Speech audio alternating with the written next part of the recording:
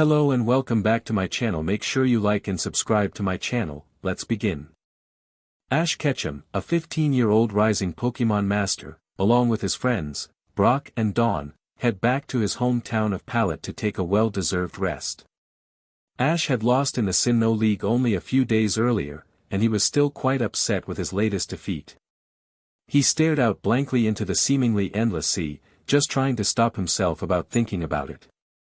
They had come a very long way from Sinnoh, stopping at various scenic and photo-worthy spots along the way. Unlike the usual traveling they did, this one was saturated in luxury due to the fact that it was a cruise ship, not a passenger liner that acted as their transport. Since the tickets were also on sale, they acted as an excuse for Ash to get his mind straight.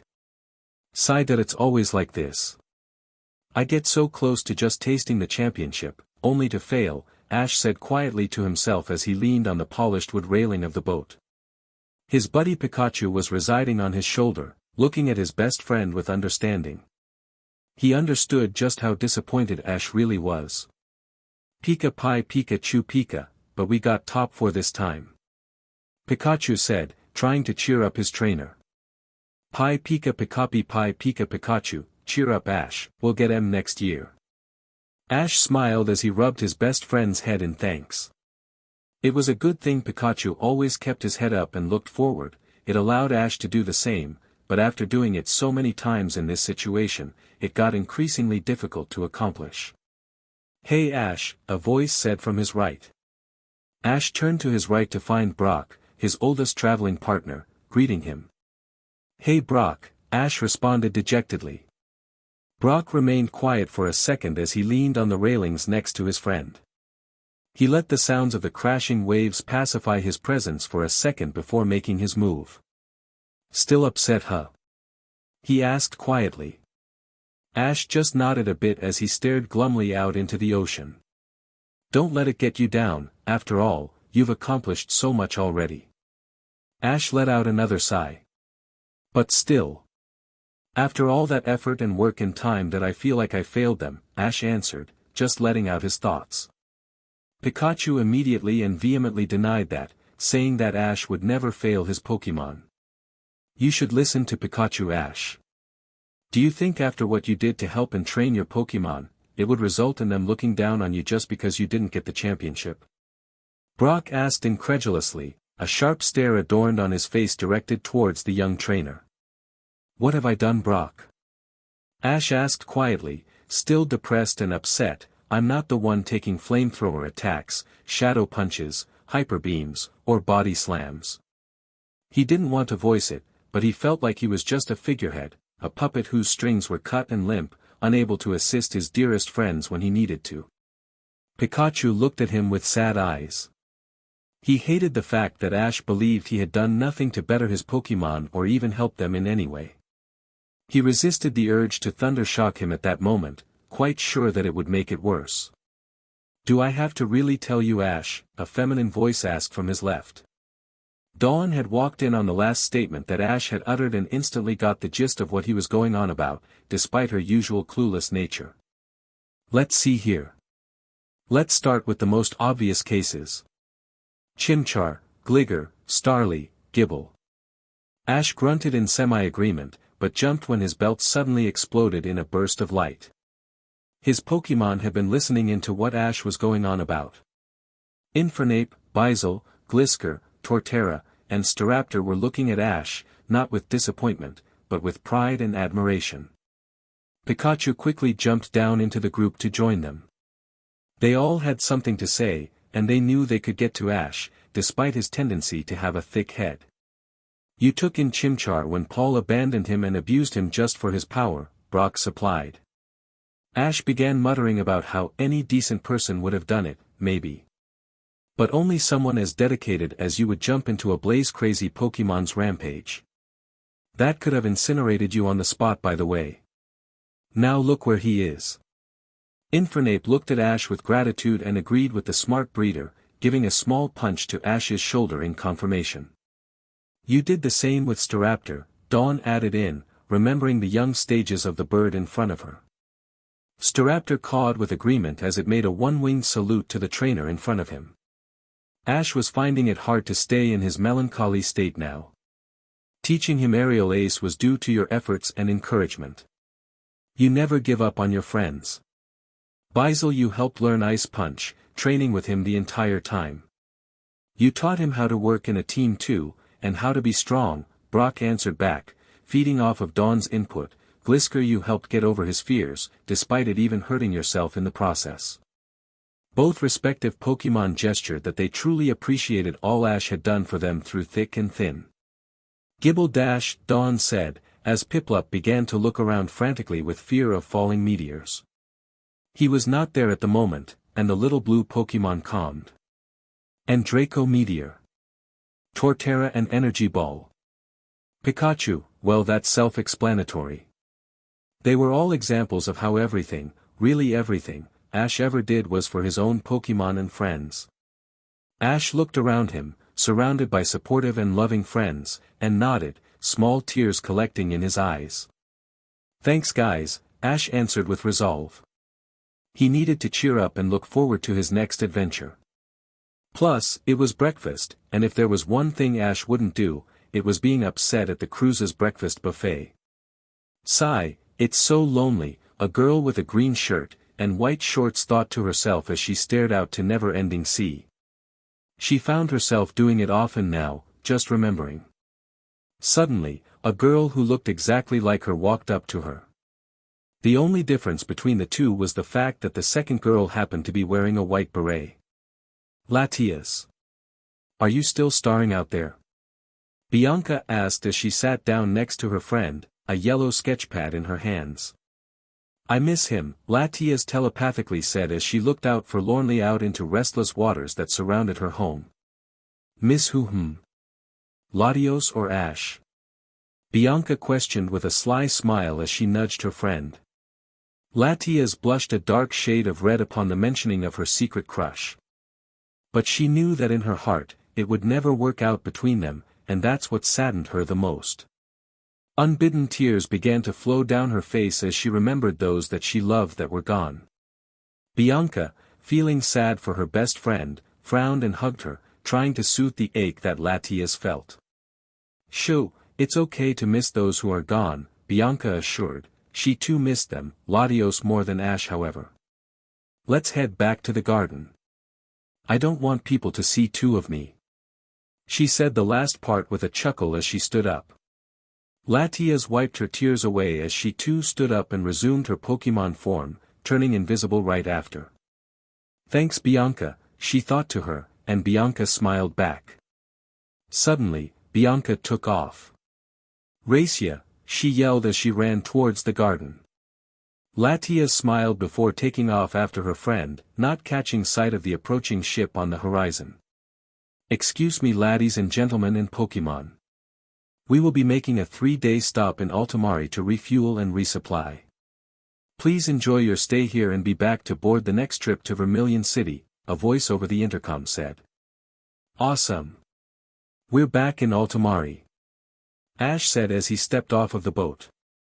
He remembered everything that happened there, the DMA, Latias, Latios, those two Team Rocket spies, the giant wave, Lorenzo, Bianca and others. Wow! Altomare. It's so beautiful. Dawn said as she spun around to take a look. Partner Piplup looked around too, happy to be surrounded by water. And so many beautiful ladies. Brock yelled as he rushed to the town square. He spotted one extremely cute blonde and immediately went up to her. Oh my dear sweet jewel of Altomare. It must be fate that brought us together over these many miles. I'm sure you feel the connection between us. He said as he held her hand and stood on one knee. Then a light flashed as Krogunk came out of his pokeball and poison jabbed his side. I.sure.can't.feel.the. Connection. To. My. Legs. Brock said as he went down, Krogunk dragging him away from the unfortunate lady. Ash and Dawn sweat dropped as they watched, shaking their heads hopelessly. Let's go check up on Latias, Bianca and Lorenzo. Ash said as he sprinted off to find his friends with Pikachu in tow.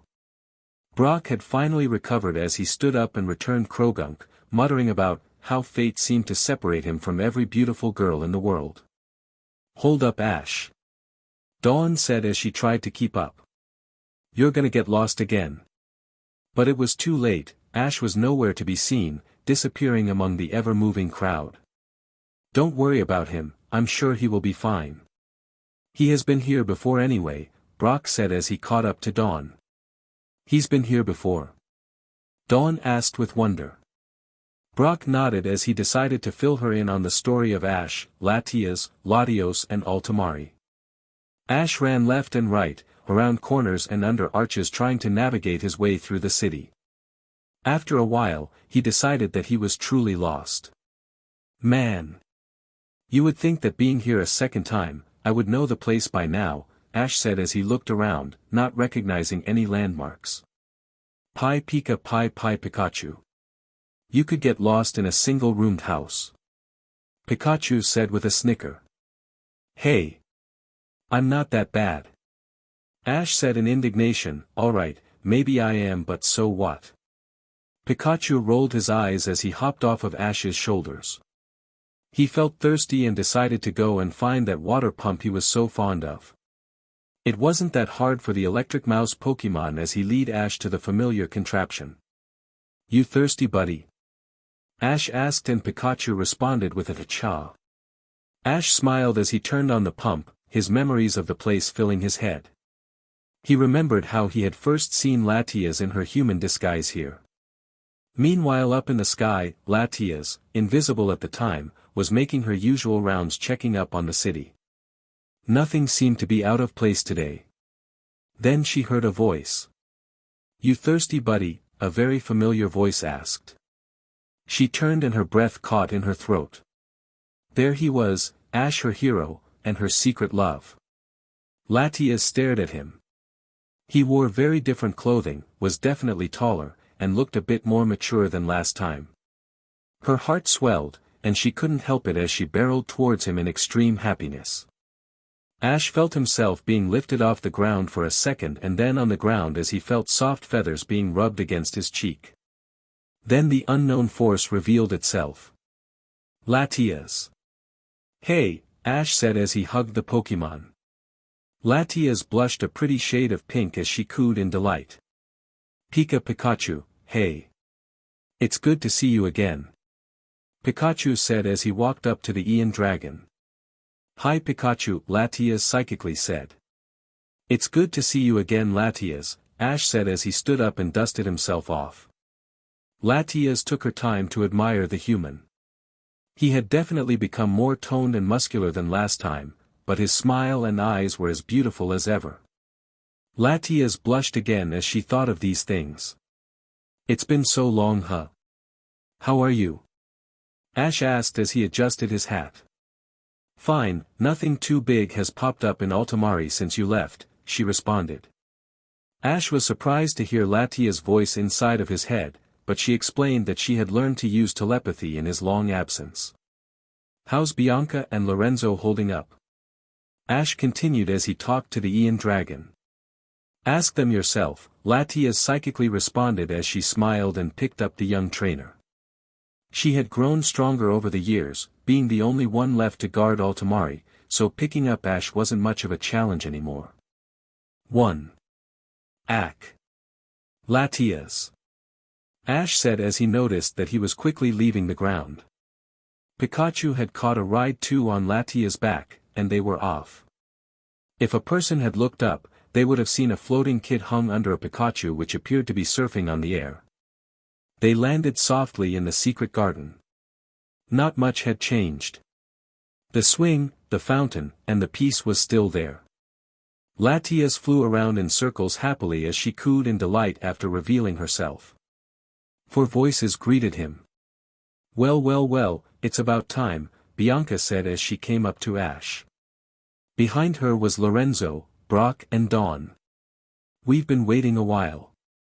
Yeah that I kinda got lost, Ash said mereepishly as he rubbed the back of his head in embarrassment. I told you to wait Ash, Dawn said as she rolled her eyes, but a smile adorned her face. You just couldn't wait to see Latias now could you Ash? Brock said as he nudged the young Trainer. Ash blushed at the insinuation. No. I just got lost, and Latias found me is all. Ash retorted. Latias cooed and nuzzled his face affectionately. Ash blushed again, and everyone laughed at the young boy's embarrassment. They had a small picnic in the cool of the day, under the trees of the secret garden. Right in front of them, about 100 yards away, was the fountain that held the new soul dew. Brock had decided to cook up some food for everyone, and it was delicious as usual. Ash ravenously ate, and his other Pokémon were eating as well. They were chowing down on Brock's poke food with a vigor that matched Ash's almost. After all, Brock's poke food was considered a delicacy among those who ate his food. They met the legendary Ian Dragon with respect and played a bit with her after they were done eating. So what brings you back to Altomare, Ash? Lorenzo asked the young trainer. He told them that the boat was refueling for a couple of days before heading back to the Kanto region. They nodded in understanding, not having any more important questions. Once again, Ash was pulled up in the air by Latias, who wanted to play with Ash. Ash complied with the active legendary as Latias chased him around the garden. I haven't seen her this happy in a long time, Lorenzo said as he watched it too. Yeah, ever since Latios passed on. Bianca said as she eyed her friend with sympathy, she's been sad. It's great that she's actually happy again. Lorenzo nodded as he watched the duo. Finally, Ash tired out and sat down on the edge of the fountain. Latias giggled as she flew around in circles again to display her delight. He smiled and turned to see the soul dew in front of him. Latias noticed the object that Ash had spotted and flew down over to him. You miss him, don't you? Ash asked quietly as he stared at the purple-blue orb that held the soul of Latios. Latias said yes as she looked down on the orb that had a part of her brother in it. Ash didn't know why, but he felt like it was calling to him. It felt like it wanted him to pick it up. So he did. He reached into the cool fountain waters and placed both of his hands around the soul dew. Then suddenly, the scenery melted around him, fading into a dark blue. He looked up and saw the face of Latios. Last time. I haven't seen her this happy in a long time, Lorenzo said as he watched it too. Yeah, ever since Latios passed on. Bianca said as she eyed her friend with sympathy, she's been sad. It's great that she's actually happy again. Lorenzo nodded as he watched the duo. Finally, Ash tired out and sat down on the edge of the fountain. Latias giggled as she flew around in circles again to display her delight. He smiled and turned to see the soul dew in front of him. Latias noticed the object that Ash had spotted and flew down over to him. You miss him, don't you? Ash asked quietly as he stared at the purple-blue orb that held the soul of Latios. Latias said yes as she looked down on the orb that had a part of her brother in it. Ash didn't know why, but he felt like it was calling to him. It felt like it wanted him to pick it up. So he did. He reached into the cool fountain waters and placed both of his hands around the soul dew. Then suddenly, the scenery melted around him, fading into a dark blue. He looked up and saw the face of Latios. Chapter 1, The Black Latios. Latios looked down at Ash with a small smile. Why? Hello again, Ash, Latios said as he lowered himself to Ash's level. Latios took notice of the changes that the young boy had gone through. Ash's face seemed to emanate a sense of rising maturity, and his body showed the same. But as Latias noticed, his eyes still held the boyish and excited attitude that he had first brought to them. Whoa! Latios! I thought you were gone. Ash exclaimed as he rushed forward to hug the old friend, lost to the evils of the world. Partially yes, Latios said with a chuckle, as he looked at the orb in Ash's hand. How am I seeing you right now? Ash asked as he pet his head in puzzlement. It was strange. He could have sworn that he was in the garden next to Latias just a second ago, making a grab for the soul dew. We are inside of the soul dew, Latios responded calmly as he looked around him. So is that why I can understand you without telepathy? Ash asked curiously. Latios nodded and continued on. So do you know why I called you? Latios asked as his piercing gaze met Ash's confused eyes. Ah. No idea really, Ash said nervously. Latios nodded as he levitated next to Ash. I want you to free my soul, Latios said simply. What do you mean? Ash said as he was faced with this enormous task. How could he, of all people, free Latios' soul? My soul is bound to this world as long as the soul dew exists. I cannot move on to the next world and be at peace, Latios said in a tired voice as he gestured to the jewel in Ash's hands. He had been here for only 3 years now, but he already felt tired.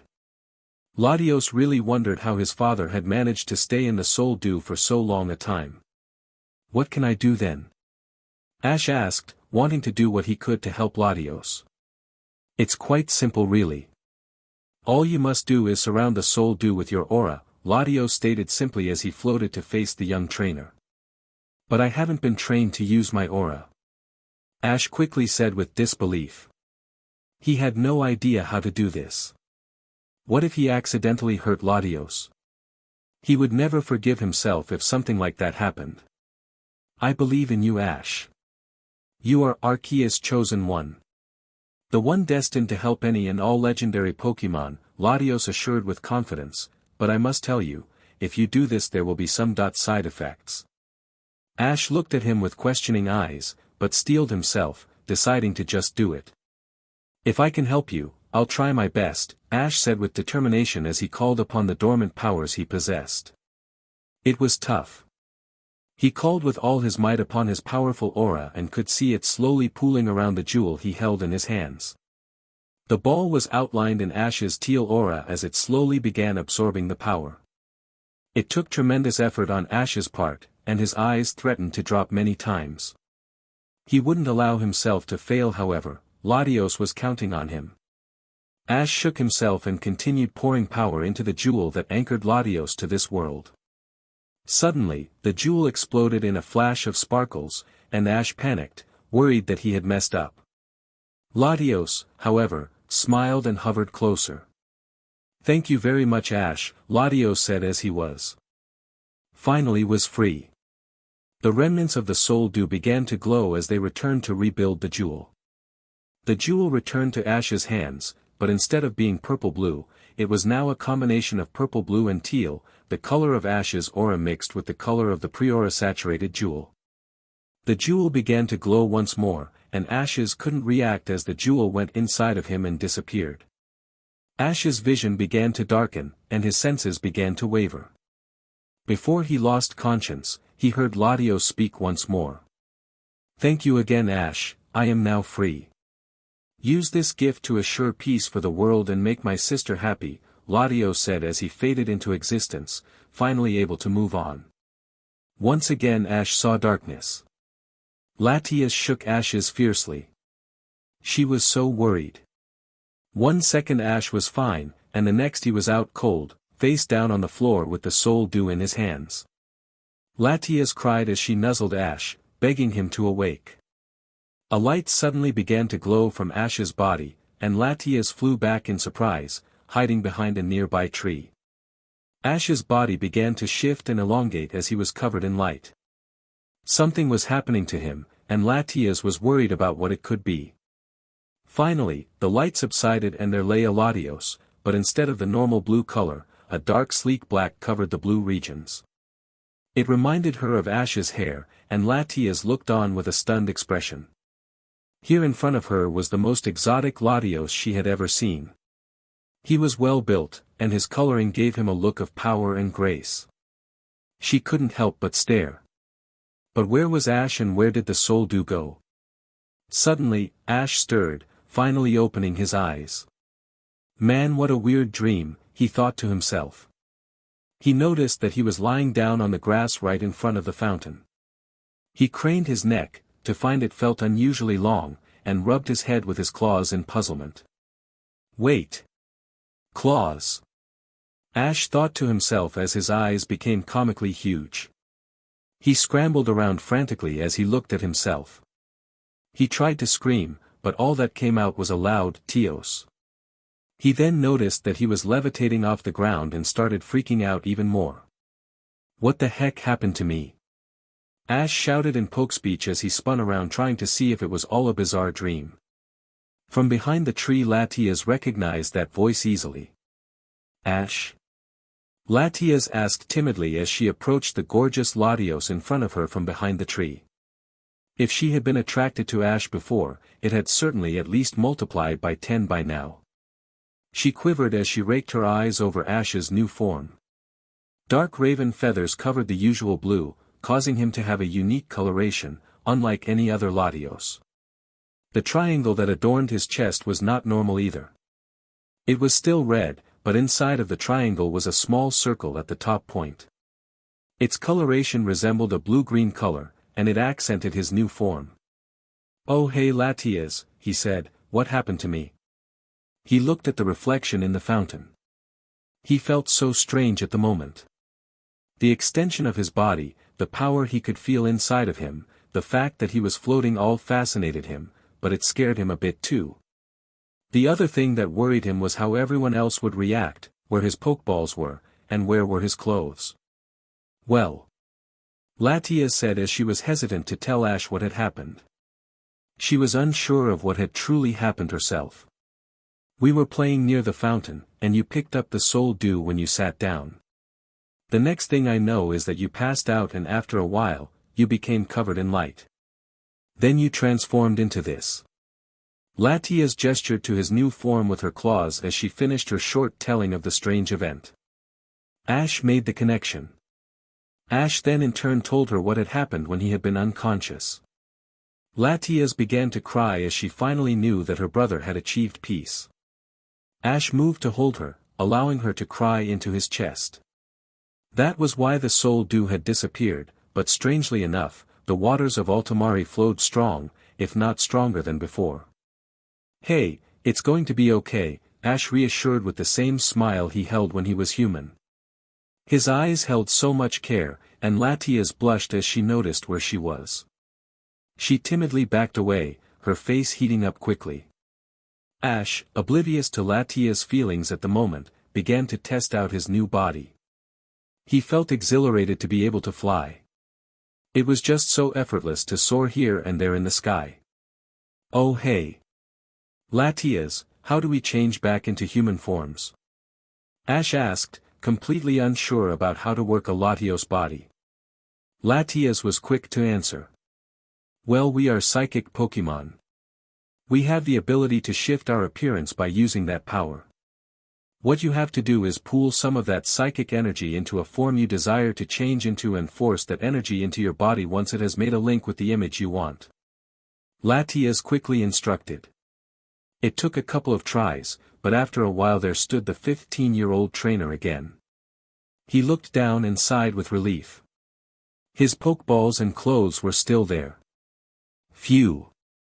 That feels normal now," Ash said, but he couldn't ignore the power he could feel inside of himself and couldn't help but miss the feeling of flying. "I wonder how you are going to explain this to everyone else," Latias said, but not telepathically. "Yeah. I wonder how too," Ash said, but then realized that he could understand her, even in his human form. Latias looked at him in surprise and mentally jumped for joy. Now he could understand her and was even like her, to an extent. "Let's head back to the others. I got a feeling this is going to take some time to explain," Ash said as he began walking. The female Ian Dragon followed closely behind him, giddy with happiness and believing that now that she had a chance. "They've been gone a long time," Dawn said as she looked to the outside world from the first-floor window of Bianca's house. "Pika, Pikachu, I'm sure they are fine," Pikachu said as he looked out the window as well. It was starting to get dark now, however. Or maybe Ash went out with Latias to get some alone time, Brock said suggestively. Bianca promptly whacked him in the back of the head for being such a pervert and voicing such thoughts. Ash's Pokemon were still out of their Pokeballs because Ash had not returned them yet, and they talked among themselves to guess what was going on. The main debate was whether or not he had gotten lost again. Suddenly, there was a knock, and Lorenzo made his way to open the door. There stood the two young teens, one, a mirror image of Bianca, the other a boy with messy black hair and his signature hat. "It's about time you two," Lorenzo scolded as he motioned for the two to come in. They stepped in, feeling a little bit guilty. That feeling would quickly go away however and be replaced with another. Brock was immediately upon Ash, barraging him with questions. "So did you kiss her? Is she your girlfriend now? Tell me. Tell me." Brock exclaimed as he began to gush over the two. "We didn't do anything." Ash roared, his face feeling about 100 degrees hotter now. Luckily, they were spared more embarrassment as Brock's Krogunk came out and poison jabbed Brock, dragging him away in the process. Ash reminded himself to give Krogunk his thanks later. "So what held you two up?" Dawn asked as Ash returned all of his waiting Pokémon. "Yeah, you had me worried. I could have sworn you had gotten lost. You are the worst navigator after all, you lunkhead," Pikachu said. "Hey! I'm not a lunkhead," Ash said to Pikachu. Pikachu pet his head in surprise. "How did you understand me so well?" Pikachu exclaimed as he jumped with astonishment. "It's a long story, Pikachu," Ash said as he sighed. Brock, Dawn, Bianca and Lorenzo looked at him with a look that clearly said, "Did you go crazy?" "Hey, don't give me those looks, I just understand poke speech now is all," Ash said in defense as he held up his hands. "What do you mean you can understand poke speech?" Dawn questioned as she held Piplup. "I for one don't believe him. He's probably lying," Piplup squeaked, folding his fins. "Well, you better believe me, Piplup, I can understand perfectly what you are saying," Ash said with a smirk. Piplup promptly became open-beaked, and Latias laughed at the face that Piplup made. "Whoa whoa whoa. Back up. Back up," Brock said as he was clearly not following. "Tell the whole story. Can we eat first? I'm starving," Ash exclaimed, and they all laughed at Ash's typical actions. So they ate, and over dinner, Ash told them of what he had seen and what had happened. He told them how he and Latias were playing near the fountain, and he felt called to the soul dew. He told them how he saw and freed Latios for the last time. Bianca was in tears at this point, but she was glad that Latios had found peace. Then, Ash told them of his waking. "What do you mean the jewel was gone?" Lorenzo asked with frantic worry. "The town would surely die if the jewel was gone, right?" "Don't worry, Lorenzo, I've checked the flow of water, it's as strong as ever," Ash assured, and Latias agreed with a quick "Tia." Slowly, Lorenzo calmed, but he pondered the reason why the waters were still strong. "Well, what happened after that?" Dawn prompted. Ash was unsure how he was going to put the next part, but he decided to do it bluntly. "Well, how do I put it that Ash stammered. "Come on, Ash, just spit it out," Brock said tiredly. He was already having trouble following the story at this point anyway. "I became a Latios. Or at least I have the form of one," Ash bluntly answered. Silence followed this declaration, and then the expected explosion came. "What?" The entire table, except for Latias and Ash, screeched. The other Pokémon just looked at Ash, as if he had gone crazy. "It's true," Ash said with a defensive tone. "Here, watch." He stood up and closed his eyes and focused on the caged power inside of him. Right before everyone's eyes, he transformed. Once again, the Black Latios appeared. The entire table was quiet, flabbergasted by the sight before them. It was impossible, right? The sight before them was a trick, or that's what they thought. The first one to speak up was Pikachu, however. "Ash?" he asked as he stared at his trainer. The Black Latios nodded. Pikachu didn't know what to think. It was strange to think of Ash as a Pokémon. What other Pokémon could say that they were trained by a licensed Pokémon? Pikachu's question shook everyone else back into reality, and they fired away their comments and questions. "Wow! Ash, you're a Pokémon. Who would have ever thought that loving Pokemon as much as you do could turn you into one? Dawn said with a giggle. I need to draw you. There's no other Latios like you in the world.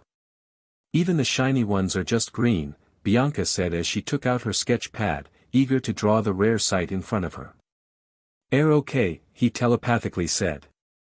It was just surprise after surprise after surprise for them.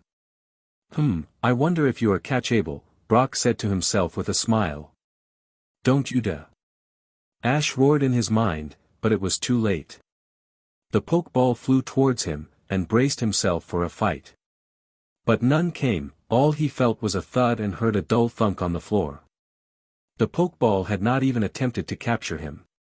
What just happened? Dawn asked, totally confused. Piplup, Pikachu, and all the other Pokemon were looked at him strangely too. He was a Pokemon, so why couldn't he be captured? As I thought. Brock exclaimed, you are still part human and cannot be captured. Excellent. Ash didn't think so. He was still fuming that Brock had tried to capture him.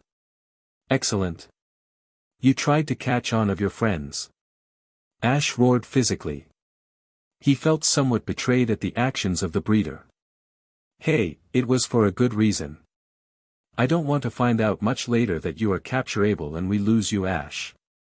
Brock exclaimed, meaning every word and wanting to explain his actions.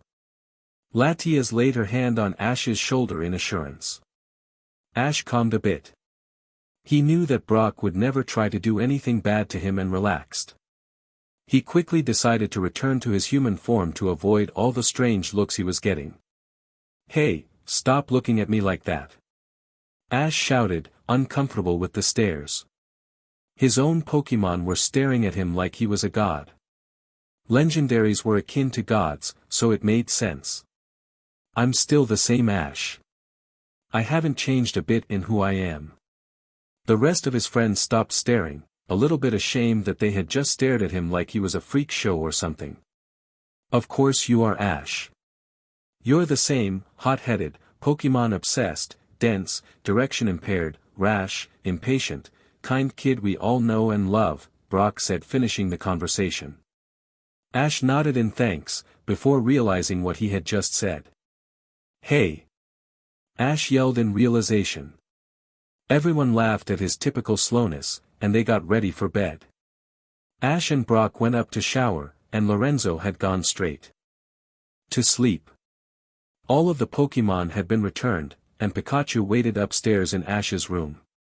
That left Latias, Dawn and Bianca alone downstairs.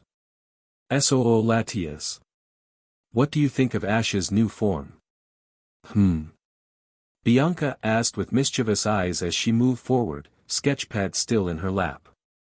Latias flushed hard as she recalled every detail of Ash's Latios body with detail. Ah, look, she's blushing. How cute. Dawn gushed as she giggled. Latias, if even possible, reddened even more. She could have died from embarrassment right at that moment. Was she really that obvious? So. What are you going to do about this, Latias? Bianca said, her voice shifting to seriousness. I don't know. What you're talking about, Latias stammered mentally. She could have sworn that her face would never return to its normal color. Oh please, Latias, you were totally ravaging his form with your eyes. Anyone that paid any attention to you could see it. Bianca said with a smirk. Latias' face planted into the table to avoid her friend's baiting. The image of Ash in his Latios form was just too tantalizingly tempting to imagine, and she needed to clear her head before it became clouded again with desire and love. Oh, let it go, Bianca, can't you tell that Latias is already mortified with embarrassment? Dawn said, feeling a bit sorry for the dragon girl, but she too smiled. Oh, all right. I'll stop. For now. Bianca said with a grin as she stood up to put her plate in the sink, and both girls at the table followed suit. They prepared themselves for bed and settled in for the night. The day after tomorrow would be the last day that Ash and his friends would be staying, because the ship was going to leave in the evening. Latias really wondered what she was going to do, because she was sure, that if Ash left again, she would surely die of heartbreak. Last time. SOO Latias. What do you think of Ash's new form? Bianca asked with mischievous eyes as she moved forward, sketchpad still in her lap. Latias flushed hard as she recalled every detail of Ash's Latios body with detail. Ah, look, she's blushing. How cute. Dawn gushed as she giggled.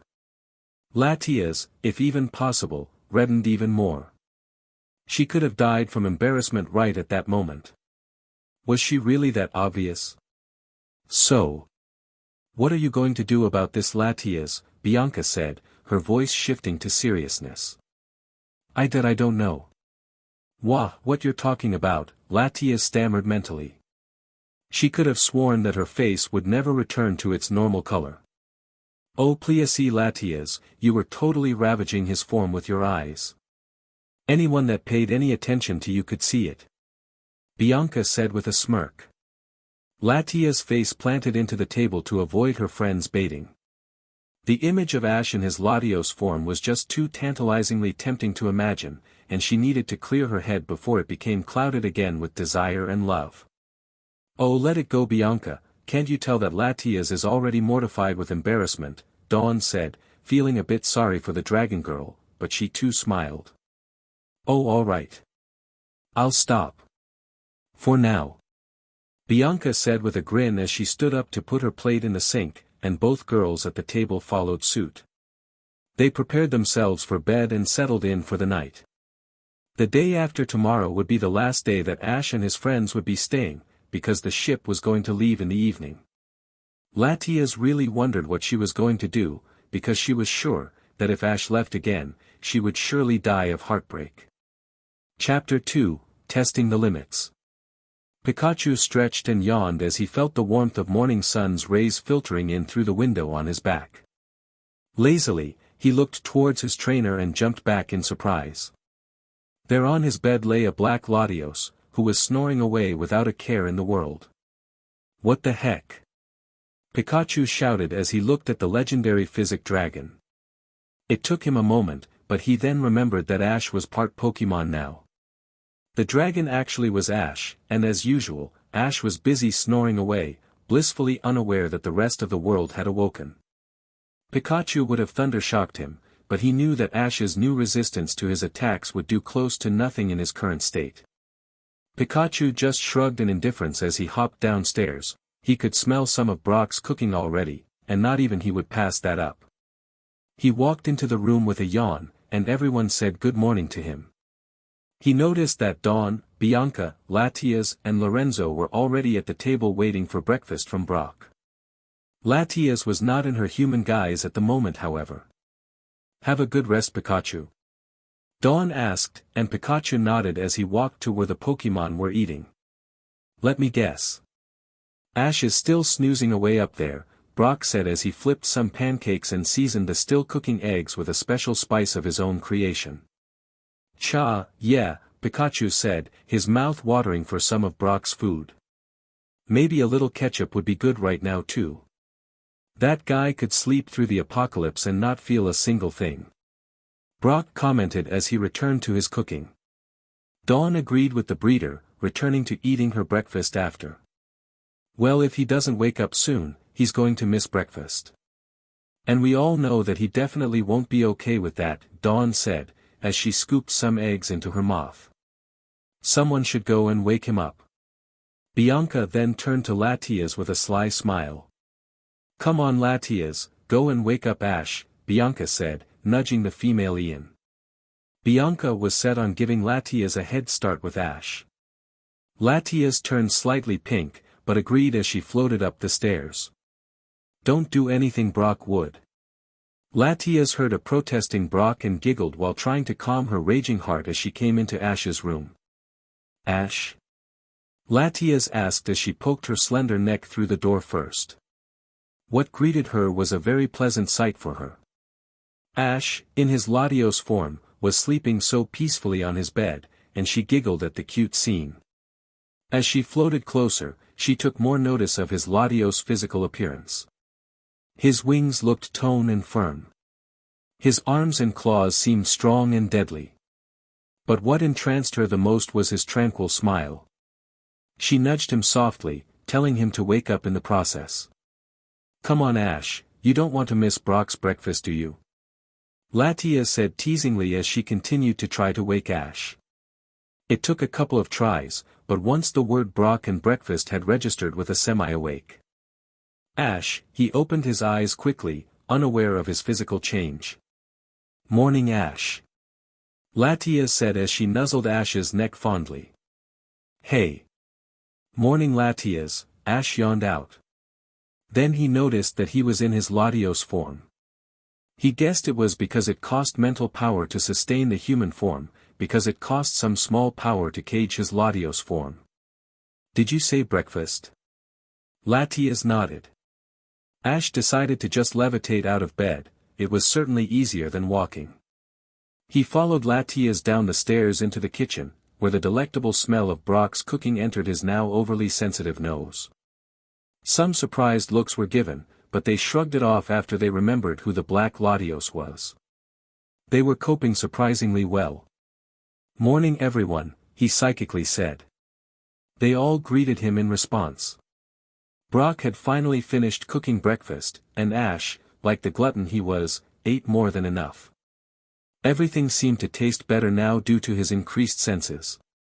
"Hey, calm down Ash. There's plenty of food," Brock said, trying to reassure the eating Ian dragon who was simply plowing through the breakfast food meant for everyone. He ate through the pancakes, eggs, bacon, muffins, toast and was going to start on the crepes soon. And even the orange juice was rapidly disappearing in conjunction with the food. "I'm just extra hungry.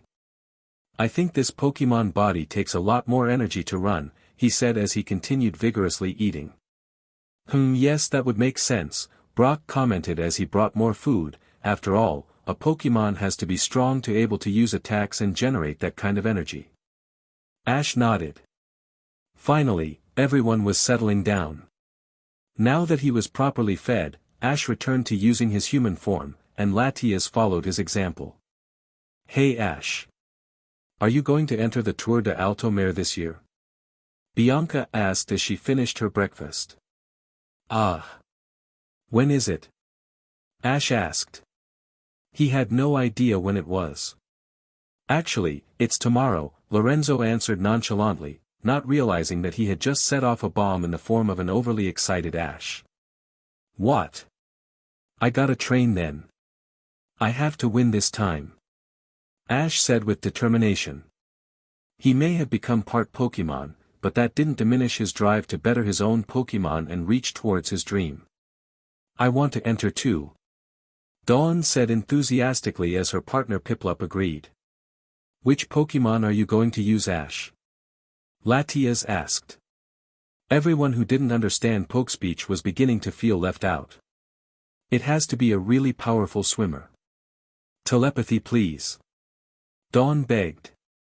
Latias complied, and Ash answered by taking out a Pokeball. "I'm going to use Bizel. He's perfect for this challenge," Ash said confidently as Bizel came out. Ash explained the situation to Bizel, and he responded with an excited and pumped, "Boy boy." Bizel never backed down from a challenge. "Alright, let's get to it," Ash said as he rushed outside. Brock and Dawn followed suit, wanting to get some of their own training in as well. Latias was about to leave, but the firm grip of Lorenzo stopped her. "We must talk first Latias," Lorenzo said as he motioned for her to sit. He took a seat next to Bianca, opposite of the legendary Ian Dragon. He folded his hands in a thoughtful way and waited for a moment before beginning his discussion. "What do you plan on doing now?" Lorenzo asked. Latias was somewhat annoyed.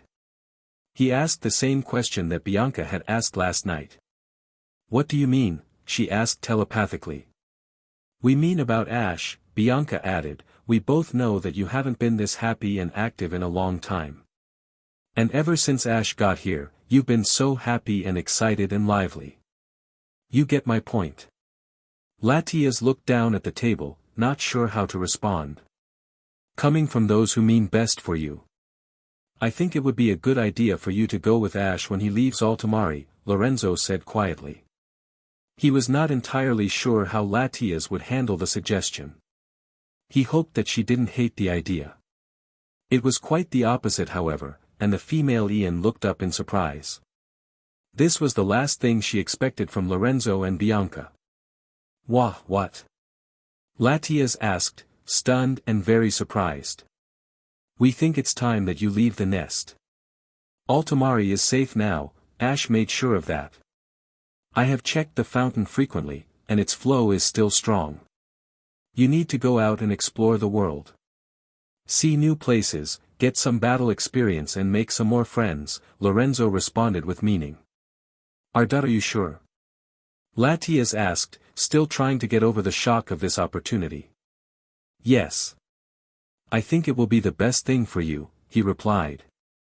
Latias smiled as she went over to hug her two family members. Thank you so much. Latias said as she enveloped the two in her bone-crushing hug. Latias, can't breathe. Bianca wheezed.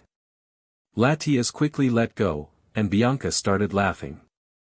I'll let you tell Ash Latias, I'm very certain that he would love to have you travel with him, Lorenzo said with a smile. Yeah, and I'm sure that you would love to travel with him, Bianca added with a wink. Latias blushed, and she nodded towards Lorenzo. It's settled then. But remember.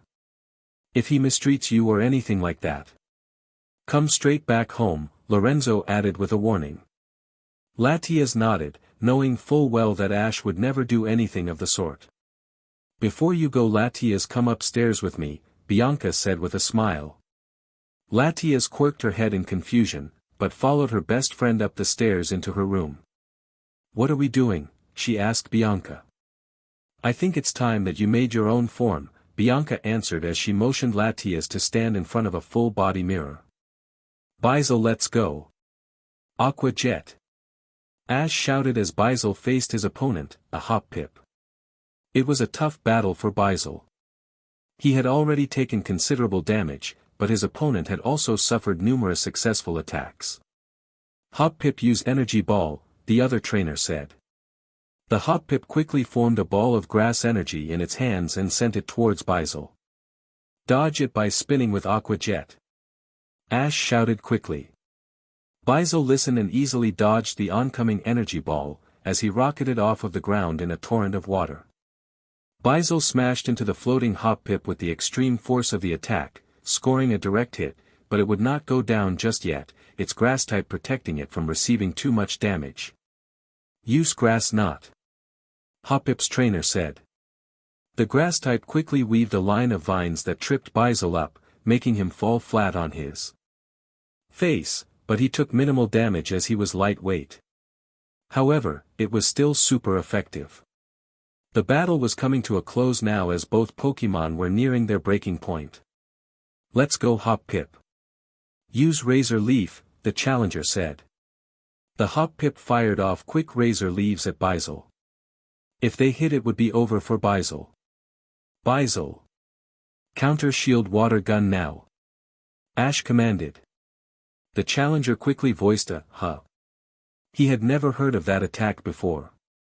Basil quickly began to spin on the ground, sending water gun attacks up into the air and around him in a circular pattern. They effectively blocked every single Razor Leaf and attacked Hoppip at the same time. The opposite trainer stood there dumbfounded, he had never seen that technique before. Finish it up with Ice Punch. Ash shouted, as he punched the air. Basil rushed in, taking advantage of the falling water with Swift Swim, with the other trainer too slow to react, and smashed his iced fist into Hoppip, sending it flying into the ground by the super effective attack. The impact created a cloud of dust, and when it faded away, Hoppip was swirly-eyed and fainted. Hoppip is unable to battle. Basil and Ash are the winners. Brock announced. Yeah. Good job, Basil. Ash cheered. Thanks, Ash. Basil responded as he gave him a thumbs up. The trainer shook hands with Ash, complimented him on his battle style, and left to heal his tired Pokémon. Phew. Only midday and we've already battled 4 people. I'm exhausted, Ash said as he sat on the ground. He returned Bizel to his Pokeball and just sat on the ground for a while, resting. Dawn was off to the side, practicing with her Pokemon for the contests in Kanto. She needed to come up with some more combination attacks and appeal moves. Want something to eat?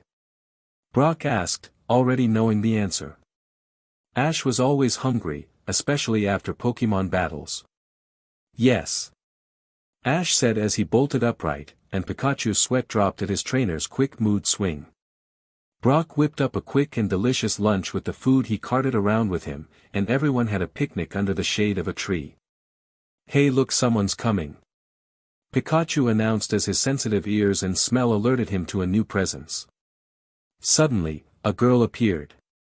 She had long auburn hair, tied into one ponytail, that cascaded and flowed around her gracefully with 2 parts sticking up like horns. She wore a sleeveless green shirt that hugged her curves nicely, skinny jeans and some white sandals. Her skin was flawless, and her eyes were a deep golden brown color. She was the most beautiful girl any of them had ever seen, and Brock almost fainted at the sight. 1. The rising breeder was about to go up and perform his usual routine when she went up to Ash and kissed his cheek. This time he did faint and twitched in despair. Ash blushed hard as he felt the girl kiss his cheek, being only the 3rd time anyone had kissed him. She giggled cutely as she hugged him and nuzzled her face on his. Do I know you? Ash asked uncomfortably, his face still on fire from the unexpected kiss and the cuddling she was doing. She giggled again as she became enveloped in light. Latias? Ash asked in complete surprise and astonishment. Yup. She said as she blushed. She was pleased by the reaction she had gotten out of everyone. Brock was on the floor twitching in a nightmare, Ash was speechless with wide eyes, and Dawn smiled as she looked at the girl Ian Dragon approvingly. Brock finally recovered as he looked around frantically for the beautiful girl he had surely missed. Latias giggled as she resumed using her new human guise. Brock's jaw dropped as he realized that he had no chance. Why? Why must the universe be so cruel to me? He wailed into the sky, causing Latias to giggle again. So I see that you guys like her new human form. Bianca said as she entered the scene with a satisfied smirk. I would have come with her, but she was so eager to show off her new body to some people. Latias blushed, she knew exactly what Bianca was talking about. Wow, so you changed your appearance. How did you do that? Dawn asked, clueless. She's a psychic. She only has to imagine her form. I just helped her design it, Bianca proudly said. Lorenzo followed up after Bianca, merely strolling along in a relaxed state. Well, I think it's time, Latias, Lorenzo said as he motioned for the Ian Dragon to get on with it. Time for what? Ash questioned, unaware of what was happening. Latias timidly approached Ash before talking. Well, Bianca, Lorenzo and I were talking. I want to go with you, Latias said as she shuffled her feet, like when you leave for Kanto. Brock and Dawn sighed, even though she was in her human disguise, she was still talking poke speech. They would have to fix that sooner or later. Wait, that you want to come with me? Ash asked skeptically as Brock and Dawn got the picture. She nodded. On one condition. Lorenzo interrupted, you must take care of her and provide for her. You have to teach her how to battle and be strong. And you will promise that you will never hurt her in any way. Lorenzo knew that Ash would do all of these things, but he wanted to make sure. Of course. Ash answered with conviction. First, however, they needed to head over to the Pokemon Center to exchange some Pokeballs. But something came up. Prepare for trouble, twerps, we're here. An annoyingly familiar voice said from behind.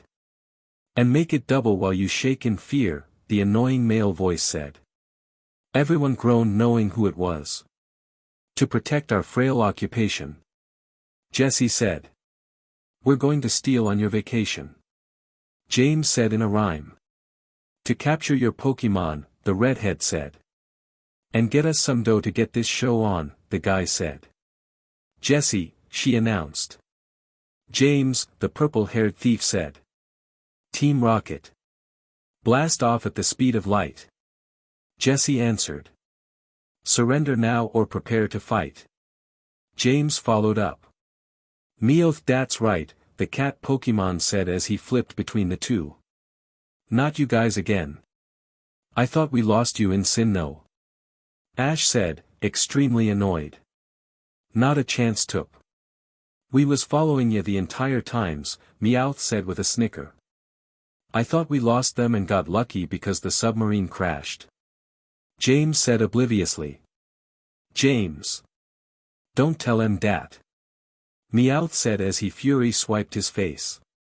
James shrieked in agony as he clutched his face. 3 claw marks adorned it now. Everyone in the group sweat dropped. What's up with using the first motto? Brock asked with a raised brow. He had not heard them use that motto for a long time. Well, the blue Torpet never heard it, and we are back in the Johto and Kanto region. Jesse said, feeling a little bit nostalgic. That was way back when your girlfriend Torp was here. She directed that towards Ash. She is not my girlfriend. Ash shouted, his face red. Latias sighed in relief, but felt some jealousy because she noticed him blushing. She thought she had already lost for a second there, however. Ah, ain't that cute? Even after all of this time, he still blushes, Meowth said with a laugh. Ash was getting really annoyed now. But wait. Look at that brunette twerp with the long hair and hair spikes on each side, Jesse said, pointing out Latias, so you got yourself a new girlfriend, huh twerp? Latias and Ash blushed. He was about to deny that also, but Meowth interrupted him. Ha! Your blush says it all. No point in denying it. You might as well kiss and be done with it, Meowth said with a cackle as he mocked the blushing teens. They both turned crimson again, as images began to pool in their heads. Ash thought this had gone on far enough, however. Pikachu. End this with a thunderbolt. Ash commanded, and Pikachu sent a super powerful shock towards them. I done think so, Pikachu. Meowth said as he pressed a button on his remote. A large robot rose up behind them and took the attack. It was completely unaffected. The 3 rockets laughed maliciously, thinking that they were geniuses. I don't matter what you do to our new poke catcher, it's completely poke attack proof, Meowth said as he pressed another button on the remote. Pikachu's thunderbolt came back at them and hit Pikachu. He rolled back in pain, but grit his teeth. He was not one to go down so easily, especially to his own attack. We'll see about that. Infernape, Bizel, Torterra, Glisker, Staraptor, help me out. Ash said as he tossed all of his Pokeballs. Brock and Dawn did the same thing. Infernape used Flamethrower. Bizel Water Pulse. Torterra Energy Ball. Glisker Stone Edge. Staraptor Brave Bird. Ash commanded. Brock and Dawn commanded their Pokemon to attack as well. The attacks collided all at once, and a huge, deafening explosion resulted. But after that, all that could be heard was 3 high-pitched laughs. Once the smoke cleared, they could still see the robot standing proud and tall, with not so much as a scratch on it. Ahahahaha, we told Yas that it was impossibles. Now we'll be taking our prize. Thanks so much for getting them out fair us. Meowth said as he, Jesse and James hopped into the robot. Suddenly, hundreds of arms rushed towards the Pokemon and grabbed them. Ash! Pikachu cried out as he was being pulled towards the Pokemon storage compartment. They had grabbed everyone's Pokemon too and Latias. Latias, hold on. Bianca cried as she saw her best friend get carried away. Ha ha ha. A day that finally went our way. Jesse said with twinkling eyes. The Pokemon were trying to escape as hard as they could in their prison, but to no avail. Team Rocket had put up a glass panel so they could see out of at least, but that only tormented the anguished people below more. All that work at the Sinnoh Cup finally paid off. James said with glee as he closed the compartment that held the Pokémon. Well, we'll be on our way, Toops. Meowth said as he was about to turn around with the robot and Pokémon. I don't think so. Ash roared, rage filled his eyes. He was sick and tired of them pulling this stunt every time and causing him so much grief. Then he felt it, the spark of power inside of him. He pulled his hands back and gathered the energy from that fire inside of him. His friends looked at him in astonishment. Then he launched the attack. The ball of energy barreled towards the Team Rocket machine and exploded upon contact. Wahahaha! The three inside cried out. The robot wasn't damaged badly, but it had almost tipped over. The main Toop attacked us. Meowth said with disbelief. That was an aura sphere attack, too, Brock said in excitement. Dawn, Lorenzo, and Bianca looked at Ash. He was their last hope of getting their friends back. Ash shouted in rage, and without knowing it, he had changed into his Latios form. Team Rocket recognized that body structure from the last time they were here. What? The Twerp Toop is a legendary Pokémon, all three screamed. Ash raced towards them in anger and became covered in a purple and yellow light, ramming powerfully into the machine, knocking it over. That was Giga Impact! Brock exclaimed. It was quite a sight to see Ash battling. However, the robot was still up and running, easily recovering from the attack. That Twerp! Take this! Jessie said as she pressed a button. A stream of fire bellowed out from the machine. On instinct, Ash put his hands up to protect himself and closed his eyes, waiting for the pain. It never came. The Twerp protected himself with Protect. James yelled. Ash opened his eyes to see that he had thrown up a green shield, and it deflected the flamethrower. Alright then, let's try the missiles. Jessie said as their robot fired off dozens of missiles, all locking onto Ash. He couldn't let any of them explode. He didn't want the town to get damage or anyone getting hurt. Ash knew just what to do. His eyes began to glow blue as the missiles became enveloped in a blue light. Ash just tossed them back to them, and they exploded into the machine, but it still didn't destroy it. It just pushed it back. Ash was tiring now, but he had to continue for his friends. This is so unfair. He used Psychic to repel the missiles. James lamented as he pushed more buttons. Ash was finally fed up with it all and he turned invisible on instinct. Hey! Where'd the Twyop go? Meowth exclaimed as the Black Latios had disappeared from view. They fired off a bunch of random flamethrowers, but they hit nothing but air. Ash flew up into the sky and raised his right claw. He had no idea what kind of attack it was, but he was going to use it. An energy ball began to form at the tip of his hand, and he let the energy fly from his claws, revealing himself in the process. It was a bluish-white color, and it sped towards Team Rocket's machine. Oh no! Not again! Meowth said as he saw the attack coming. Suddenly, there was a colossal explosion and a burst of extremely bright light. And Team Rocket was sent flying from the machine. Meowth! I thought you said that machine was Pokémon attack proof. James yelled as he flew through the air. It was only Pokémon attack proof from that attacks. That are known. I dunno what that attack was. Meowth protested. Great. We get our plans foiled because your knowledge is insufficient. Typical, Jessie said with folding her hands in the air. Why I oughta. Meowth said as he attempted to get to the red-haired Team Rocket member. Better save it for later because it. James said. Looks like Team Rocket's blasting off again. All three shouted as they disappeared with a twinkle. All of the Pokémon crawled out of the machine and shook off the attack. Latias immediately changed into her Pokémon form and rushed to Ash, who was wavering weakly in the air.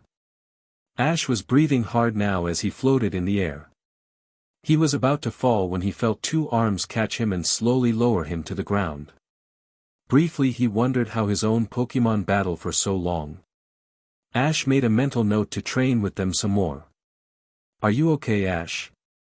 Latias asked as she lowered him onto the ground. She was worried, he didn't look too good. Just extremely tired, he grumbled to himself.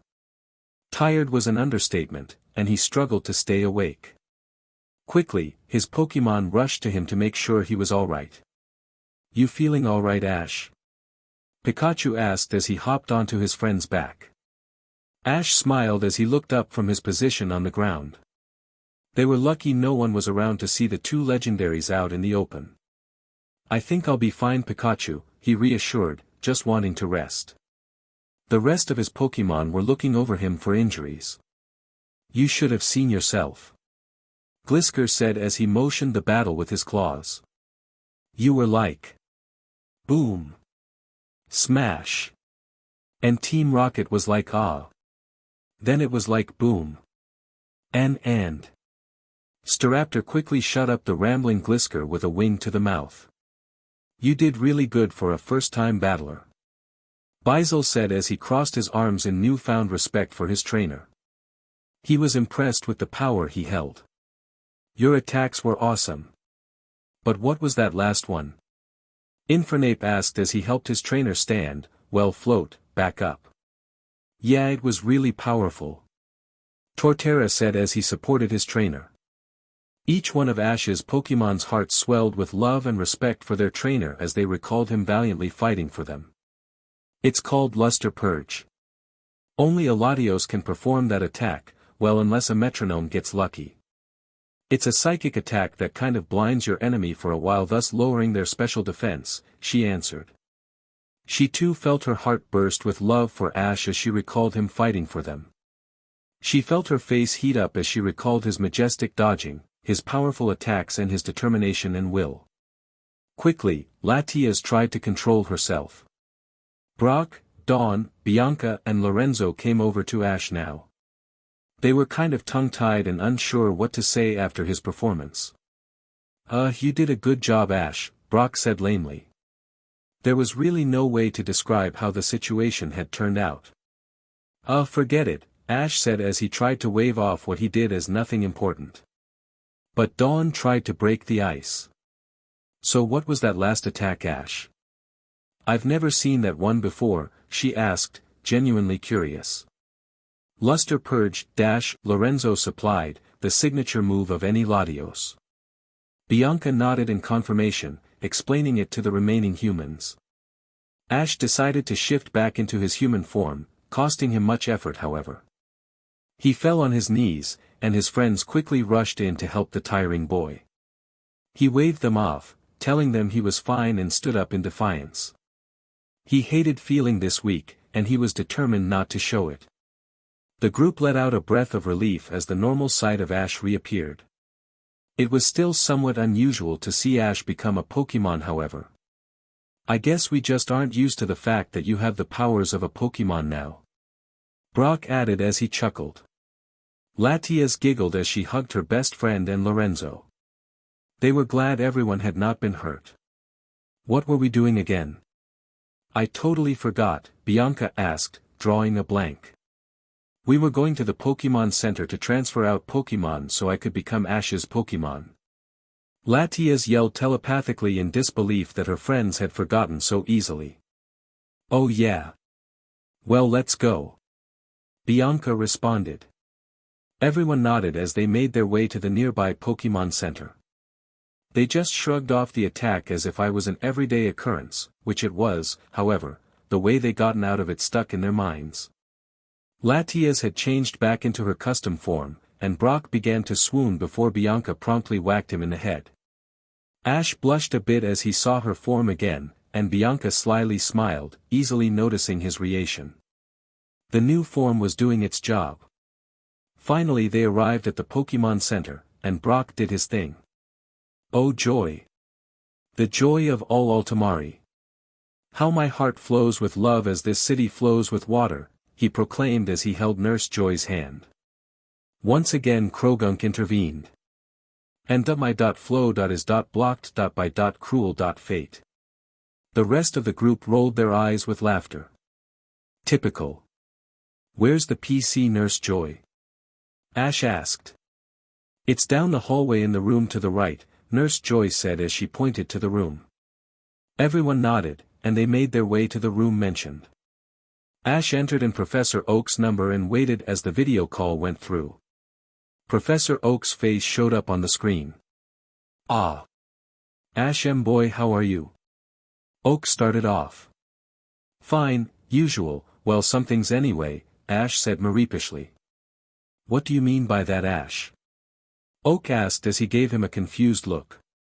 Nothing at all, Professor. Ash replied quickly before he introduced everyone else. Dawn was particularly excited to meet the famous researcher. So what do you need, Ash? Professor Oak asked. I need to deposit a Pokemon, Ash responded. Professor Oak looked at him strangely. Whatever for Ash, the professor wondered. It was strange that Ash would be depositing a Pokemon. After all, if a Pokemon was caught and the trainer had 6 Pokeballs already, it would be teleported to him. It must be a rare Pokemon if he wants to keep it from the lab, he thought with glee. But he forgot something that could help Ash out. Ash, did you know that after 5 years, a Pokemon trainer can expand his or Pokeball carrying capacity to 10? The professor asked with a smile. What? Really? Ash said as he jumped at the chance to be able to have even more Pokemon. Do you want me to enable that option, Ash? He asked as he opened Ash's file. Of course. I would love to be able to carry more Pokemon. Ash exclaimed, his face beaming. Alrighty then. Here it goes, Oak responded as he typed a couple of commands into the computer. Ash heard his Pokédex beep as it was updated. There we go. All done. But remember, only 6 Pokemon may be used in any standard battle. Anything else you need, Ash? Yeah. Can I get Gible back? I haven't gotten enough training for him yet, Ash said. Professor Oak nodded, and he retrieved Gible. Ash's Pokeball came through the machine, and he released the only dragon Pokemon he had ever caught. That would change soon, however. Hey! Ash! What's up? Gible said as he bounced up and down, happy to be back with his trainer. Not much. How was life at the lab? Ash asked as he smiled towards the dragon Pokemon. There's not enough things to bite. I ate through all the rocks already, and now I have to dig to get more. Gible responded, completely oblivious that Ash had understood him perfectly. However, Professor Oak did notice and had eyes as wide as dinner plates. Well, there's always rocks in the ground, right? Ash said, chuckling. Gible nodded happily. Ash. Do you mean to tell me that you can understand what Gible is saying? The old professor asked, with hope. Yup. It's a long story though, Ash said with indifference. Well, I gotta go now. Thanks for everything, Professor. Wait. Make sure you visit me when you get back. I have lots of questions. Professor Oak said as a final farewell. Ash nodded as he turned off the video phone. So is there anything good here to bite? Gible asked. Ash laughed as he returned the dragon Pokemon. Alright, ready, Latias? Ash asked. She nodded as she turned into her dragon form. Ash took out a spare Pokeball and lightly tapped her head. She became enveloped in a red light, and the Pokeball didn't even shake. Back in Kanto, Professor Oak was eyeing Ash's profile closely. He was waiting for whatever Ash was going to do. Once Latias had been captured, Ash did his thing. Yes. I just caught a Latias. Ash said as he took a dramatic stance. Yeah, we did. Pikachu said as he made the peace sign. Dawn and Brock rolled their eyes. Bianca and Lorenzo were just looking at them for an explanation of Ash's strange behavior. Latias then popped out of her ball. Ugh, it's so crowded in there. Latias pouted. She did not want to get back in. That's fine. You can stay out like Pikachu, Latias. Ash said with a smile. She nodded as she cooed happily. Latias had finally found a trainer. Can you talk in telepathy please? We don't understand poke speech. Everyone said, exasperated and jealous. Latias, Ash and Pikachu laughed at their friends, and Latias knew that she would be alright now as long as she was with Ash. Ash quickly took out his Pokédex to see what it had to say about Latias. Latias, the legendary Ian Dragon Pokémon, no information is available, it said, but it took a picture of Latias and sent it to Professor Oak. That was expected. Sure, humans knew that Latios and Latias existed, but they never revealed themselves to any researcher or actual trainer till now. Professor Oak began to give up on Ash's profile, when suddenly, a new message appeared. It said, Trainer, Ash Ketchum has caught undocumented and unstudied species of Pokémon. It also came with a picture. Professor Oak's eyes were glued to the screen as the computer searched through its files. Information being transferred. Please wait. Download complete. Latias, the legendary Ian Dragon Pokémon. Type, Psychic Dragon. Awaiting input of behaviors, size, moves, gender, possible evolutions. The list went on and on. Professor Oak realized that he had hit the jackpot. Last time. Ash quickly took out his Pokédex to see what it had to say about Latias. Latias, the legendary Ian Dragon Pokémon, no information is available, it said, but it took a picture of Latias and sent it to Professor Oak. That was expected. Sure, humans knew that Latios and Latias existed, but they never revealed themselves to any researcher or actual trainer till now. Professor Oak began to give up on Ash's profile, when suddenly, a new message appeared.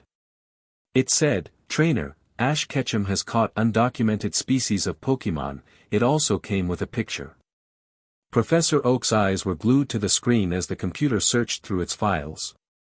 Information being transferred. Please wait. Download complete. Latias, the legendary Ian Dragon Pokémon. Type, Psychic Dragon. Awaiting input of behaviors, size, moves, gender, possible evolutions. The list went on and on. Professor Oak realized that he had hit the jackpot. Chapter 3, Red Everywhere. Latias had gone back to using her gorgeous human form right after she had jumped out of her Pokeball, which caused Brock to promptly begin drooling until Bianca came over and smacked him for staring at her best friend. They all walked out of the PC room, with nothing, to the unknowing person, changed. No one other than the Popple and Pokemon in that room knew what had just happened. Nurse Joy. Do I register for the race here? Ash asked, hopeful as he leaned on the counter of the Pokemon Center. Yes, of course. Nurse Joy said as she typed something into the computer. So what Pokemon do you want to register for the competition, Ash? Bizel, Ash said as said Pokemon popped out of its Pokeball. Yeah. Bui Bui, the Weasel Pokemon said with excitement. Nurse Joy nodded and she placed Bizel's Pokeball onto the machine, and the computer recorded the information. Done. The race starts tomorrow at 10 o'clock sharp. Here's a map of the course, Nurse Joy said as he gave him the map, and here's your competition number. Just show your number and your Pokédex and you're in.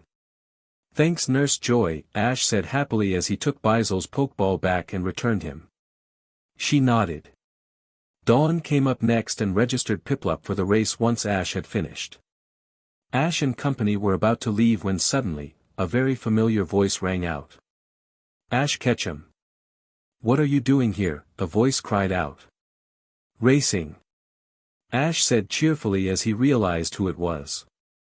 He could recognize that voice any day and anywhere. Ha! I've been champ for 3 years now, Ketchum. Me and Corsola nab it every year now, a red-headed girl said playfully as she entered the Pokemon Center. Yeah well, this year you're gonna lose. Misty. Ash yelled back, missing these petty arguments he had with his best friend. Misty smiled in light of the reunion with her best friend.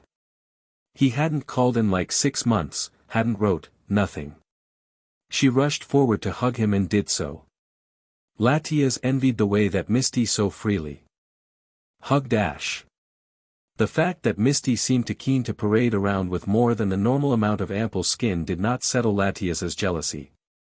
"Hi Misty. Pikachupi," Pikachu said as he rushed into Misty's arms and nuzzled her cheek affectionately. "I missed you too Pikachu," Misty said as she hugged the little yellow mouse that was nestled in her arms. "It's good to see you again Misty," Ash said with a smile. She had filled out nicely in the 5 years of her absence. She was no longer that scrawny looking to Ash, but he would never admit that to her. She still wore her hair in her signature side ponytail and still possessed that same fiery attitude. As usual her clothing was mainly consisted of the color yellow and stayed true to her style of shorts and an sleeveless top. He noticed that he was taller than her now however, and it felt weird to look down on his best friend. "Brock. It's been so long," Misty said as she ran forward to hug the rising breeder also, but not as hard as the hug she gave to Ash.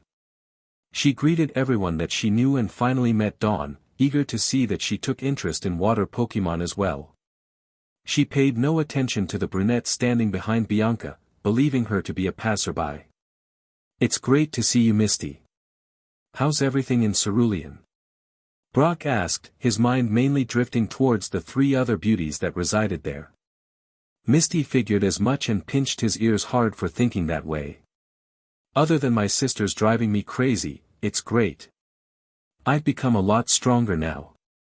Bet I can beat you now Ash," she said looking over her shoulder at the raven-haired trainer with a wink. "Cannot," he retorted, never backing down. He expected an argument however and smiled inwardly, glad nothing had changed despite her long absence. "Can too. Can not. Can too."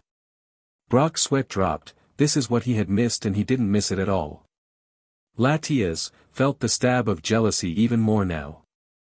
Her face was heated as she witnessed the playful banter between the two. She tried to cool herself down, remembering that the girl in front of her had saved her and her brother also.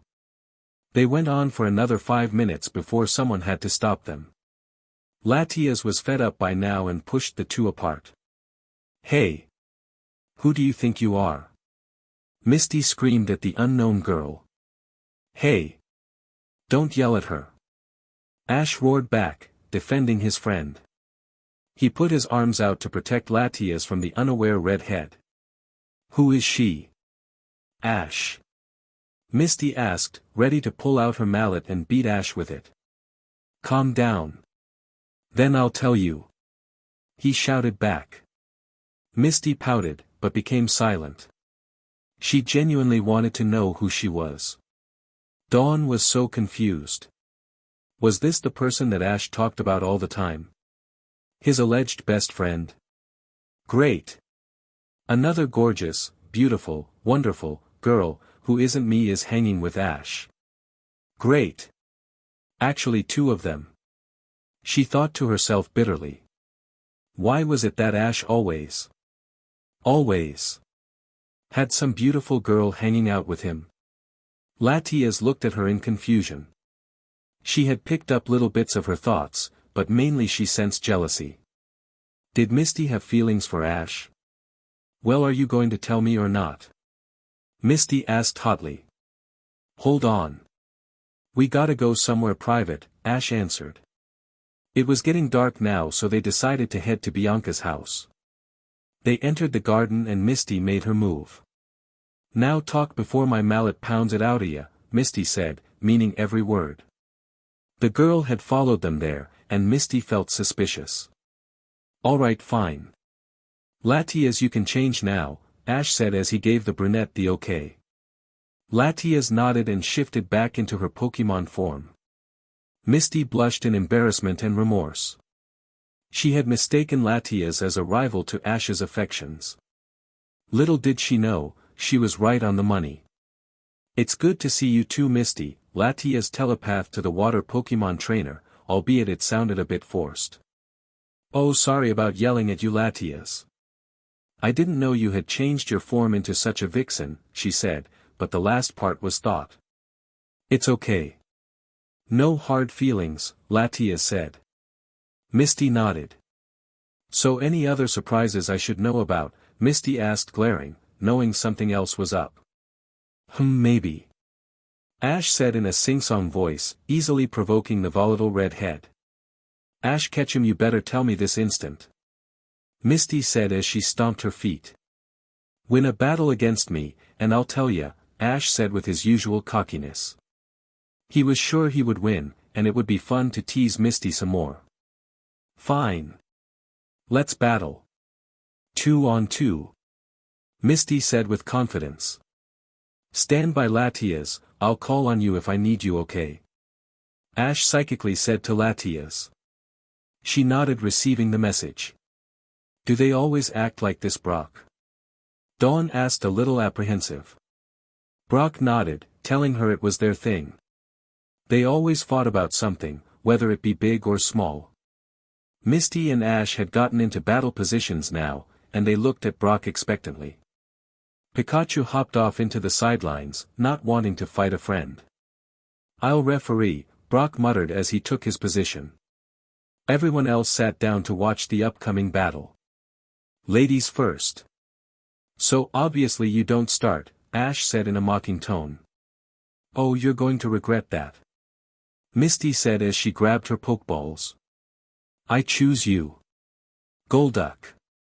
A blue-colored duck appeared, and Misty looked on with pride. So Psyduck finally evolved? Ash asked. Yup. And he's a great battler too. Misty said, extremely pleased. Golduck got in ready position, no longer like the confused Psyduck Ash remembered that suffered from chronic headaches. Torterra. I choose you. Ash said as he threw his Pokeball. Ready to rock and roll. Torterra roared as he appeared on the battlefield. Golduck was silent. On the sidelines, Dawn told Piplup to pay attention, telling him that he could learn from this battle because Misty specialized in water Pokemon, and Ash was just good to watch overall for battling tips. Hydro Pump go. Golduck obeyed and sent a powerful blast of water at Torterra. Torterra just took the attack and shrugged it off as if it were an annoying flea even though he was part ground. Ha, nice try, Misty, Ash said mockingly, waiting for the right moment to strike. Goor. Ice Beam go. Misty ordered. Golduck opened his mouth to fire a freezing beam of ice that would have been devastating to Torterra, but Ash was ready. Leaf Storm. Ash yelled. Torterra launched the extremely dangerous and fast attack at Golduck. Misty knew that the ice beam would not be ready and was forced to retreat her attack. Golduck. Use Psychic to turn it around. Misty ordered. Golduck's eyes turned blue as he tried to grab hold of the oncoming grass attack. Torterra's attack briefly turned blue, but it was too powerful and too quick for Golduck to turn around. Golduck was only a water type after all. It was weakened from Golduck's efforts, however. The Leaf Storm rolled into Golduck, but he withstood the attack. We're not giving in so easily. Use Surf. Misty ordered. Golduck summoned a large wave of water and sent it careening towards Torterra. Torterra. Use Energy Ball, Rapid Fire, to break up that wave. Ash said. Torterra fired the Energy Ball at the wave, in hopes of dissipating it. The ball hit the wave but failed to destroy the attack. What? Ash yelled as the wave of water smashed down on Torterra. Torterra grunted, after being pushed back a couple dozen feet he had not seen, that behind the wave, Misty had given her Pokemon a nonverbal signal to amplify the power of the surf with Psychic. Ha! You forget I'm a water Pokemon master. If anything, I know my water-type attacks. Misty said in a proud voice. Use Blizzard. Golduck prepared to unleash the attack on Torterra that would have surely depleted most if not all of Torterra's remaining stamina. Ice attacks were 4 times as effective after all. Torterra. Use Rock Climb. Ash said in a desperate attempt to stop the attack. Torterra had something else in mind, however. Torterra smashed his front claws into the ground, but instead of Golduck being raised on a platform of rocks, a large fissure moved towards the blue duck. Golduck lost footing and took damage from the attack. Whoa! What was that? Ash said as he saw Golduck falter in standing up. Torterra learned Earthquake. Brock said excitedly, ever the source of knowledge for the group. Torterra roared in triumph. Great job, Torterra. Ash said as he gave him a thumbs up. Golduck's breathing was ragged now, and he wore a look of exhaustion. Misty had no choice at the moment. She really needed to feint Torterra. Return. You did a good job. Get a long rest. Gotta admit, Ash, that Torterra of yours is really something, Misty complimented. Thanks, Misty, I'm impressed that Golduck was able to take those attacks, Ash said with a smile, and that's the first time I've ever heard you compliment your Golduck. Ash laughed at that, remembering how Misty used to yell at Psyduck for being so stupid. Misty giggled as well as she recalled the memories of her Psyduck. Well, the fun stops now. Gyarados, I choose you. Misty said as the atrocious Pokémon made its appearance. Torterra was intimidated and lost some attack power. Flamethrower. The giant sea dragon sent its dangerous flames towards Torterra, but Ash was prepared. Use Rock Climb to defend yourself. Ash said as he saw the flames speeding towards the continent Pokémon. Torterra raised his front claws and smashed the ground. A mountain of rocks rose out of the ground and effectively blocked the attack. Misty reacted quickly, however, predicting that Ash would do that. Use Hyper Beam to break that rock and hit Torterra. Misty said, and her Pokémon complied. The yellow-orange beam of energy flew from the atrocious Pokémon's mouth and smashed into the rocks. The Hyper Beam, along with the rock fragments, hit Torterra with extreme force. Torterra cried out in pain as he was pushed far back. He was close to fainting now. Quick! While Gyarados is recharging. Energy Ball. Ash ordered. Dodge it, Misty ordered, but her Pokémon would not be able to comply. Gyarados took all of the damage from powerful Energy Ball, but he stood tall and still in good health. Flamethrower. Leaf Storm Torterra. Ash roared. The two attacks collided with each other, resulting in both fighters being engulfed in an explosion. For a while, the attacks were at a stalemate. Ash and Misty gritted their teeth, frustrated that they hadn't hit their target. Then it happened. The continued pumping of flames from the atrocious Pokémon allowed the flames to pool at the bottom of the attack. Gyarados' flamethrower broke through Torterra's Leaf Storm and engulfed the continent Pokémon in an intense flame. Ash looked on in horror as he saw his Pokémon fall. Torterra is unable to battle. Gyarados wins this round. Brock announced as he did all of the hand signals like a professional ref. Yes. Misty said as she cheered. Ash groaned, but thanked his tired Pokémon for doing his best. He knew that his next battler wouldn't let him down though. Bizel, I choose you. Ash said as the weasel came out of its ball. It folded its arms in defiance of the Intimidate. Let's finish this up quickly, Gyarados. Use Hydro Pump. Misty commanded. The giant Pokémon complied as it shot a powerful spray of water towards Bizel. Bizel, spin. And use Sonic Boom. Ash said as he punched the air in confidence. Bizel waited for the last moment and jumped right next to the Hydro Pump, spinning like a football as he went. The extra momentum had propelled him up into Gyarados' face, and he prepared to launch the attack. No, so fast. Flamethrower. Misty said, and Gyarados fired off his attack of hot fire. Bizel attacked with Sonic Boom, but neither attack hit their intended target as a large cloud of smoke had resulted. Bizel, not being able to fly, was falling towards the ground now headfirst. Quick! Use Water Pulse. Then inflate your tube as a parachute. Ash yelled as he watched the Pokémon. Bizel shot off the attack through the smoke and inflated his tube as Ash commanded. Ash sighed in relief as he watched him float slowly towards the ground and land safely.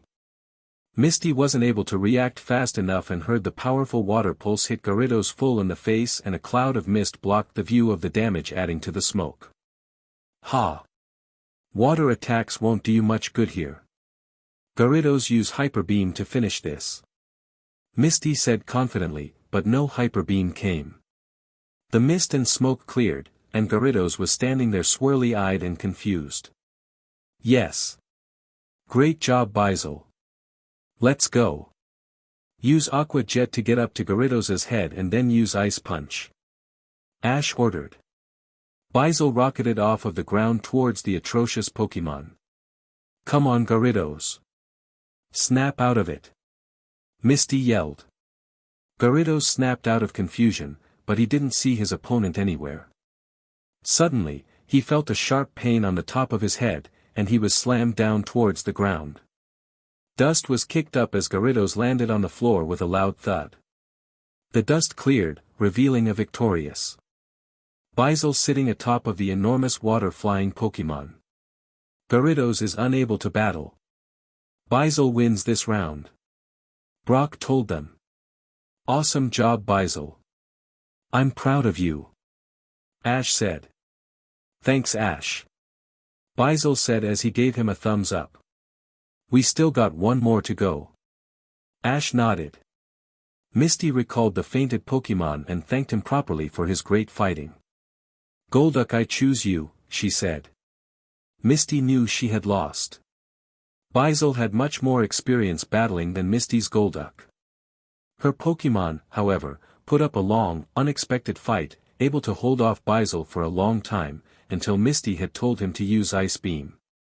That was her biggest mistake.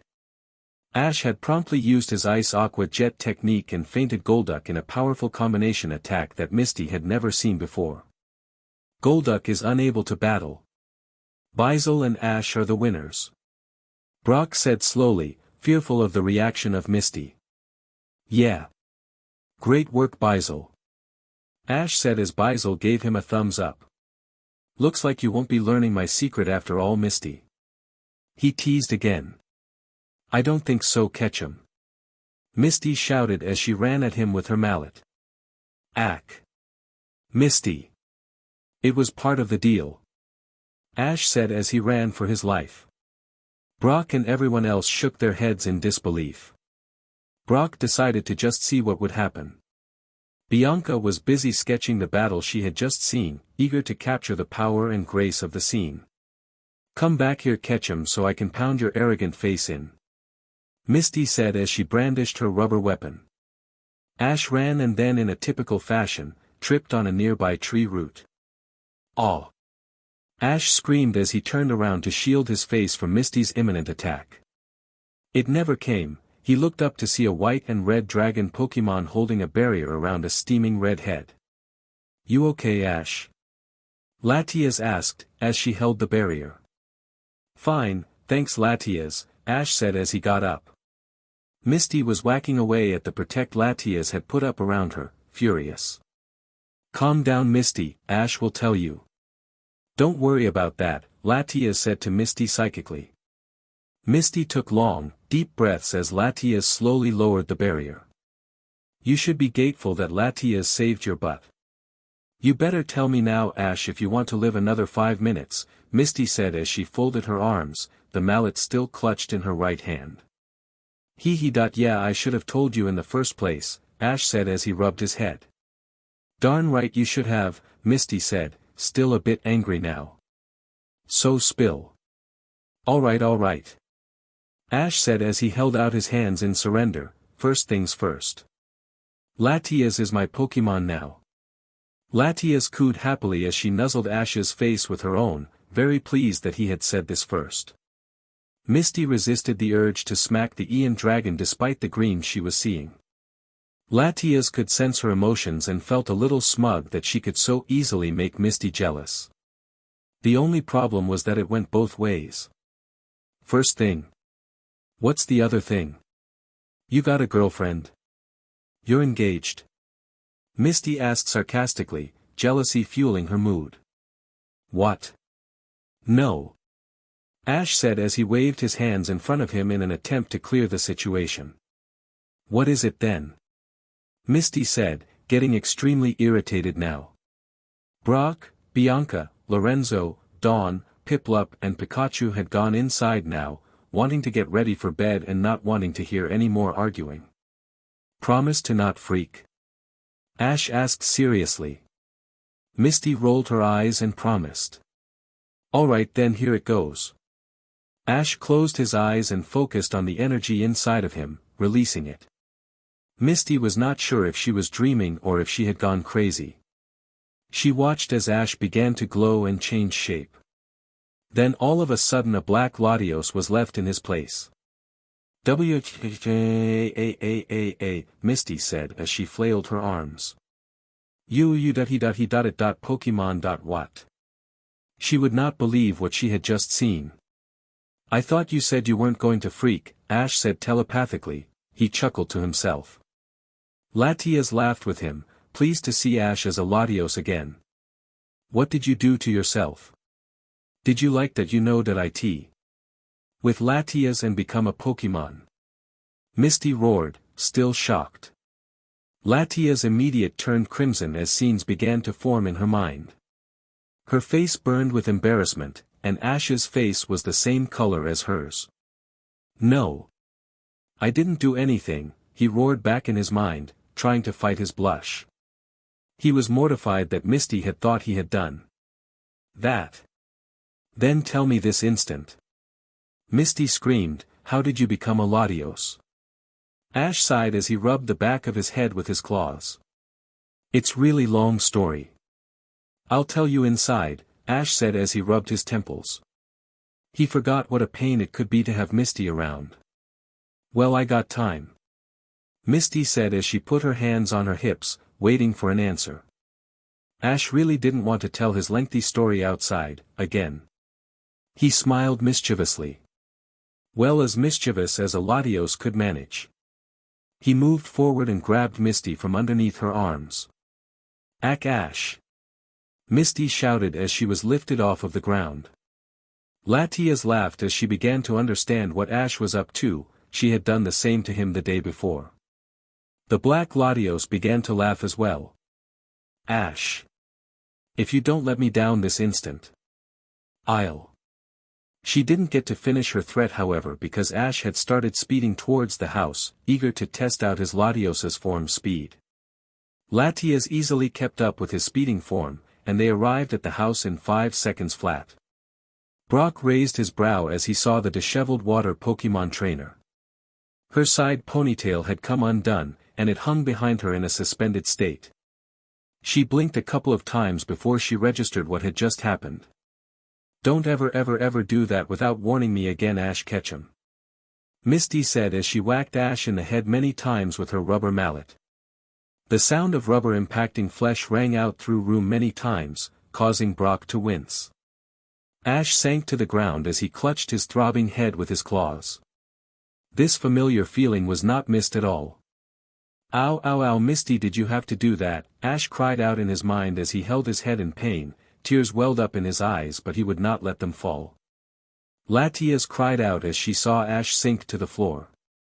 She flew down to him and nuzzled Ash's face, and her arms encircled the fallen Latios in an attempt to soothe her trainer and secret love. It accomplished this, but in a different way. Ash felt his face become hot as he felt Latias embracing him and rubbing her face against his. He immediately forgot about his pain. He could feel her body on top of his, and his blush only intensified. Why? Why can't I get a beautiful girl to cuddle me like that? Brock cried out in despair, effectively killing the moment as he huddled down in a corner. Latias backed away quickly as she realized what she was doing, a dark red crossing her cheeks. Misty's face was livid. It wasn't fair. She never got to cuddle Ash like that. Not that she wanted to, of course. She resisted the urge to tackle the girl Ian Dragon and tell her to back off of her. Ash. Wait, why Ash? Misty thought to herself, thinking she was crazy. She was lucky, at the moment Latias was too embarrassed to be able to pick up on her thoughts, and Ash was in the same state. Alright, that's enough, Lorenzo said, trying to get some peace and quiet. He was starting to look forward to the day they left, it would be peaceful again. Latias wasn't done yet. She was upset that Misty would hurt Ash like that. Hey! What's your problem? Why did you hit him? Latias said as she floated closely into Misty's face, a fire in her eyes. Most would be intimidated, but Misty was not one to back down. Because he was being a JRK. Misty said back as she folded her arms in stubbornness. In hindsight she did see that the beating was unnecessary and extreme, but she stuck to her words and actions. Apologize. Latias said, protectiveness overtaking her. If Ash couldn't defend himself, then she would defend him. Ash was dumbfounded, it was strange for someone to tell Misty what to do. Bianca looked at the Ian Dragon in surprise, she had never seen her this riled up. Dawn edged away from the two, Piplup in her hands, trying to not get in the way.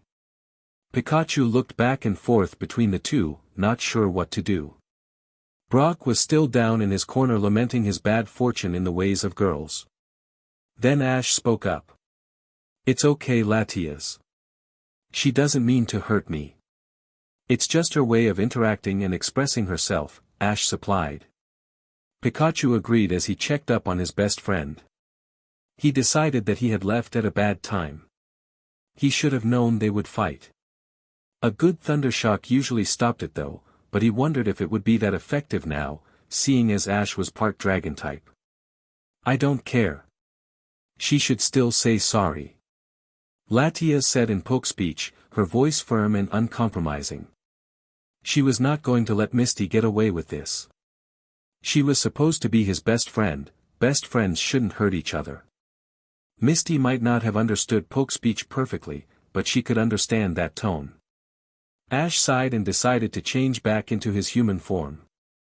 Misty wore a look of surprise, she had forgotten he could change. Then she remembered that he was going to tell her how it had happened.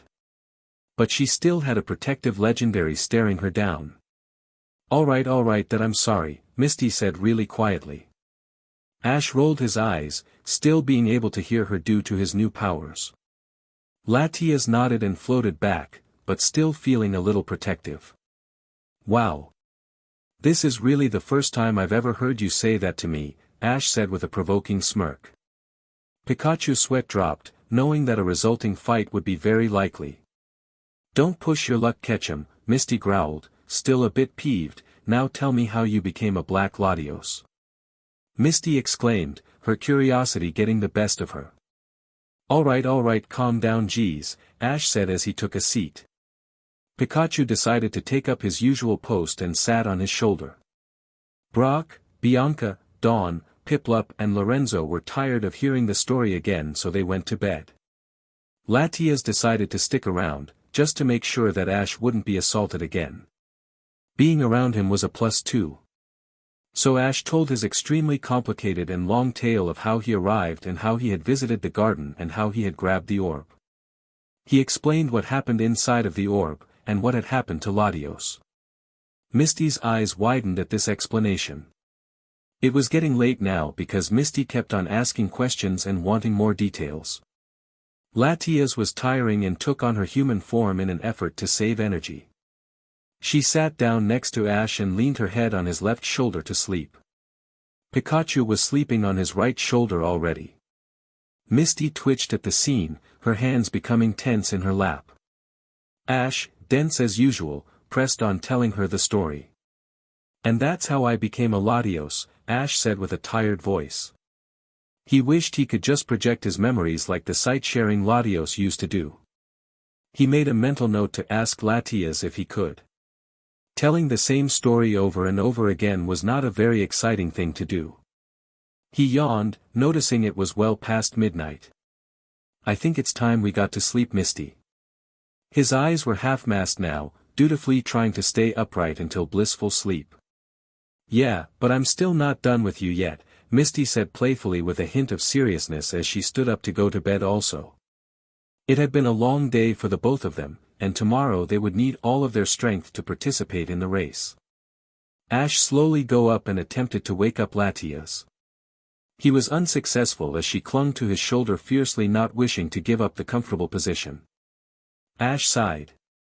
He slowly wrapped her arms around her and picked her up bridal style.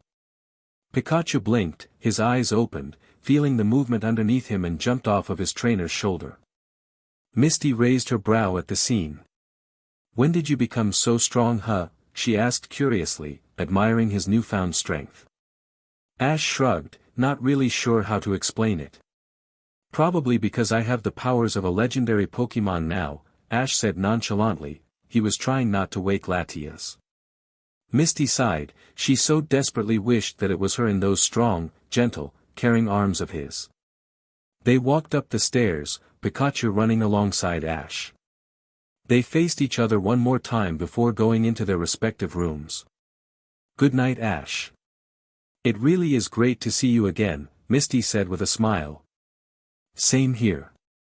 It's great that you're here." "I've missed you," Ash said, a light pink invading his face. Misty flushed, happy that he had missed her as well. She waved a good night to him, and Ash nodded as he went further down the hall. "Any idea where Latias sleeps, Pikachu?" Ash asked, completely unsure of where she usually slept. No. Pikachu responded. Ash sighed, he really wanted to get some sleep. "Leaves me no choice then," Ash said as he walked into his room. He laid the female Ian dragon onto his bed and tucked her in, making sure she was comfortable. "Aw, that's so nice, Ash. Giving up your bed for a girl," Pikachu said with a sly, provoking tone. Ash's cheeks became as red as the dots on Pikachu's face. "Shut it, Pikachu. I'm not gonna make her sleep on the floor," he said, trying to give a reason for him being so nice. Sure, Ash," Pikachu said with an amused tone, dropping the subject. He decided he had teased his best friend enough for the day. Ash came back after taking a shower and laid out his sleeping bag on the carpeted floor. Pikachu hopped in with Ash, not wanting to miss out on having a warm place to sleep. "Night, Pikachu."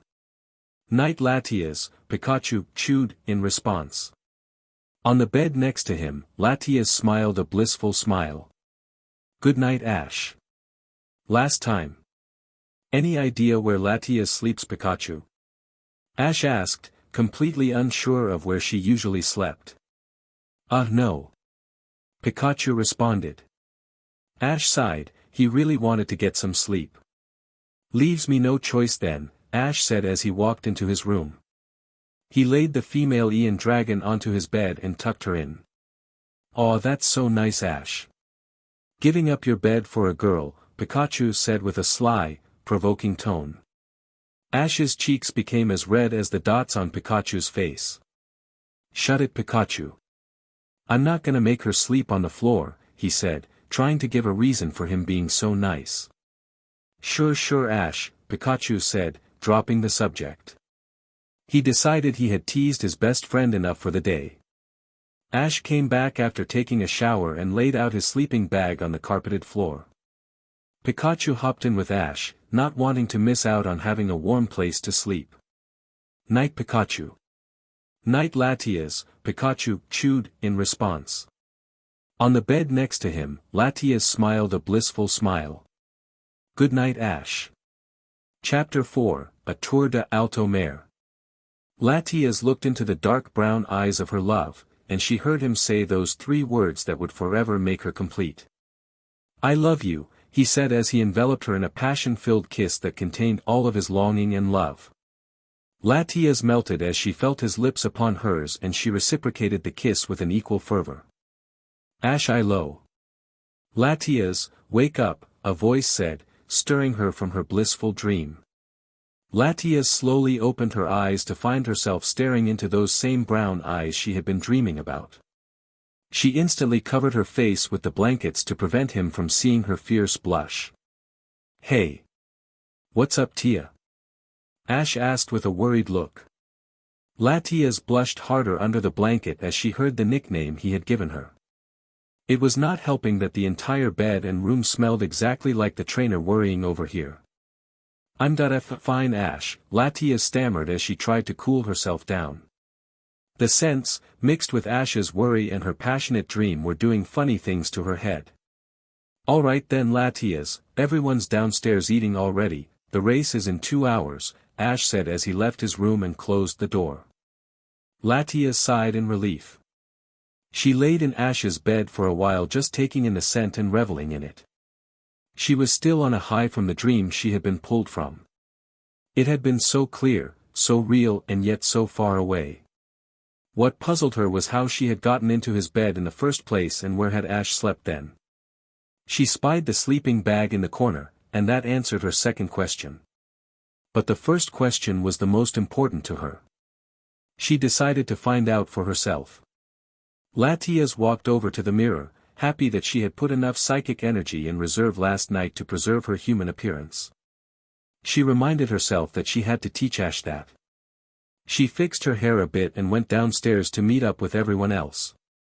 The breakfast room was busy with activity. Dawn was going over her plan with Piplup, who was listening intently. Misty was giving a prep talk to Corsola, who was bouncing happily in her lap. Brock was busy chatting away with Bianca and Lorenzo about the local Pokémon and their habits. Ash was busy stuffing his face as usual, and Pikachu was conversing with Bizel, telling him about Corsola's strengths and weaknesses. "Morning," Latias chirped. Everyone greeted her a good morning. "So is everyone ready for the race today?" Determined Yes, Buis, Salas, and others confirmed her. "Yeah, I'm totally winning today." "Right, Bizel?" Ash said with confidence as he looked towards Bizel expectantly. Bizel folded his arms in a stance that said, "Do you really have to ask?" "Don't get your hopes up, Mr. Pokémon Master," Misty said teasingly, and Corsola jumped up and down happily. "Hey, don't forget about us. You gotta beat us too," Dawn said with determination, Piplup emulating her every single movement. Then tension in the room rose, before someone made it come crashing down. "If you guys fight again while we're here, I'm never cooking for you guys again," Brock said, rubbing his throbbing temples. They instantly quieted, not wanting to not ever have Brock's cooking ever again. "Well, I could just threaten you to cook for us again by saying if you don't I'll never let you talk to a girl ever again. Especially if they are beautiful," Latias said in a mischievous voice. "No. Anything but that," Brock lamented as he begged the Ian Dragon Pokémon. Latias laughed. It was so easy to manipulate him. Just mention the word girl and beautiful, and he would do anything you say. Latias sat down and began eating breakfast. "Oh. By the way, Ash, how did I end up in your bed?" Latias asked innocently. A wolf whistle could be heard from Brock as he elbowed the young trainer. Ash lightly turned pink. "Why didn't you tell me you were with Latias, Ash?" Brock asked. He was so jealous. He couldn't even get a date from a girl. "I didn't do anything like that," Ash exclaimed, now fully red in the face. "I just carried her upstairs after she fell asleep on my shoulder." Why is it that everyone assumed he had done something with Latias? Latias blushed also at the suggestion that Brock had made. This was the second time already that someone thought that she had been with Ash. Although it wasn't an unappealing idea to her, it was extremely embarrassing to be voiced from others. Misty whacked Brock in the head for being such a pervert. Ash was just being nice. "He carried her after we finished talking last night," Misty added, confirming Ash's story, albeit not knowing about the last part. Ash nodded. Latias felt a warm heat fill her heart as she heard this. Bianca giggled to herself quietly. She knew exactly what Latias was feeling happy about. She had seen it herself, but she would keep that secret to herself for now. "Oh. It's almost time for the race," Misty said as she noticed the clock. It would begin in 35 minutes, and they all needed to head over there to check in and prepare. "Let's go," Ash said as the entire group left the house. It hadn't taken long for them to check in. Ash, Misty and Dawn took their respective places on their water chariots. All of their Pokémon were primed and ready to go. There were other Pokemon trainers there also, including the reigning champ before Misty. Are you ready for the annual Tour de Altomare, ladies, gentlemen and Pokemon? An announcer said into the mic. He was greeted by cheers, growls, howls, chirps, and all sorts of other excited voices. The announcer went around introducing and re-welcoming each of the competitors. Now please pass up your Pokeballs that you are not using for the race. This will ensure fairness in the competition, the announcer said. Each trainer put their ball on the table, in plain sight. Ash was reluctant to relinquish his precious Pokemon, and Misty felt the same. Meanwhile. He. This will be great, a feminine voice snickered. There's no way that we can fail this time, a male voice said with a maniacal laugh. You know what they say.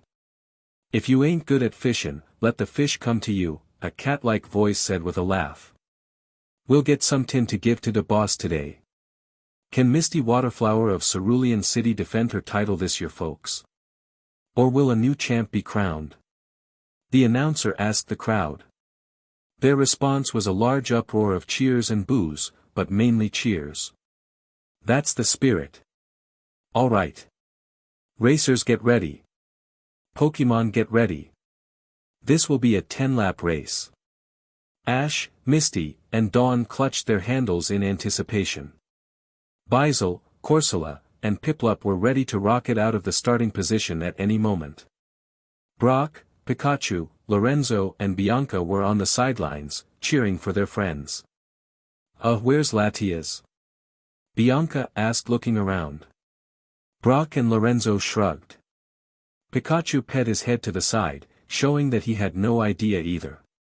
I'm sure wherever she is, she's watching, Lorenzo assured as he returned his eyes to the screen. Bianca nodded, deciding not to worry about it at the moment. On your mark. The announcer yelled, get set. Go. The racers rocketed out of the starting position. The race had begun. After 9 laps had passed, only Misty, Ash and Dawn were in for the first place. They had easily left the others behind in the water. Get ready to lose, Misty. Ash yelled as he urged on Bizel. Bizel rocketed forward, taking full use of his swift swim ability. Oh no, you don't. Misty said and encouraged her Corsola. Corsola shot forward in an effort to match Bizel's speed. Let's get going, Piplup. Dawn shouted. She really wanted to win, and Piplup was determined to win it for his trainer. He increased his speed as well, barely able to keep up with Bizel and Corsola. They rounded a sharp corner. Ash struggled to stay on his water chariot. Misty and Dawn were having the same problem. Then in extreme bad luck, Piplup smashed into a nearby swimming Chinchou. The startled Chinchou had let off a paralyzing thunder wave attack that zapped Piplup, paralyzing him. Ah! Dawn screamed as she was vaulted forward as the vehicle lost momentum so quickly. She closed her eyes as she saw herself approaching the wall. Dawn, both of the trainers shouted as they watched her speed towards the brick wall. But what Dawn felt wasn't a cold, hard, brick wall. It was soft, feathery almost. She looked up and saw the eyes of the girl-Ian Dragon. Great job, Latias. Ash said as he sped away, tailing Misty all of the way. Latias had tagged along, invisible, to make sure none of them would get hurt like Ash almost did last time. Thanks a lot, Latias, Dawn said in relief as Latias lowered her onto the floor. Don't mention it. Latias said as she resumed her invisibility. Piplup. Can you move still? Dawn asked the floating paralyzed Pokemon. She could hear the other racers approaching. Piplup. Maybe a move or two. Piplup said, not very comfortable at the moment. Latias translated and, Dawn nodded. Alight. Use hydro pump right into the air. Then follow it up with bide. Dawn commanded. Latias watched with a confused look. What was she planning? Piplup shot the powerful water attack into the air, and it came back down at him. He activated bide, taking the full brunt of his attack. He sprang up into the air, the added power breaking the paralysis. "All right. Great job, Piplup," Dawn said as she hopped onto her water chariot. "Let's catch up. Go." Piplup didn't need any more incentive. Misty and Ash were on the last leg of the race now. Their Pokémon neck and neck and vying for the position of dominant water Pokémon. "Come on, Bizel. It that all you got?" Ash said, provoking the Weasel Pokémon. Bizel gritted his teeth. He wanted to show Ash that he was a great and powerful water Pokémon. Not that Ash needed convincing, of course, but Bizel would not allow himself to lose. "I'm counting on you, Corsola. Don't let me down," Misty shouted above the rushing wind. Corsola had the same wishes as Bizel and adjusted herself accordingly. There was one turn right onto the straightaway. "Here come the two finalists now," the announcer informed the crowd, and the crowd roared in excitement. "Looks like a neck-and-neck battle between Ash Ketchum of Pallet Town and Misty Waterflower of Cerulean City." The crowd cheered as they watched the screen. From the sidelines, Brock, Bianca, Pikachu, and Lorenzo cheered, happy that at least one of their friends would get first place. "Another racer is approaching. It's Dawn of Twin Leaf Town," the announcer said, eliciting another reaction from the heated crowd. "This is great. If they all win, that means we would have swept the competition," Brock said as he eyed the screen showing his three friends. Only about 100 meters were left to the turn, and Ash and Misty were still even. Then it happened. A huge net appeared right in front of Corsola and Bizel. Corsola, unable to stop, smashed into the net. Bizel, with a split-second reaction time, inflated his species' signature collar and stopped in half a second. "Ah!" Misty yelled as she was thrown forward into the water. The crowd had no idea what had happened. The angle at which they had stopped hid Misty and Ash from view. "Do I hear the sound of a screaming twerp in the sea?" the female asked. "The sound of her splutters and coughs convinces me," the male said. Ash groaned. "Not again." On the sidelines, Jessie said. "With a net." James. "Not getting wet," Meowth said. "Nabbing water Pokémon at a breakneck pace," Jessie replied. "Getting rich and putting fear in its place," the blue-haired Rocket answered. "Jessie," Jessie announced. "And it's James," James said. "And Meowth, now that's a name," Meowth said as he spun between the two. "Making sure that no one wins this race," Jessie exclaimed as she twirled. "We're Team Rocket," James followed up, as he held Corsola in his net. "And we're in your face," Meowth said as he lifted both of his paws. "Wobbuffet," the strange blue Pokémon added as he popped out of his ball. "Not you guys again," Ash exclaimed. "Don't you guys get old of getting beaten and blasted off over and over and over again?" Misty had resurfaced now, figuring out what had happened. A bit," Jessie said as she put a finger to her cheek in thought, "but this time, we'll win." She regained her confidence easily. "Give me back my Corsola," Misty screamed at them from the water. "Hey! It's the redhead Tup," Meowth said with glee. "So you finally reunited with your long-lost love, Tup?" Meowth smiled a maliciously wicked smile at the jest. "Oh, I can see it now," Jessie said as she clutched her hands together. Two lovers. Separated by fate, bound by love and trust, they wait for each other until their fateful day of reunion where they declare their undying love for each other. Jessie swooned. James and Meowth face-faulted at their companion's proneness to distraction. "But I thought you were with the auburn-haired twerp now. I see the makings of a love triangle here," Meowth said with a snicker. "That's it," Misty said, furious, embarrassed and jealous. Furious because they took Corsola, embarrassed because of the scenario they depicted between her and Ash, and jealous because she knew exactly who the auburn-hair twerp was. If Jessie had seen Misty's feelings for Ash, such a long time ago, so easily, who's to say she didn't see feelings that Latias held for him too?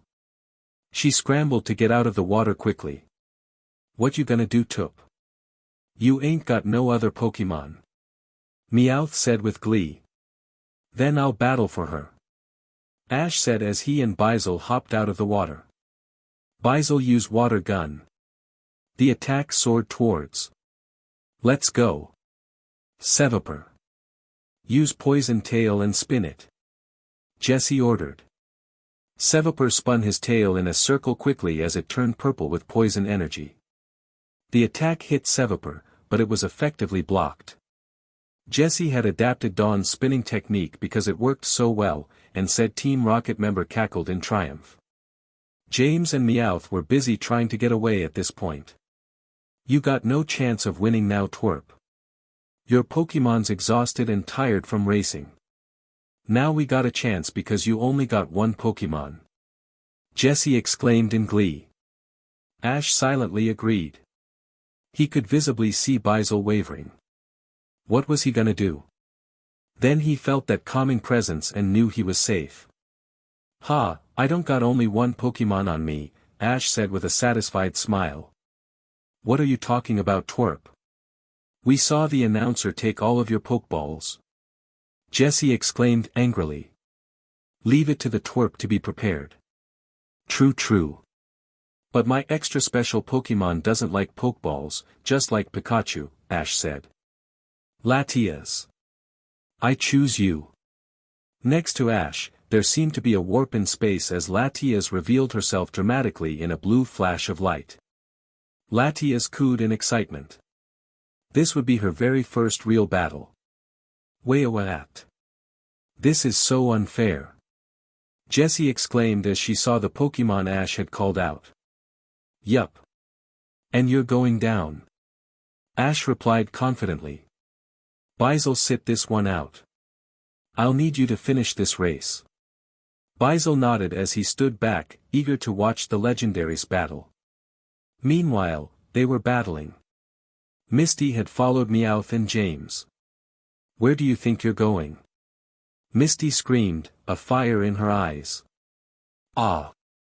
James shrieked as he hid behind Meowth. Meowth stood there calmly, albeit stupidly. He had no idea what he was in for. Hey! What gives, twerpet? You ain't go no means to STO. Meowth was cut off from a painful whack on his noggin. James was down on the ground too, swirly-eyed and knocked out. Ow, who taught the twerpet hammer arm? Serves you right, Misty said as she folded her arms, her infamous rubber mallet in her hands. Corsola.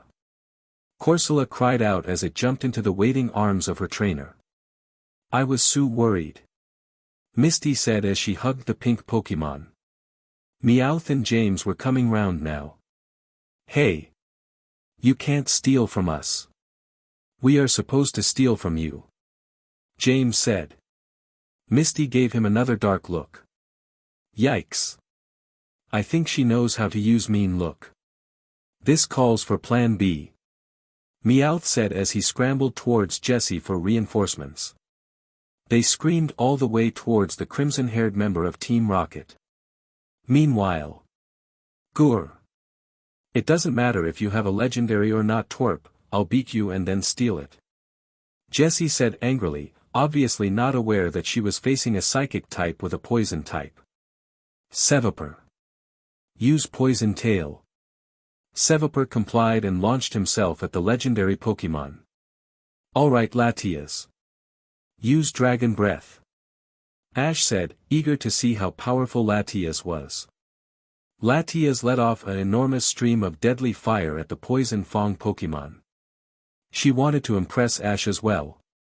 The deadly fire hit the snake and it flew back, losing health in the process. Come on, Seviper. Use poison tail again. Jessie said. Using its snake-like agility it sprang at Latias. But this time, its tail didn't glow pink. It glowed a red color, and the attack smashed into Latias, doing super effective damage. What? Ash exclaimed. He had never seen Seviper use that attack before and it looked powerful. Ouch. That really hurt.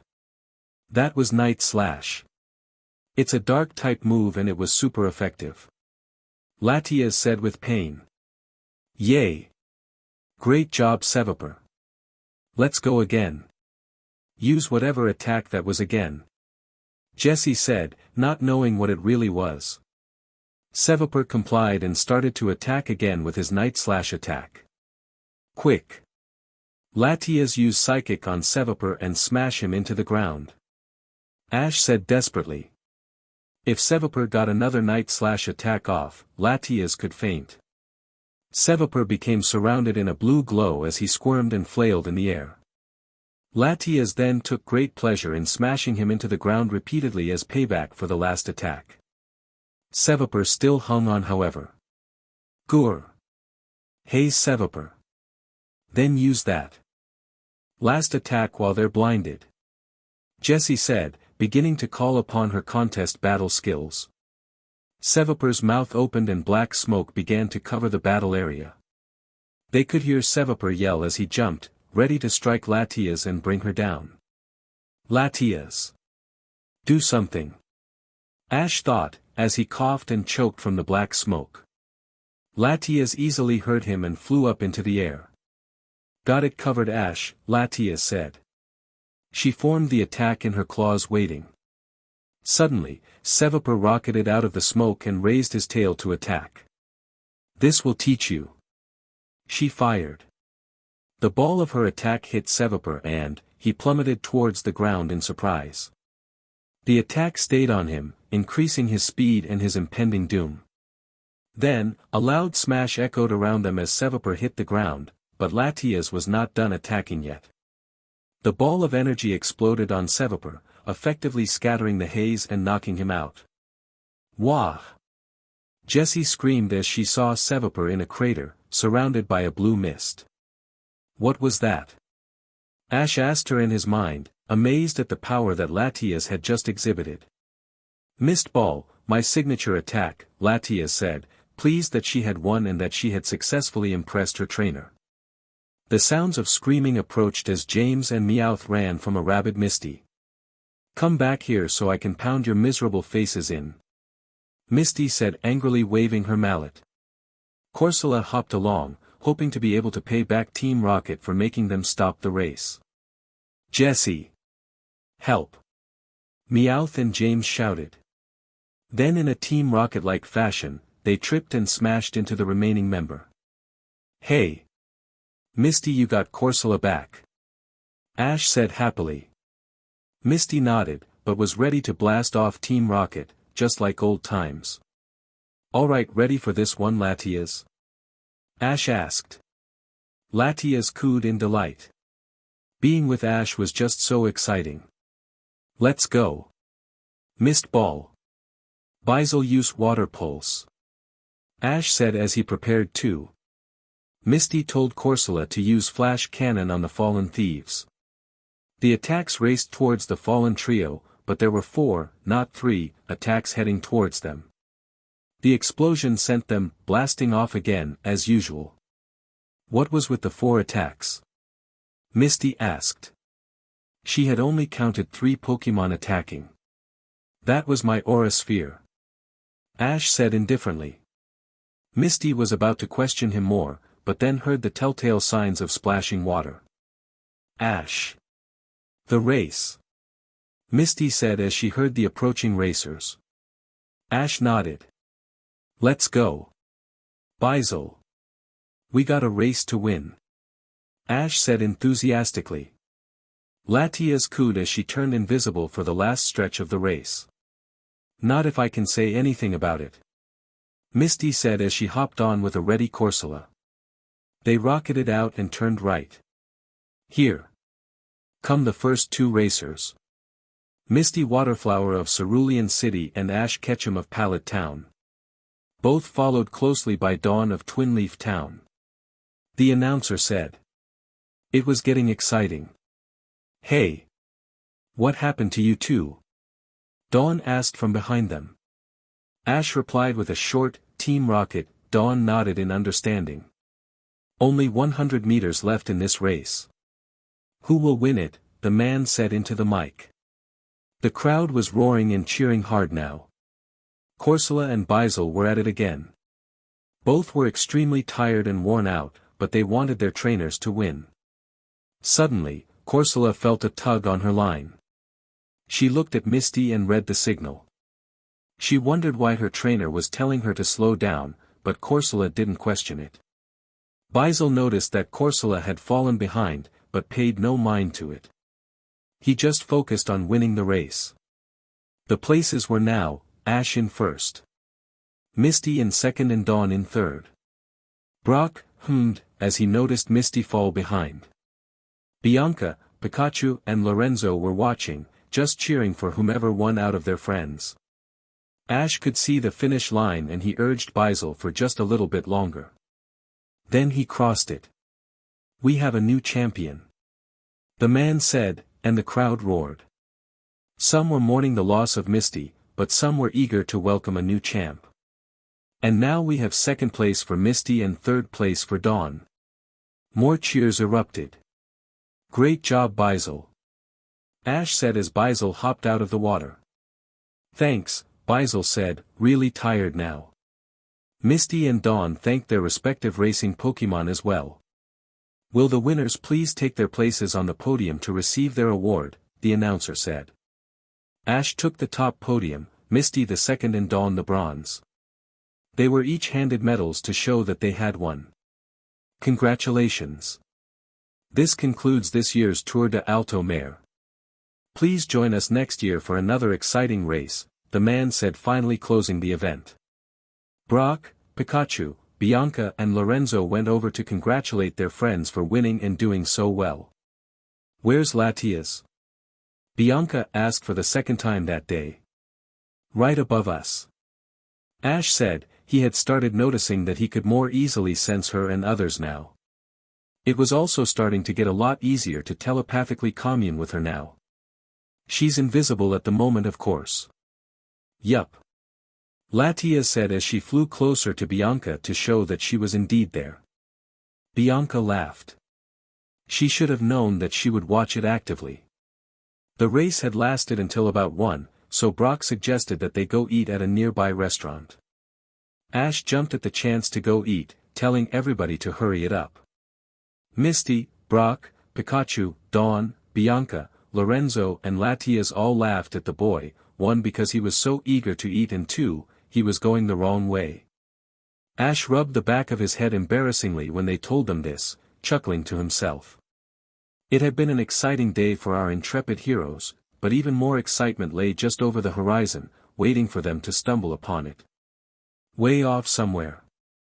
A man in a black suit was strolling along an unmarked trail, a sleek Persian by his side. It's been a while since we did anything together, hasn't it, Persian? The man asked the feline. The cat purred in response. They followed the trail into the tree-line of a forest, unaware of where they were truly headed. Then the cat moved towards something that caught his eye. What is it, Persian? The man asked. The Persian didn't answer as the cat moved stealthily towards what had caught his attention.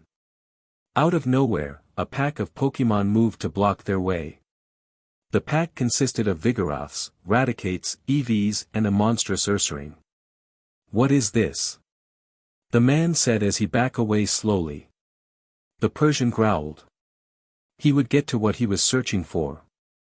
You'll pay for standing in my way.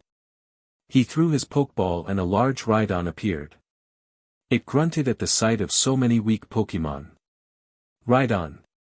Use Hyper Beam, he ordered, and the large Pokémon complied. The yellowish-orange beam connected with the ground and exploded. All of the Pokémon, except for the Ursaring, were knocked out. The Ursaring roared at the sight of his friends falling. It rushed forward to attack, raising his claws with a slash attack. Use Mega Horn, the man said confidently. The glowing horn of the Rhydon connected with the slash attack, but it did not work out as the man intended. Ursaring's attack easily plowed through the Megahorn attack and forced back Rhydon. Ursaring didn't stop there, it raised its arms for a brick break attack. Quickly use hammer arm to defeat this lousy Ursaring now, the man commanded. The tired Rhyhorn raised his arm and struck at the hibernating Pokemon. Both attacks connected and caused both combatants to fly backwards and faint. "Oomph, you could have done better," the man said as he returned his fainted Rhyhorn. Persian purred at the sight of the clear road and continued forward. "What in here, Persian?" the man asked as he followed the feline deeper into the grove. More Pokemon attacked many times, but the man was able to defeat them all, fainting his entire team, except for Persian.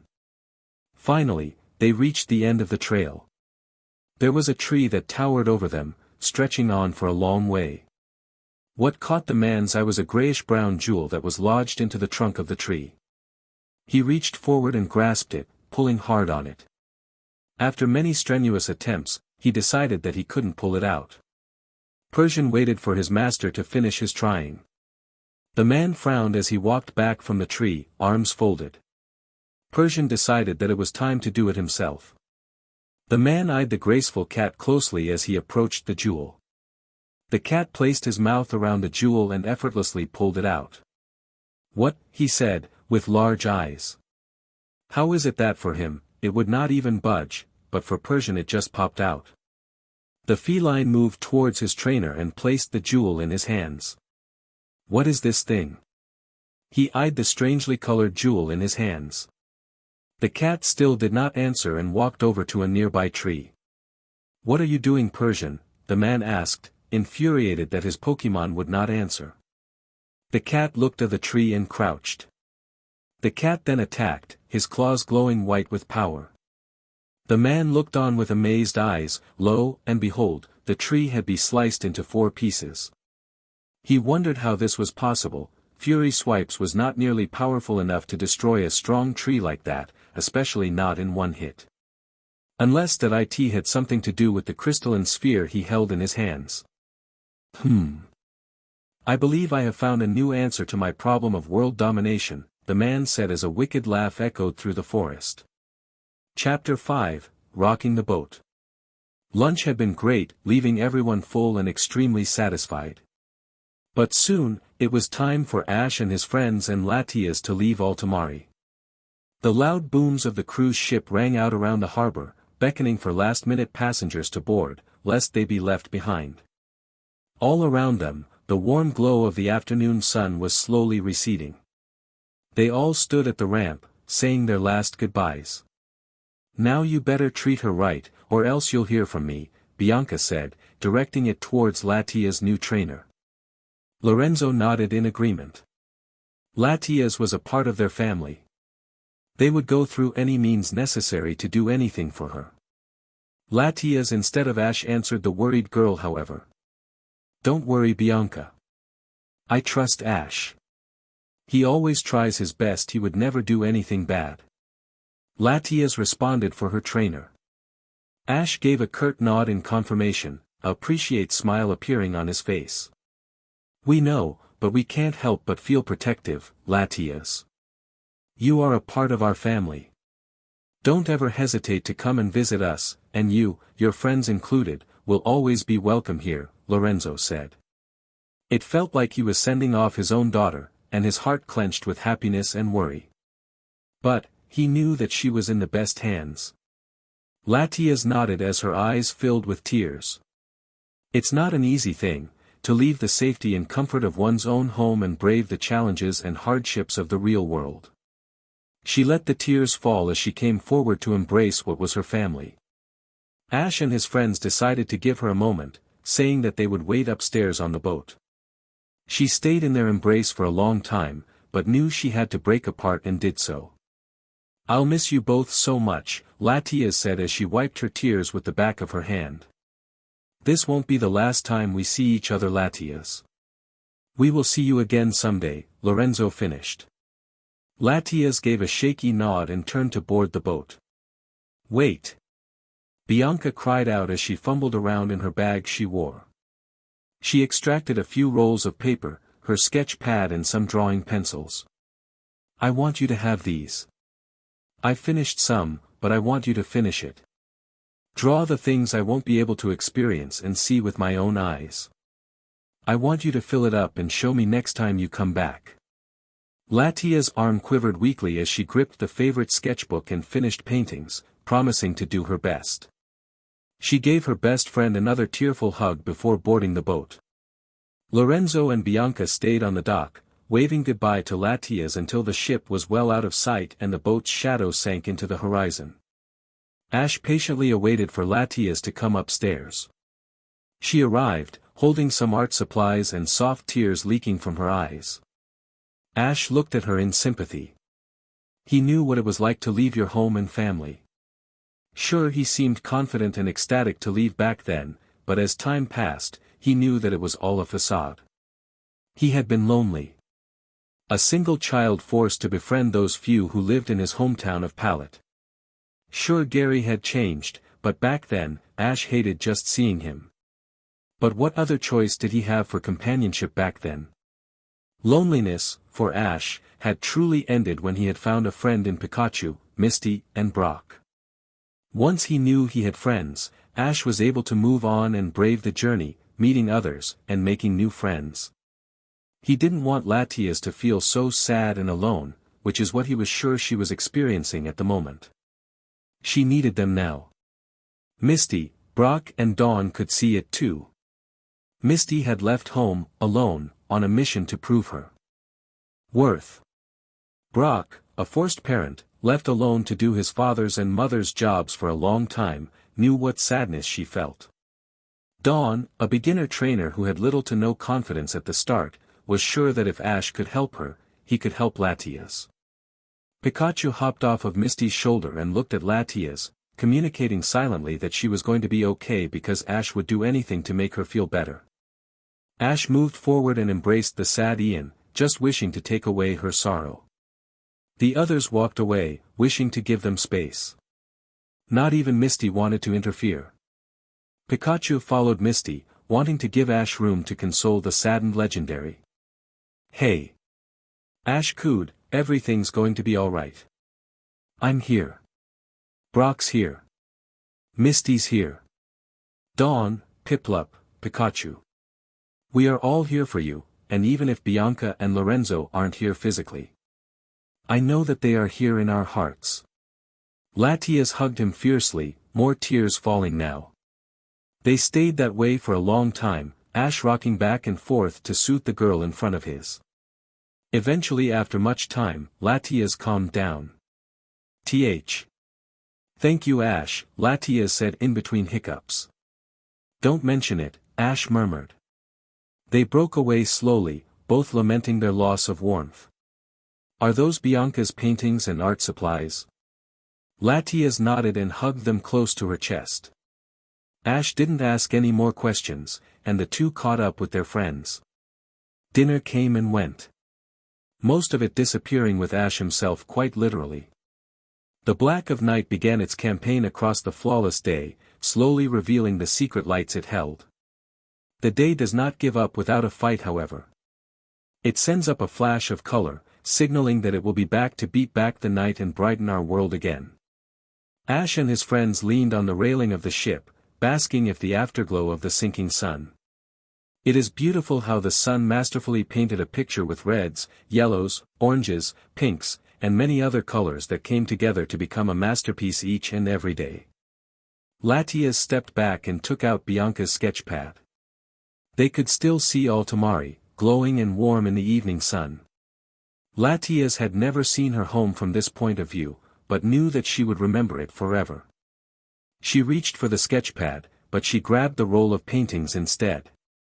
She chalked back a few sobs as she laid her eyes upon Bianca's painted pictures.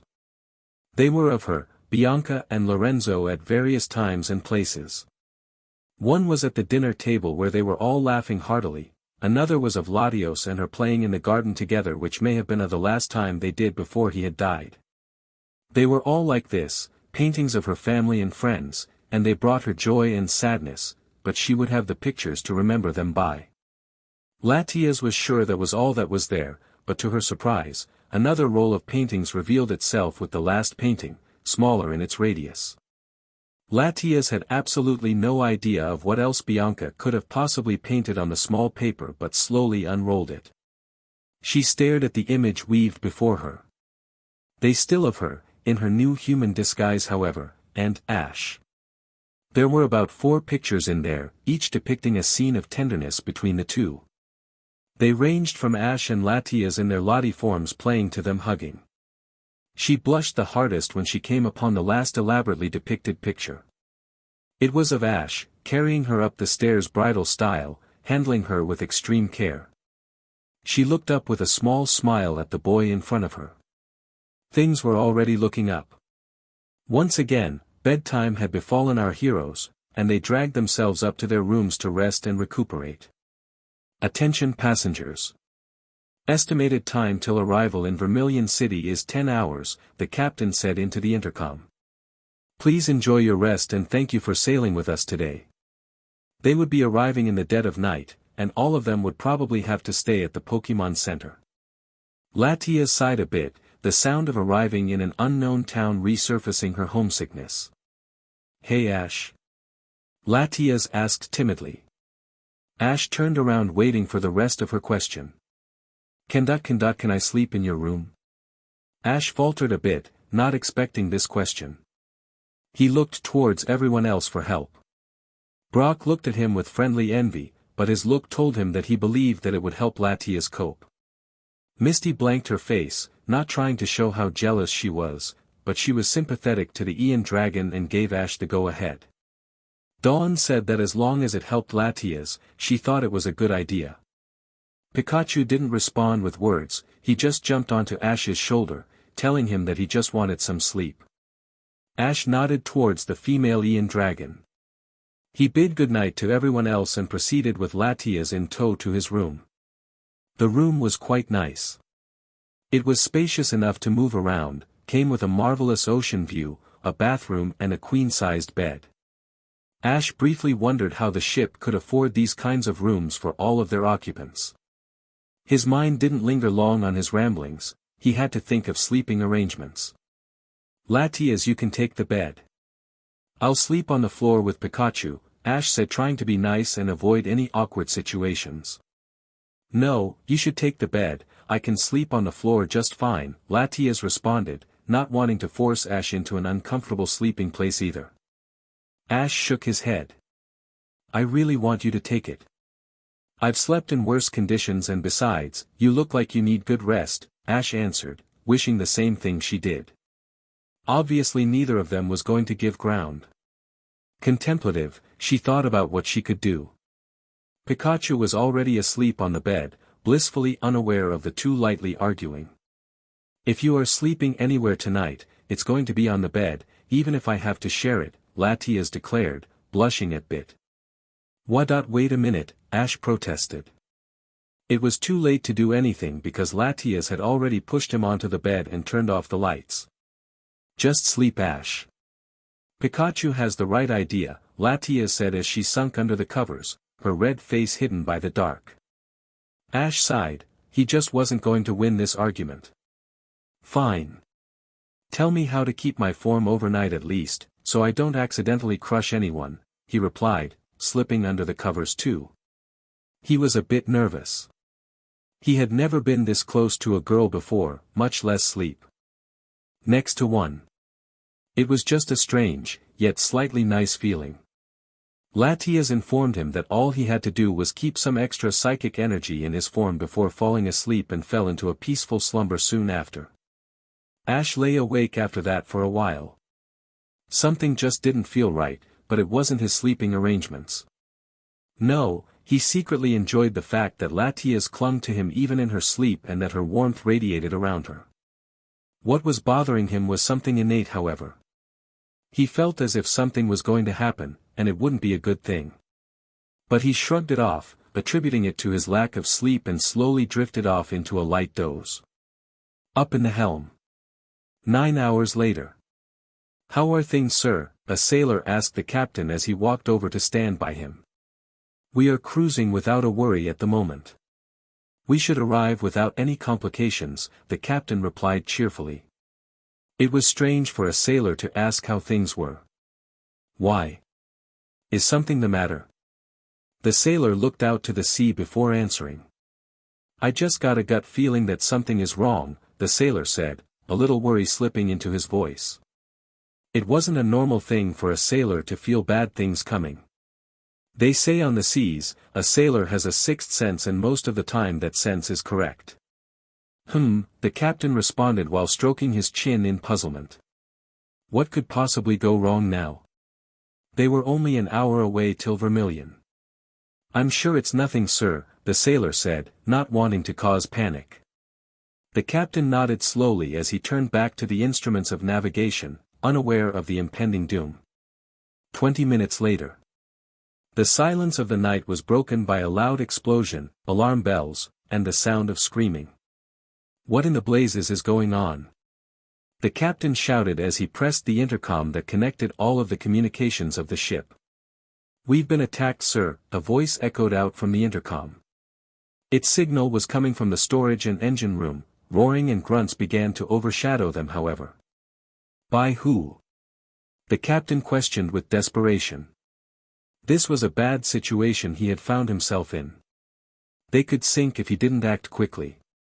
Not by who. By what? It's all Pokemon. Wild ones.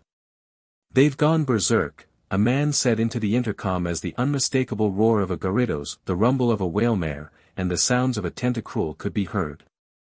Oh no! Hyper beams and body slams incoming. That was the last the captain heard, as the microphone began to broadcast static. The captain stared for a few seconds before composing himself into a professional manner. The captain called out his Pokemon, revealing a Poliwrath from the flash of light. Poliwrath looked at his trainer, wondering why he had been called out. Poliwrath, I need you help, he told him. Poliwrath, sure. What do you need? The Pokemon responded, eager to help out his friend. The captain nodded and quickly told him the situation they had found themselves in. The captain sent Poliwrath off to go and wake the sleeping Pokemon down in the center. Some trainers like to keep their Pokemon pampered during the cruise, and the center provided just that. He then moved to the intercom to warn all the people aboard. Attention! All passengers. This is an emergency. All passengers and Pokemon report to the top deck immediately. I repeat, this is an emergency. The captain yelled into the intercom, making sure that even the heaviest sleepers would wake. Ash's eyes snapped open. Usually he wouldn't have awoken to any noise whatsoever, but he did fall asleep very troubled. Latias was still snoozing away in a strange role reversal. Pikachu was looking around avidly now, trying to determine the trouble he sensed. I repeat, this is an emergency. All passengers and Pokemon report to the top deck, the captain's voice boomed through the speaker on the ceiling once more. Pikachu, go and make sure the others are awake, Ash ordered, fearing for the safety of his friends. Pikachu nodded as Ash opened the door and ran down to the rooms of his friends. Ash quickly strode over to the sleeping girl that lay in his bed. Latias. Wake up. We got to go. Ash said as he shook her a bit, but she still would not wake. Ash sighed, if there was a time to try this, it shouldn't have been now. Ash closed his eyes and channeled his psychic and aura through the Ian. What happened next was not what he expected. Instead of lightly nudging her mind to wake her up, his own mind was pulled into hers. Ash looked up, not recognizing where he was at all. His surroundings seemed to be covered in mist, and it was almost as if things materialized as he approached. He moved through the light mist, able to sense where Latias was. She was definitely nearby, but he couldn't see her anywhere. Suddenly, the mist dissipated, showing environment that Ash had found himself in. It was the secret gardens of Altomare. The fountain flowed smoothly and serenely, making peaceful splashing noises that soothed and calmed those who heard it. He turned around to find Latias, in her human form, sitting by it. Latias. We got to. Ash said, but was interrupted by a finger to his lips that ushered him to be silent. Should I have something I need to do first? Latias whispered, an unknown emotion filling her voice. Well, unknown to Ash. Ash looked at her strangely. He had no idea what kind of dream or thought he had entered. What do you need to do? I can help you, Ash said as he gripped her shoulders. Latias didn't answer. Ash noticed that her face seemed to drift closer to his and had absolutely no idea what she was doing. I've always dreamed of doing this. Latias whispered, her hot breath mingling his own. Ash flushed from the closeness, and Latias was inches away now. Ash Then a wave of extreme cold washed over him and pulled him from Latias's mind. He awoke, shaking his head, feeling extremely confused. About time. Misty said as she recalled Golduck to his Pokeball. You and Latias were so out of it that I had to use Golduck's ice beam to wake you up. Ash looked up to see a couple of ice crystals that had formed in his hair, confirming it.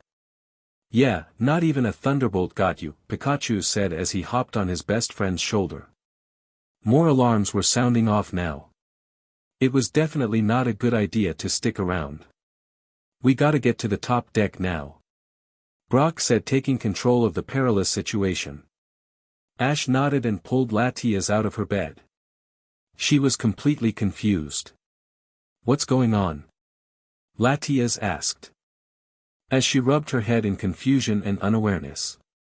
The ship's been attacked by Rouge Pokemon. The captain wants everyone on the top deck now. Dawn said as she moved towards the door, not wanting to linger at all. Latias's eyes snapped open. Let's go then. She psychically urged as she pulled them all out of the door, grabbing her and Ash's things on the way out.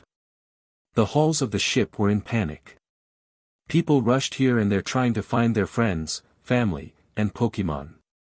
The elevators were jammed with people, the stairs swamped with traffic, and everywhere people were just running, unsure of what to do.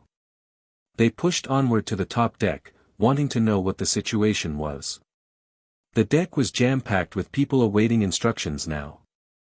All right, people. The ship has been attacked by wild seafaring Pokemon. They have gone berserk and attacked the ship, destroying the engine in the process, causing it to begin sinking, a sailor said into a megaphone.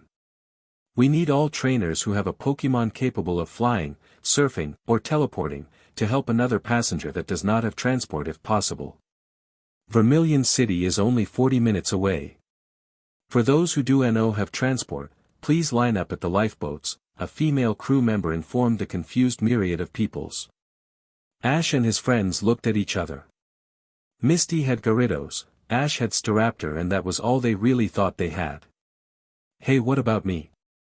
Latias asked quietly as she nudged Ash. What? I can't let you transform here. Ash said urgently. Latias knew he meant good, but wouldn't let it die down. No, this is a life and death situation.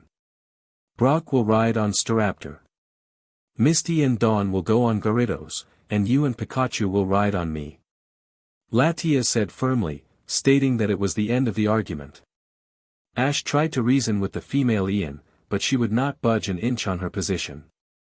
It was at this time that Brock decided to intervene. Maybe we won't have to use our Pokemon. If we help the ship stop sinking, then maybe we can save the ship. Brock said reasonably. They looked at the rock Pokemon trainer with skeptical eyes. How do we do that? Dawn asked, not having the slightest idea of what plan would work. Brock began to explain. If we and maybe a couple of other trainers go down to the leaks and use ice-type moves, maybe we can freeze the incoming water and keep the ship afloat. Brock answered. It was a genius idea. Ice floats after all. Great idea, Brock. Misty complimented. The group rushed to the nearest crew member and told them the plan Misty had formulated. You know. That might actually work, he said as he rushed off to tell the captain. They followed him and ended up in the communications room. The captain had just finished sending out a SOS to the nearest police station and center. What do we have here, the captain asked the sailor. The sailor explained the plan that Brock had come up with, and the captain looked contemplative. That just might work, all right. Kids, go down there with him and try to seal it up. I'll tell the others to send any Pokemon that knows Ice-type attacks down there. Hopefully, you don't have too much trouble with it. The captain pressed the button on the intercom, alerting his employees to the new plan. Teams of sailors were dispatched to seal off the leaks with their Pokemon. Just maybe, they could save the ship. Ash and his friends arrived at one of the major leaks.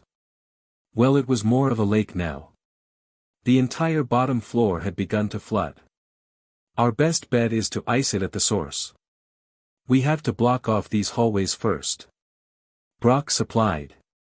A strong current was flowing through the hallways, away from the source. Anyone or anything that got caught in those waters would be swept out to sea or smashed into something. Add some hostile water Pokemon, and it spelled trouble. We gotta try our best. Misty said as she called out Politoed and Golduck. Ash called out Bizel to help them out.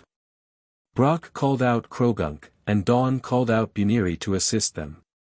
Latias watched on with worried eyes as she stood behind her trainer, just hoping that everything would work out. Why did you call out Krogunk?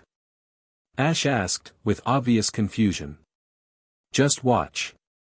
And use Ice Beam when I say so. Brock said confidently. Krogunk.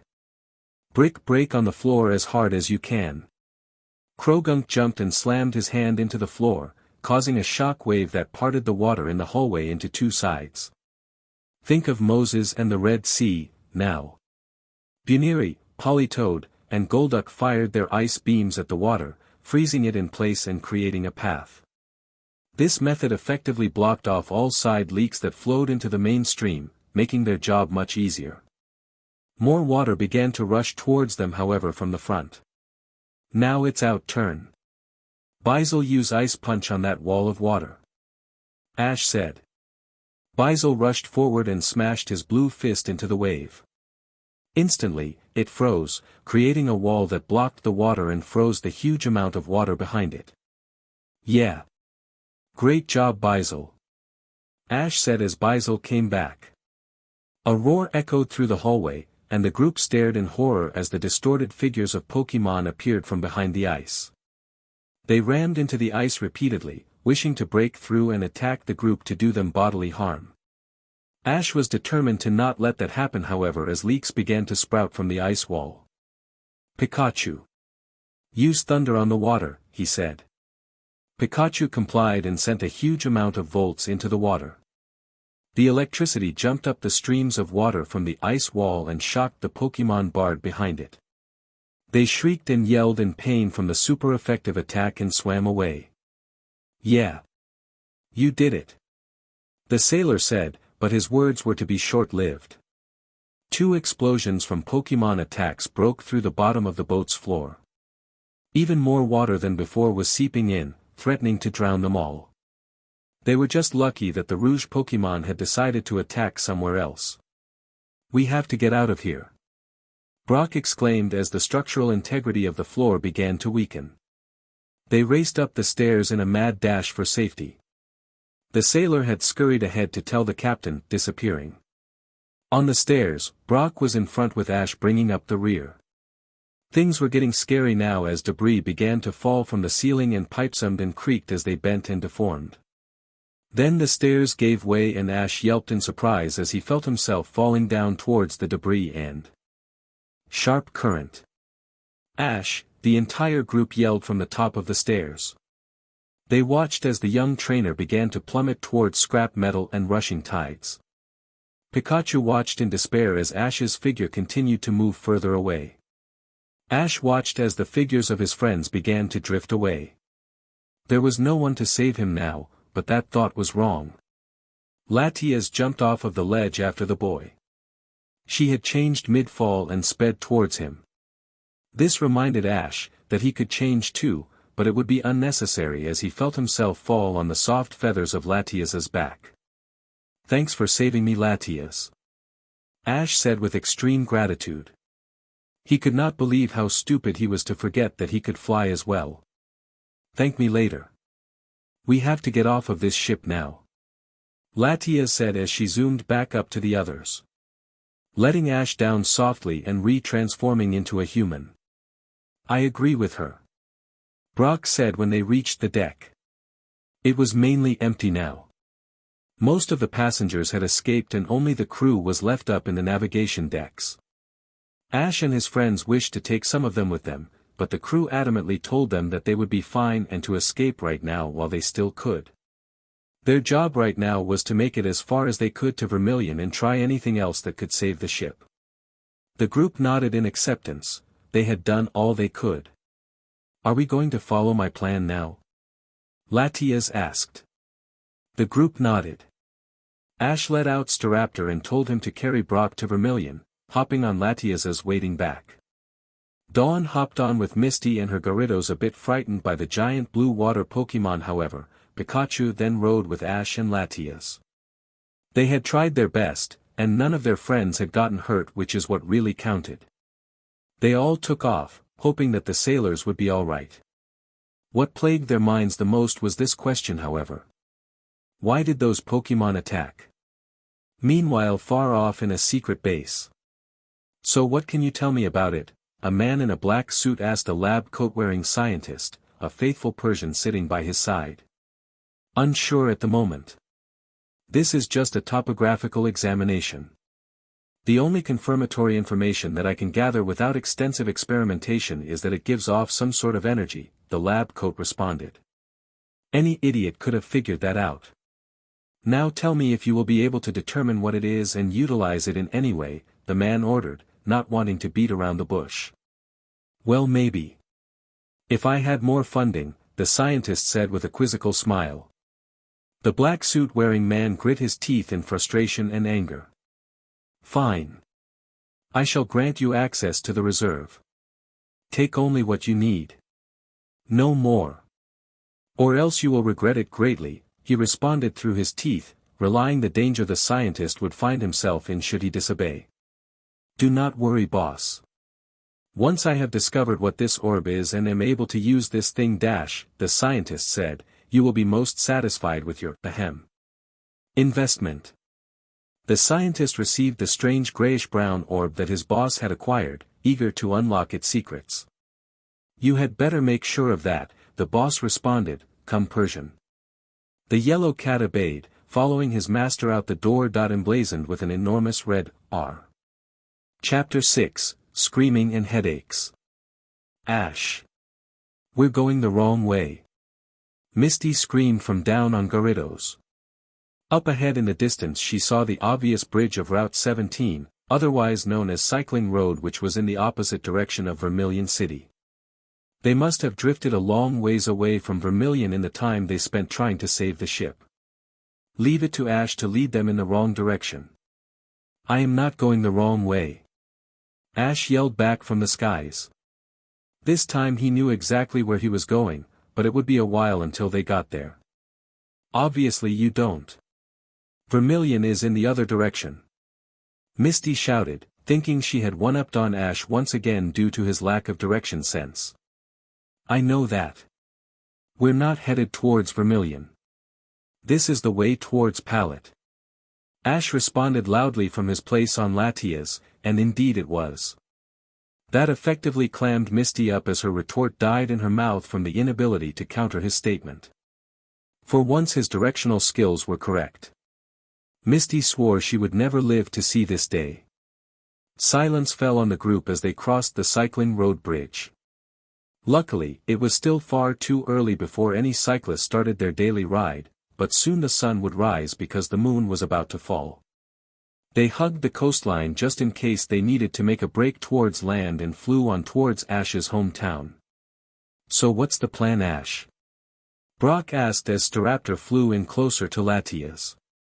Get home before my mom totally freaks, Ash answered grimly.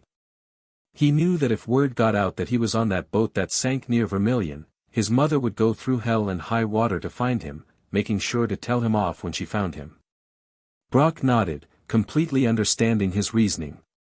He had, after all, stayed with Mrs. Ketchum for a long time, and she would always worry if Ash was alright. Sometimes he would catch her just staring out into the sky, and he knew that she was thinking about her son. He really hoped that they would get to Pallet in time. Things went on without a hitch for a good half hour. Pallet town was probably only a couple of miles away. He noticed that he was slowly losing altitude however and looked down to confirm his suspicion. "Are you tired, Latias?" Ash asked telepathically to the Ian who was burdened with his weight. She wasn't quick to respond because she was determined to show Ash that she was strong, but her tiredness took over, causing her to respond with a loud yawn.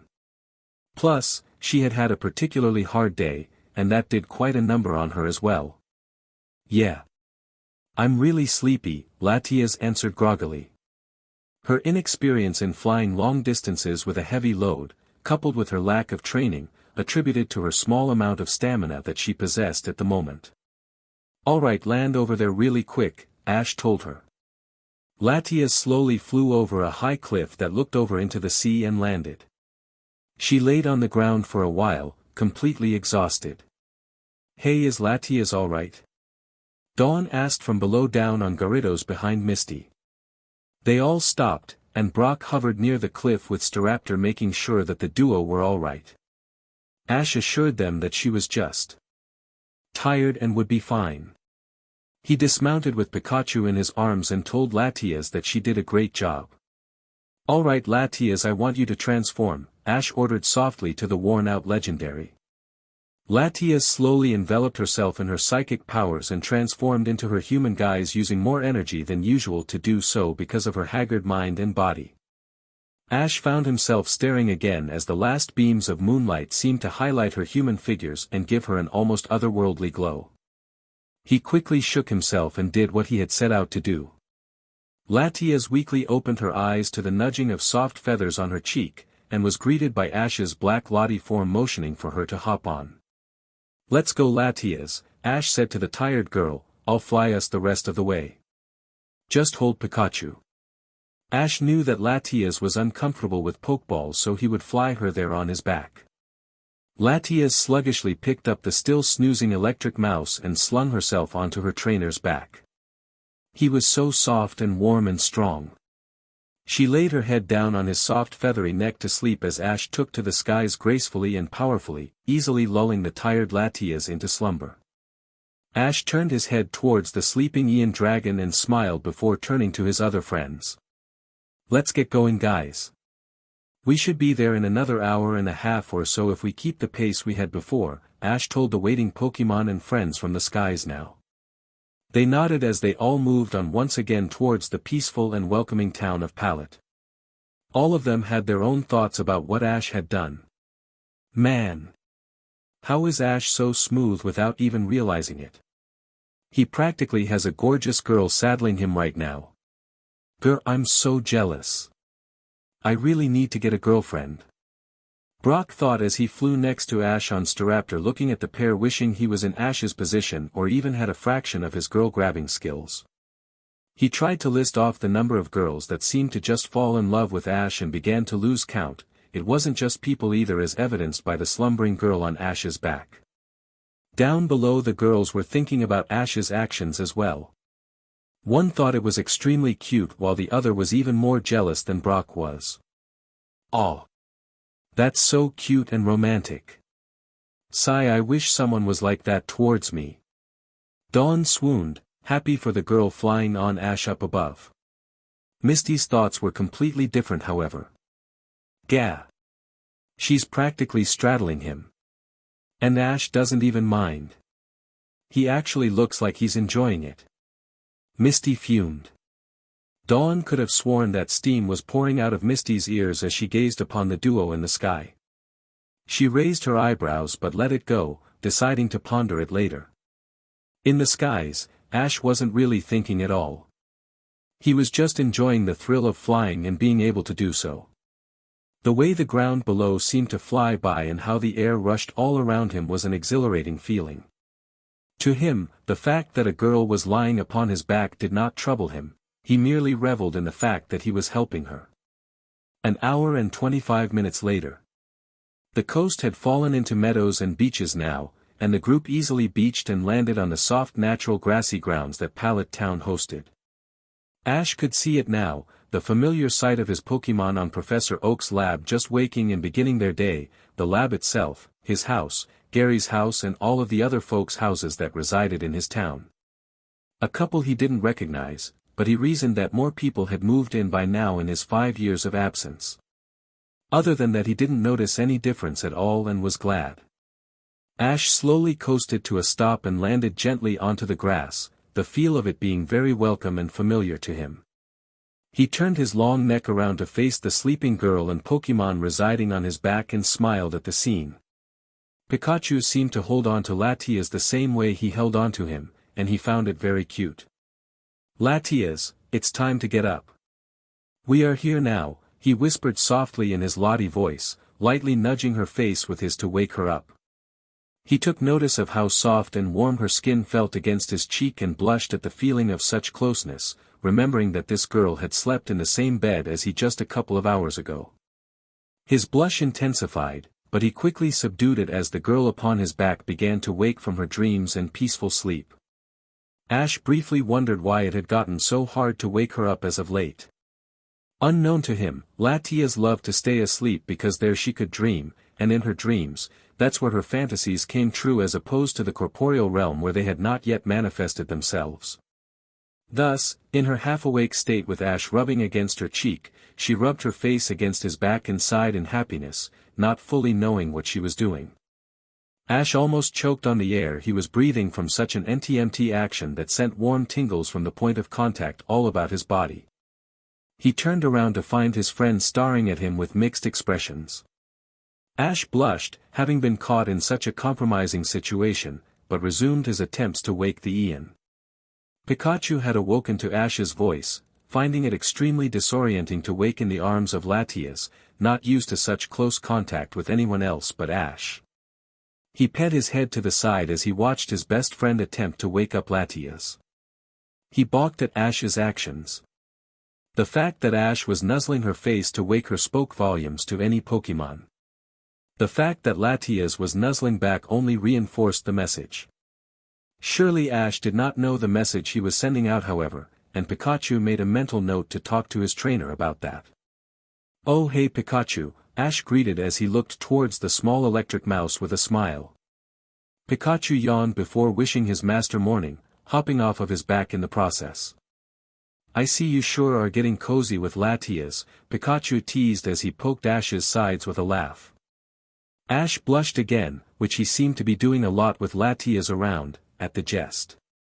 "Shut it Pikachu or else I'll cut off ketchup," Ash threatened with a glare towards his best friend. Pikachu feigned a state of fear as he ambled off to greet the other humans a good morning, a smile adorning his small face. "Come on Latias. You need to wake up now. I really need to stand up before I lose feeling to the bottom half of my body," Ash pleaded with the girl. Latias slowly blinked her eyes at the soft plea, allowing the first few morning rays to filter through her eyelids. She looked up, unaware of where she was or how she got there. "Finally you're awake." Latias looked around from her spot on Ash's back, taking in the unfamiliar surroundings. The sights and smells and sounds were all so different compared to home.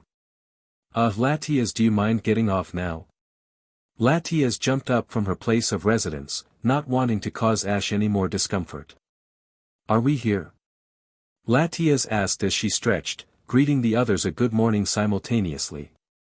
She could see a small town up ahead which could only be Ash's hometown.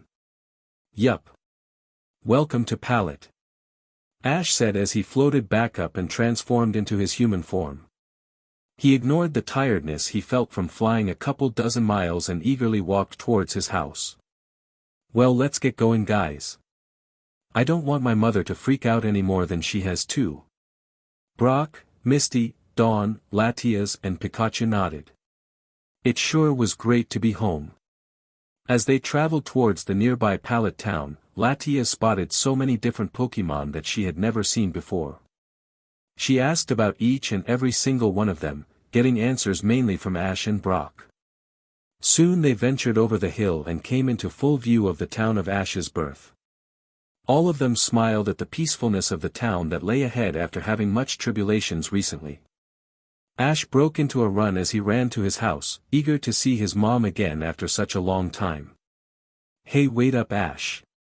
Dawn yelled as everyone else picked up the pace in order to keep up with the excited boy. They arrived just in time for Ash to start knocking on the old familiar wood. Ash made a mental note that Mr. Mime wasn't answering the door, and that he wasn't in the garden. He was most likely running an errand for his mother at the moment. "Coming," a voice called from the other side. They could hear footsteps approach as the moment of reunion was upon them. The door swung open, revealing a middle-aged brown-haired woman with a very cheerful demeanor. "Ash. Honey. You're back safe and sound. Thank goodness." Mrs. Ketchum exclaimed as she gave her son a tight hug. "It's great to see you too, Mom." Ash gasped as he was slowly losing breath from his mother's iron grasp hug. His friends all chuckled and giggled at the scene. "Hi, Delia." Pikachu chirped as he hopped onto his trainer's head. "Oh, I missed you too, Pikachu." Delia squealed as she let go of Ash and latched onto the small yellow mouse residing upon his head, enveloping Pikachu in a tight hug next. Ash stepped back, allowing himself to breathe again. He guessed that his mother had not heard about the sunken cruise ship yet, and hopefully she wouldn't ever. "Oh, where are my manners?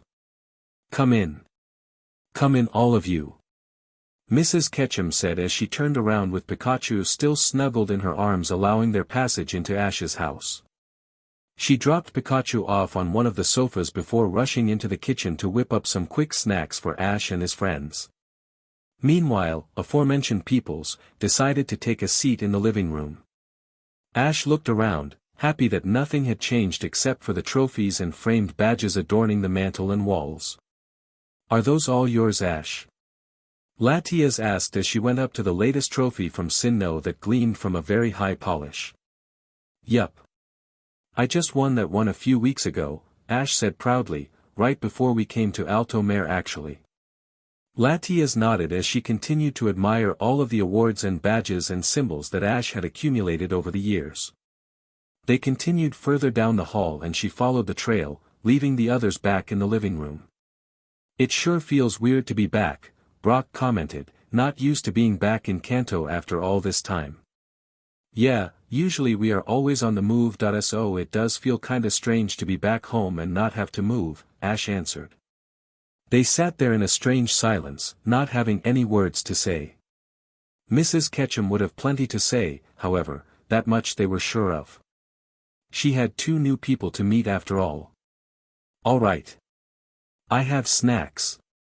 Your favorites too, Ash," Mrs. Ketchum announced as she came in carrying trays of food. "Yes." Ash cried out as he lunged for the food that his mother had laid down on the table. Mrs. Ketchum smiled sweetly as she watched her favorite boy eat like a madman. "I have ketchup for you too, Pikachu," she added as she handed a fresh bottle of ketchup to the small mouse. Pikachu exclaimed in happiness as he took the bottle and immediately began downing it. She then turned to her other guests as her son and his Pikachu were snacking away. "It's very nice to see you again, Brock, Misty," Mrs. Ketchum said as she sat down in an empty seat. "And I believe that you are Dawn. Ash has told me so much about you." Dawn nodded in confirmation of her and eagerly greeted Mrs. Ketchum, showing off her Pokemon as well. Ash's mom gushed over their cuteness and commented on how well trained they looked. She did not bring out Mamoswine, which was a very smart choice on Dawn's part. Little bits of chatter flitted through here and there between the girls, allowing for the guys to enjoy the food set out for them. Latias, now finished looking at all of Ash's awards, returned to the living room, very impressed with Ash. Ash's mom turned to look at the very beautiful girl that Ash had brought home with him, well, more beautiful than usual. She wondered who she could be, seeing as Ash never mentioned anyone else coming back home. She was even more surprised when she didn't say anything, just walked over to Ash and sat down, a smile adorned on her face. She looked at Ash with a bright smile, seeming to communicate with him without speaking. "Ash, honey, who is this? Ash's mother asked as she observed the young girl. Ash blinked a few times, trying to come up with a suitable answer to his mother's question. She is, mare. Ash stuttered, his inability to come up with a quick answer now would be his undoing.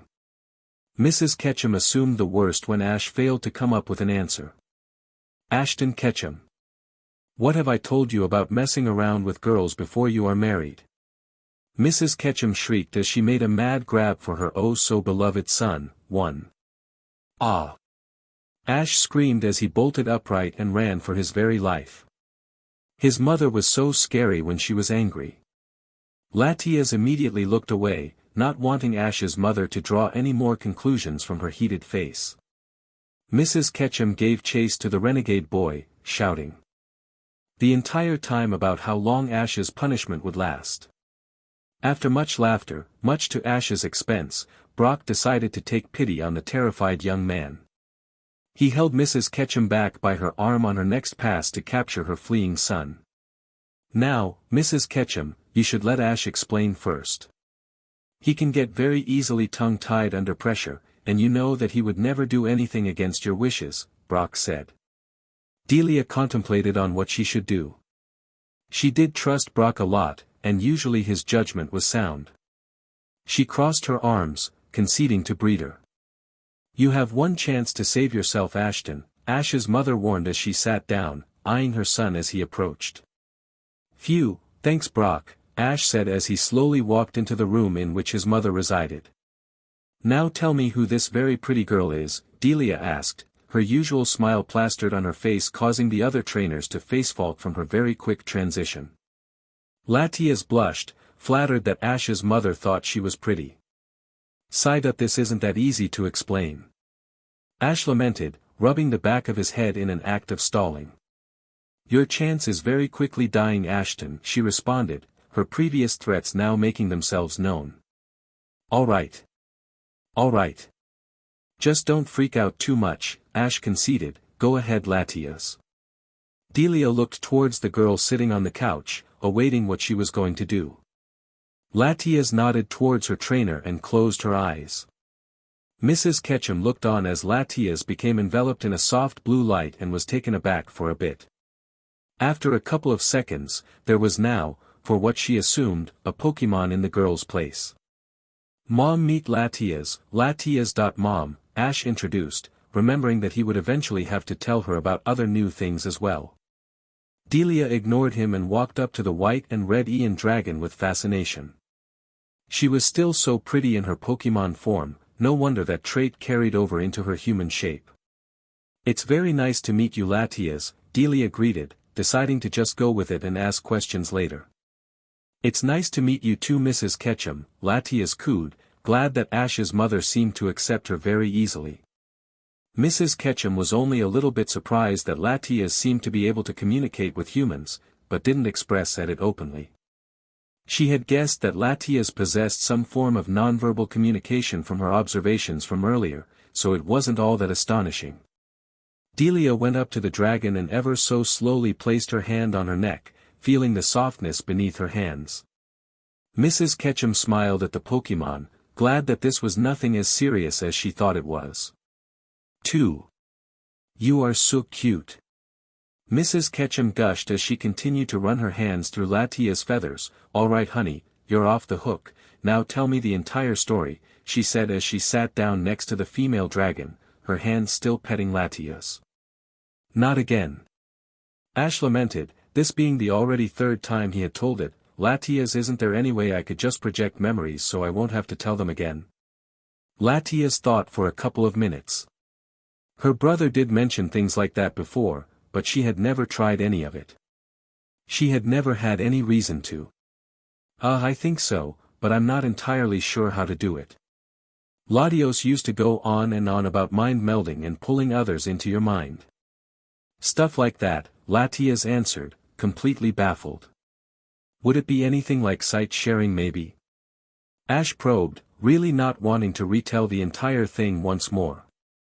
That idea struck a familiar chord with Latias. Sight sharing was a mental link between two psyches that shared a tight bond. Maybe it was possible to project one's memories in the same manner. Maybe, Latias answered, unsure of the possible results of an excursion into Ash's mind. Let's try. Ash said with determination and his usual attitude to jump into things. If they could do this, it would make it so much easier for Ash. After getting over her reluctance, Latia's eyes glowed blue, enveloping the other humans and Pokemon in her psyche, as she searched for the psychic signal of Ash. It didn't take her long, and when she found it she infused her own psyche into his. The effect was instantaneous. Suddenly they were all moved into the memories of Ash's journey from Sinnoh all the way to Altomare, all the way to Pallet in first person.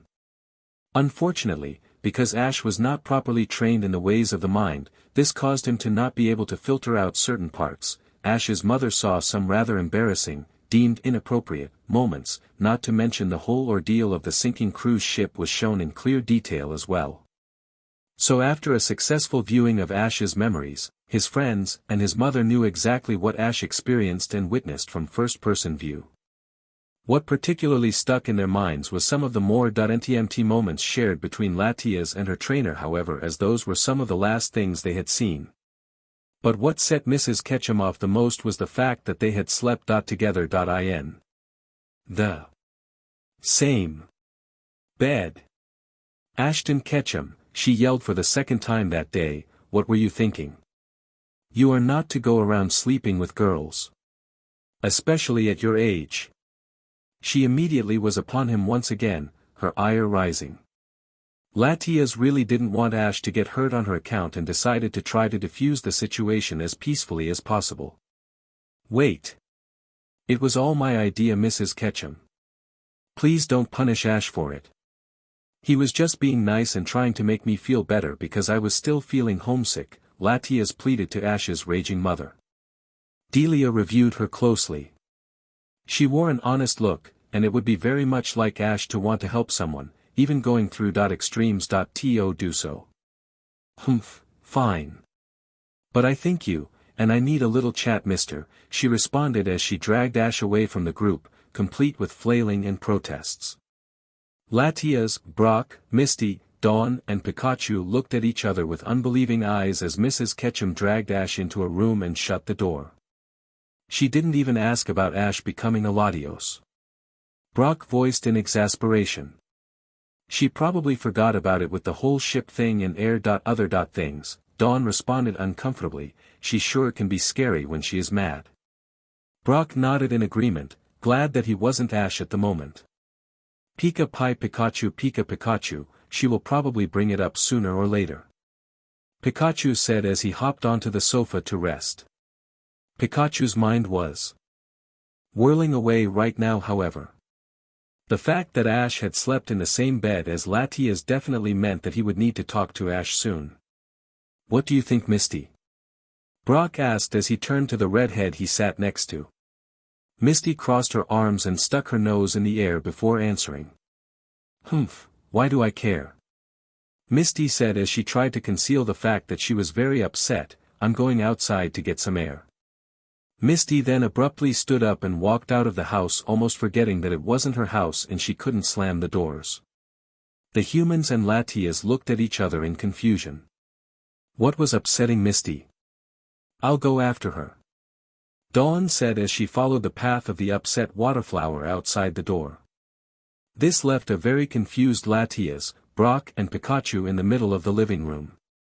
Brock slumped down in the nearest chair, rubbing his temples. Sighed that I think it would have been so much easier if we had just gone to Vermilion. Brock muttered as he tried to ignore the oncoming headache from the events he had already gone through that day. Chapter 7, Bleeding Hearts, Dangerous Signs. Dawn looked left and right as she exited Ash's house. Misty must have run off quickly because the blue-haired coordinator did not see a single sign of her bright orange hair anywhere in her vicinity. Dawn sighed out of frustration, looking down to the ground in the process, noticing something that could help her on her mission: footprints. She steeled her resolve once more and briskly hurried after the fleeing Cerulean gym leader. As she followed the fresh tracks, she noticed that she was starting to leave Pallet Town. Dawn reasoned that Misty couldn't have gone too far, however, and pushed forward. Abruptly, the tracks swerved to the right, into a nearby forested area. She bent her brow, unknowing of what significance that place held to Misty. Dawn made her way through the underbrush, her curiosity mounting. Suddenly a large clearing appeared, containing a large pond and stream. There on the shore was an upset Misty. Dawn took a couple of seconds to survey her surroundings before approaching the girl in front of her. Obviously this place held some sort of memory or occurrence that was pivotal to Misty's life. After a moment's time, she slowly advanced towards the girl. "Misty. Are you alright?" Dawn asked quietly as she sat down next to the water Pokemon trainer. Misty didn't answer, but merely just stared out into the calm pool of water, remembering. "Misty." Misty sighed sadly, absent-mindedly picking up a smooth rock and skipping it across the water. "I just don't know, Dawn." Misty slowly answered, just watching the ripples spread across the water. "I don't know what to do or what to think or what to feel anymore. I'm just so confused." Dawn was silent for a moment, pondering what Misty had meant by that. She looked at the minuscule amount of time she had spent with Misty and only came up with one conclusion. "Is it about Ash?" she bluntly asked, causing Misty to balk a bit. Misty attempted to deny that statement, but all that came out was a stutter. She sighed again. "Am I that obvious?" Misty questioned, looking towards Dawn for the truth. Dawn contemplated on her answer and decided to just get it out. "Yeah, it's kinda easy to see," Dawn said, rubbing the back of her head in nervousness and awkwardness. "Except to him," Misty murmured, her thoughts returning to her brash raven-haired best friend. "Well, we all know how dense Ash can be," Dawn said with a chuckle, which was earnestly returned by the orange-haired trainer to the left. A short pause of words followed, but was eventually punctured by the blue-haired coordinator. "It's not just about him, it's about other people as well, girls to be specific." Misty immediately tensed and stiffened as Dawn hit the real reason for her being upset. "I can't help but feel." Misty started. "Jealous?" Dawn finished, looking at Misty with a soft expression. Misty nodded sadly. "I could tell by the way you looked at Latias and me when we first met back in Altomare." Misty looked away, slightly ashamed by her so easily read hostility. "Don't worry. I'm not angry and I'm not offended. You won't have to worry about me." Dawn wished she could say the same about Latias, but that could have been a lie. "I don't know what to do, Dawn," Misty lamented. "I feel so jealous, but I feel bad afterward. It's so hard for me to just let things like that go." Dawn was silent, just letting Misty talk. "And then I get even more jealous because they are always prettier than me, or more special or something." At this, however, Dawn protested. "That's not the important thing though," Dawn said, a fierce determination to drill that message through her head, on her face. "It doesn't matter if they are prettier or taller or a better trainer or anything. To Ash you are still special. You're his best friend. Even if he does end up with someone else, you should know that you will always have a place in his heart." Misty was quiet for a bit, contemplating Dawn's words. "But," Misty began, before being violently cut off from Dawn. "But nothing. You don't know how special you are to Ash. He used to go on about you all the time. And obviously he likes you, maybe not in the romantic sense, but he still cares. Plus a lot of the girls Ash befriends have some kind of resemblance to you." Dawn ranted, finally taking a long deep breath. "Besides, you are pretty and a great trainer and a great friend." "I see what you mean when you say, resembles me," Misty said with a weak chuckle, noting Dawn's uncharacteristic blow-up. They lay in silence a little longer before Misty broke it again. "Do you want to know why I came here, Dawn?" Dawn hesitated in nodding, because she really did want to know. However, she feared that it would be insensitive to ask. Misty took her silence as a yes and continued on. "This was the place where I first met Ash," she answered with a serene smile on her face, easily remembering that strange day. "Here?" Dawn asked redundantly, quirking her brow in surprise. Yeah, that was when he was first starting his journey and didn't have a clue about what to do, the orange-haired girl responded with mirth. I literally fished him out of the river. Dawn smiled, just imagining the scene that Misty was describing to her. On that day that he became my first real friend. And my best friend. And you did the same for him. Dawn answered back with a cheery smile. Misty smiled as she stared out over the lake, mentally hearing the shouts and splashing of the boy whom she fished out of the pond all those years ago. The game wasn't up yet, but Misty knew now that at least she would always have a consolation prize, and that was one thing that would always make her smile. With Brock and Latias and Pikachu. Brock glanced towards the door as Dawn left, deciding that this would be the best time if any to talk about what he had on his mind. Latias, I want to talk, Brock said as he looked at the Ian, his face filled with seriousness and absent of any perverse looks. Pikachu looked up too, picking up on the discussion that Brock was about to discourse on, making himself alert. Okay, what do you want to talk about? Latias answered, completely unaware of what Brock could possibly talk about. That was a mistake on her part. Brock nodded before continuing. Seeing as I aim to be a top Pokemon breeder, I can confidently say that I know quite a bit about Pokemon, Brock started. Latias nodded, easily following his speech. So due to this I know some things about Pokemon courtship and mateship, although no human truly knows all about it, myself included. Latias did not know how to respond to the unexpected subject. So that leads us to where I am headed, the courtship you have formed with Ash, the latter, unknowingly as well, Brock finished. Pikachu agreed and conveyed to Brock that he had planned to talk to Ash about this later. I don't understand. Latias answered, her face full of confusion. Brock and Pikachu feared as much. It was most likely that since her father and mother were deceased that her brother was to take on the responsibility of informing Latias of courting and mating. Unfortunately her brother had passed as well, leaving no one to tell her of Pokemon relationships. Latias knew full well what mating and courting was, but had no idea that there was some sort of process to the whole matter in terms of Pokemon.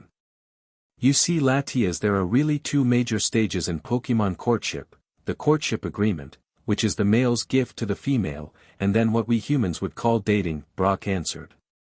I don't want to be too blaze about this but, some of the things that you and Ash have been doing are not done until deep into courting or if you were both mates.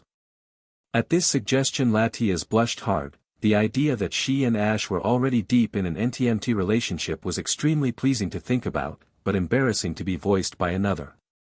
Then mating that's explanatory, Brock said with a chuckle, that's all I really know, Pikachu you got anything else to say?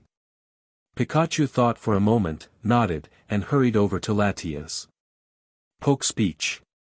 Alright, there's a couple of things that Brock missed because he probably doesn't know about it, claims, marks, and bonding, Pikachu said as he sat down on the seat next to Latias. Latias listened intently to the small yellow mouse Pokemon, wanting to learn all she could. Claiming is quite easy to understand. A claim is a publicly made action or statement that signifies that a certain Pokemon intends to mate or court another. If there are multiple claims, those who have made claims must fight it out to see who wins. The winner will then be allowed to court and possibly eventually mate the Pokemon in question, Pikachu continued. Latias nodded, easily understanding. Marking is done to signify that a Pokemon is taken. The courting mark is temporary and will only remain if they continue courting or if they solidify their mark into a mating mark. If the courted fall out of their relationship, the mark will disappear, signaling availability, Pikachu added. But what do the marks look like? Latias asked, how does another Pokemon tell them apart? Each Pokemon's mating mark is different in some way. None are one and true the same, Pikachu responded, easily answering her question. Latias nodded, briefly wondering how her mark would look like. Last is bonding. Once a Pokemon has chosen a mate, a true mate, they are forever bonded to that Pokemon in soul and spirit. This is one of the most closely guarded secrets of Pokemon mating. Each soul has their own companion, soulmate, true love. Etc., Pikachu informed, but this raised another question. What if the Pokemon mated isn't the soulmate? What happens then? Latias asked with worry. Oh, nothing bad happens to them. It's just that the bond between them will never be full and complete. The relationship between two non-soulmates would only amount to a fraction of happiness and intimacy available to a true soulmate bond, Pikachu finished. Of course, that's just a basic overview. There is much more to courting and mating than just what we have described. There are even some mysteries that us Pokemon do not understand. Latias nodded and sat processing all of this new information. How did you learn all of this stuff anyway? Latias asked, wondering how and where the small yellow mouse got this information, with Pikachu being a trained Pokemon almost all his life. Pikachu shrugged. You pick things up after a long time traveling around. Plus a lot of Ash's Pokemon are older than us, so they explain it to those who don't know, Pikachu said with indifference. But what does this have to do with me and Ash? Latias asked, still confused as to why they brought up the whole topic. Pikachu gave her an incredulous look. Everything. Pikachu exclaimed in disbelief that Latias could not connect the dots. You're laying a claim on Ash without even realizing it, Latias. She looked away, not wishing to reveal the true depth of this truth. What if I meant to do that? Latias murmured to herself, her back turned away from the small yellow mouse and now sleeping human. Pikachu's eyes grew large, a bit surprised, but only just. If Latias did intend to fight for Ash, then she had a long war to fight with many enemies and many battles because Pikachu knew that there were so many after his heart. With Ash and his mother. All right, Ashton, sit, Mrs. Ketchum commanded to her son. Said son slowly took his seat, a bit fearful of what he mother was planning to do or say. First.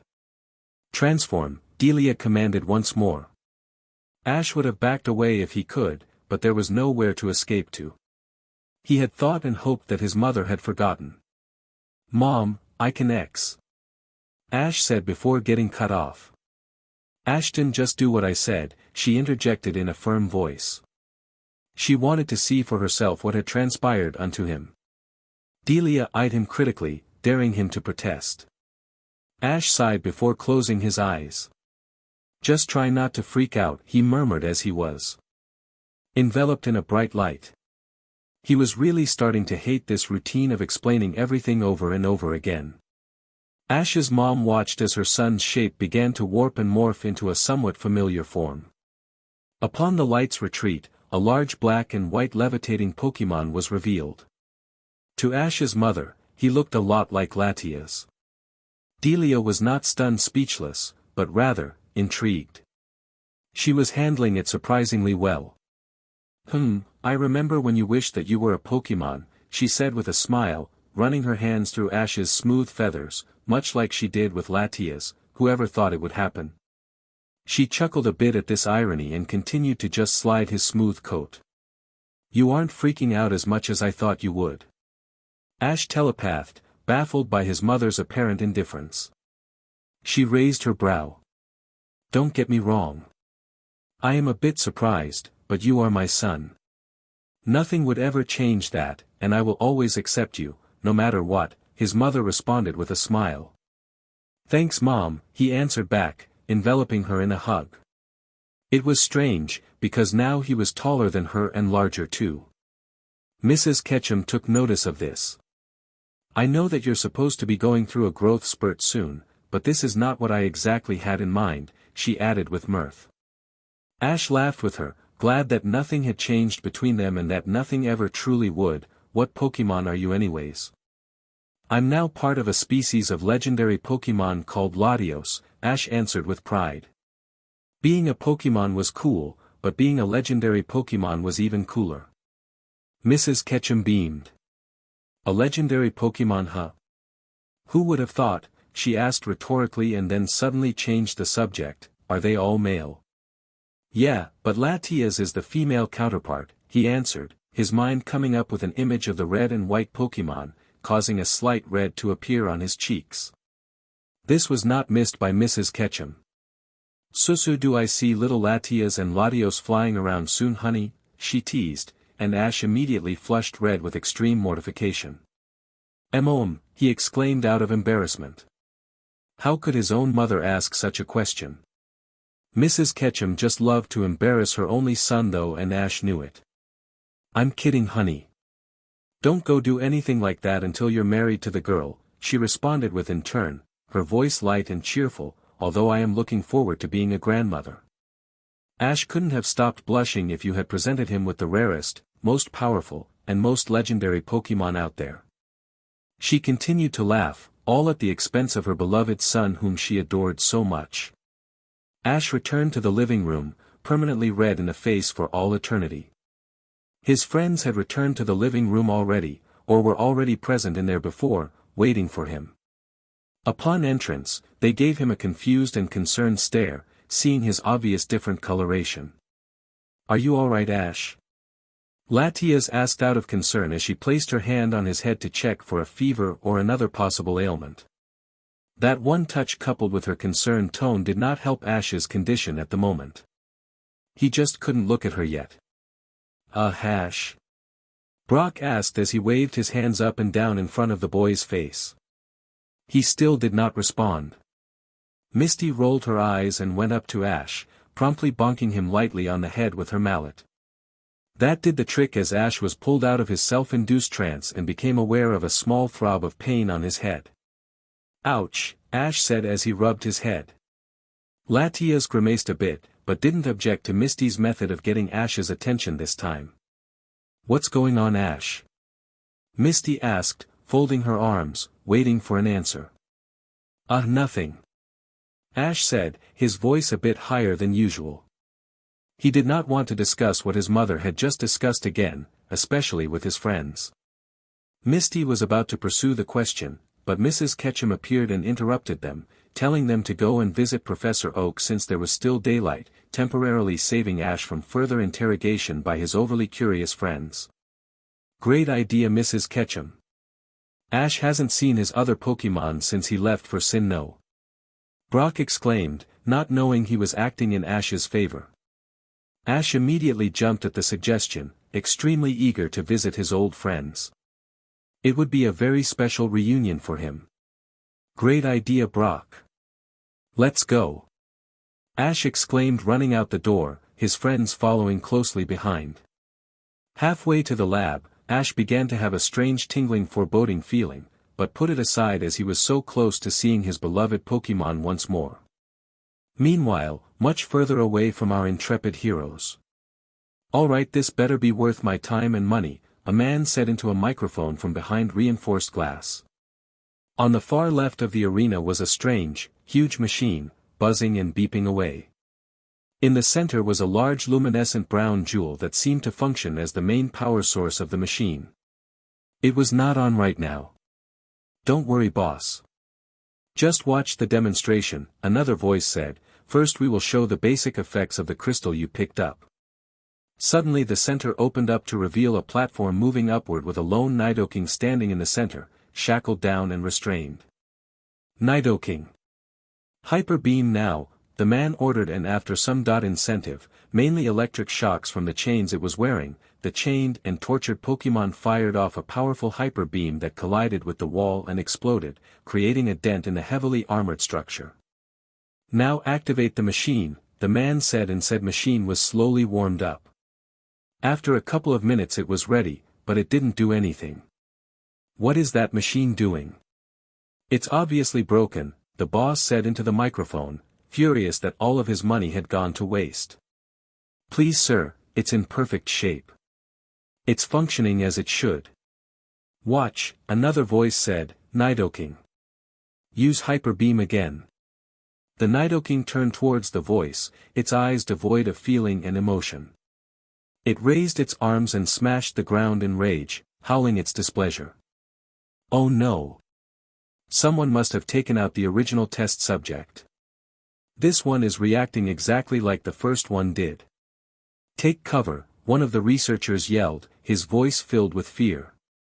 The Nidoking roared with anger and swung around violently, smashing his holds onto the ground. They broke under the strain and power, freeing the Pokémon to exert his wrath upon the torturers. Giovanni watched with avid fascination. Those chains were supposed to be impossible to break, yet here a Pokemon smashed them as if they were toothpicks. That Pokemon was now on the loose in the arena, threatening all of the people inside of the facility, including him. Lock down. Lock down now, one of the guards said, and the arena was immediately reinforced with more steel doors. There was no possible way for the Nidoking to get out, or so they thought.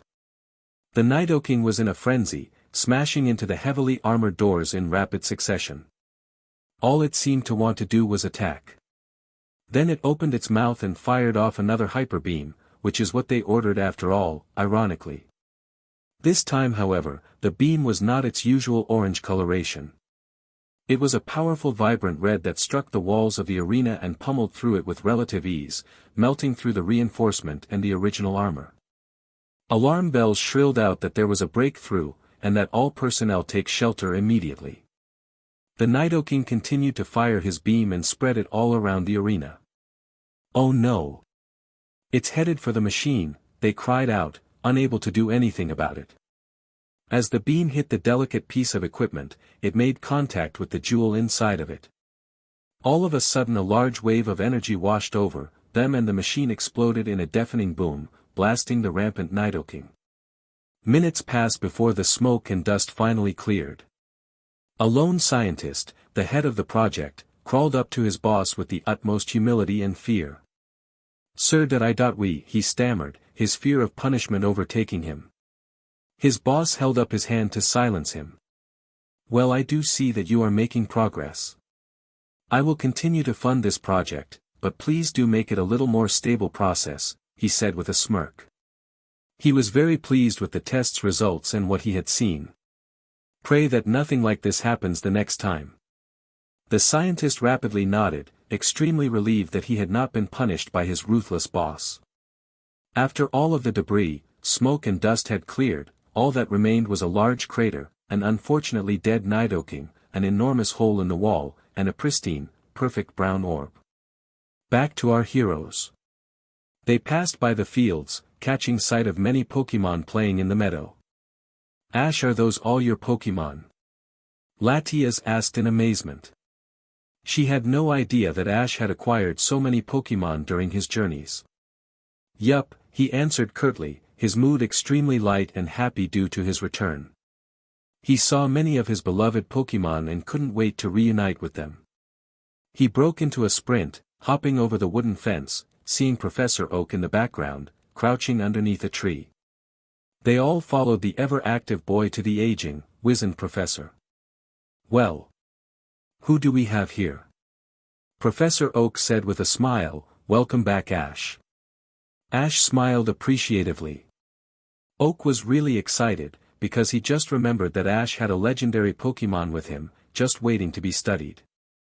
He greeted all of the others too, meeting Dawn and catching sight of Latias in her human guise, though he didn't know that. "How are all my Pokemon doing?" Ash asked, hoping everything was running smoothly. The Pokemon professor scrunched his face up in hesitance to answer. "Well, most of them are doing fine. There is one particular one that has been giving me some trouble ever since he got back," Professor Oak said apprehensively as he peeked around the corner of the tree. "What is it?" Brock asked, not ever knowing Ash's Pokemon to give the professor any trouble. "Well, you see." Professor Oak stumbled, but didn't need to finish as a deafening roar broke the silence of the afternoon, followed by a large column of fire being blasted into the air, heating up the air to an uncomfortable temperature.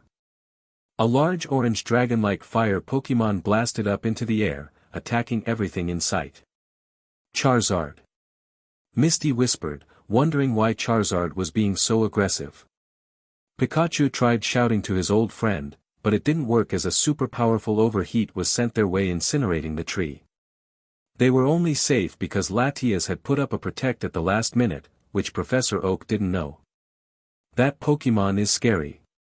Dawn whimpered as Piplup made a heroic stance, declaring that he would protect her. "What's wrong with him?" Ash exclaimed, never seeing him this aggressive or out of control.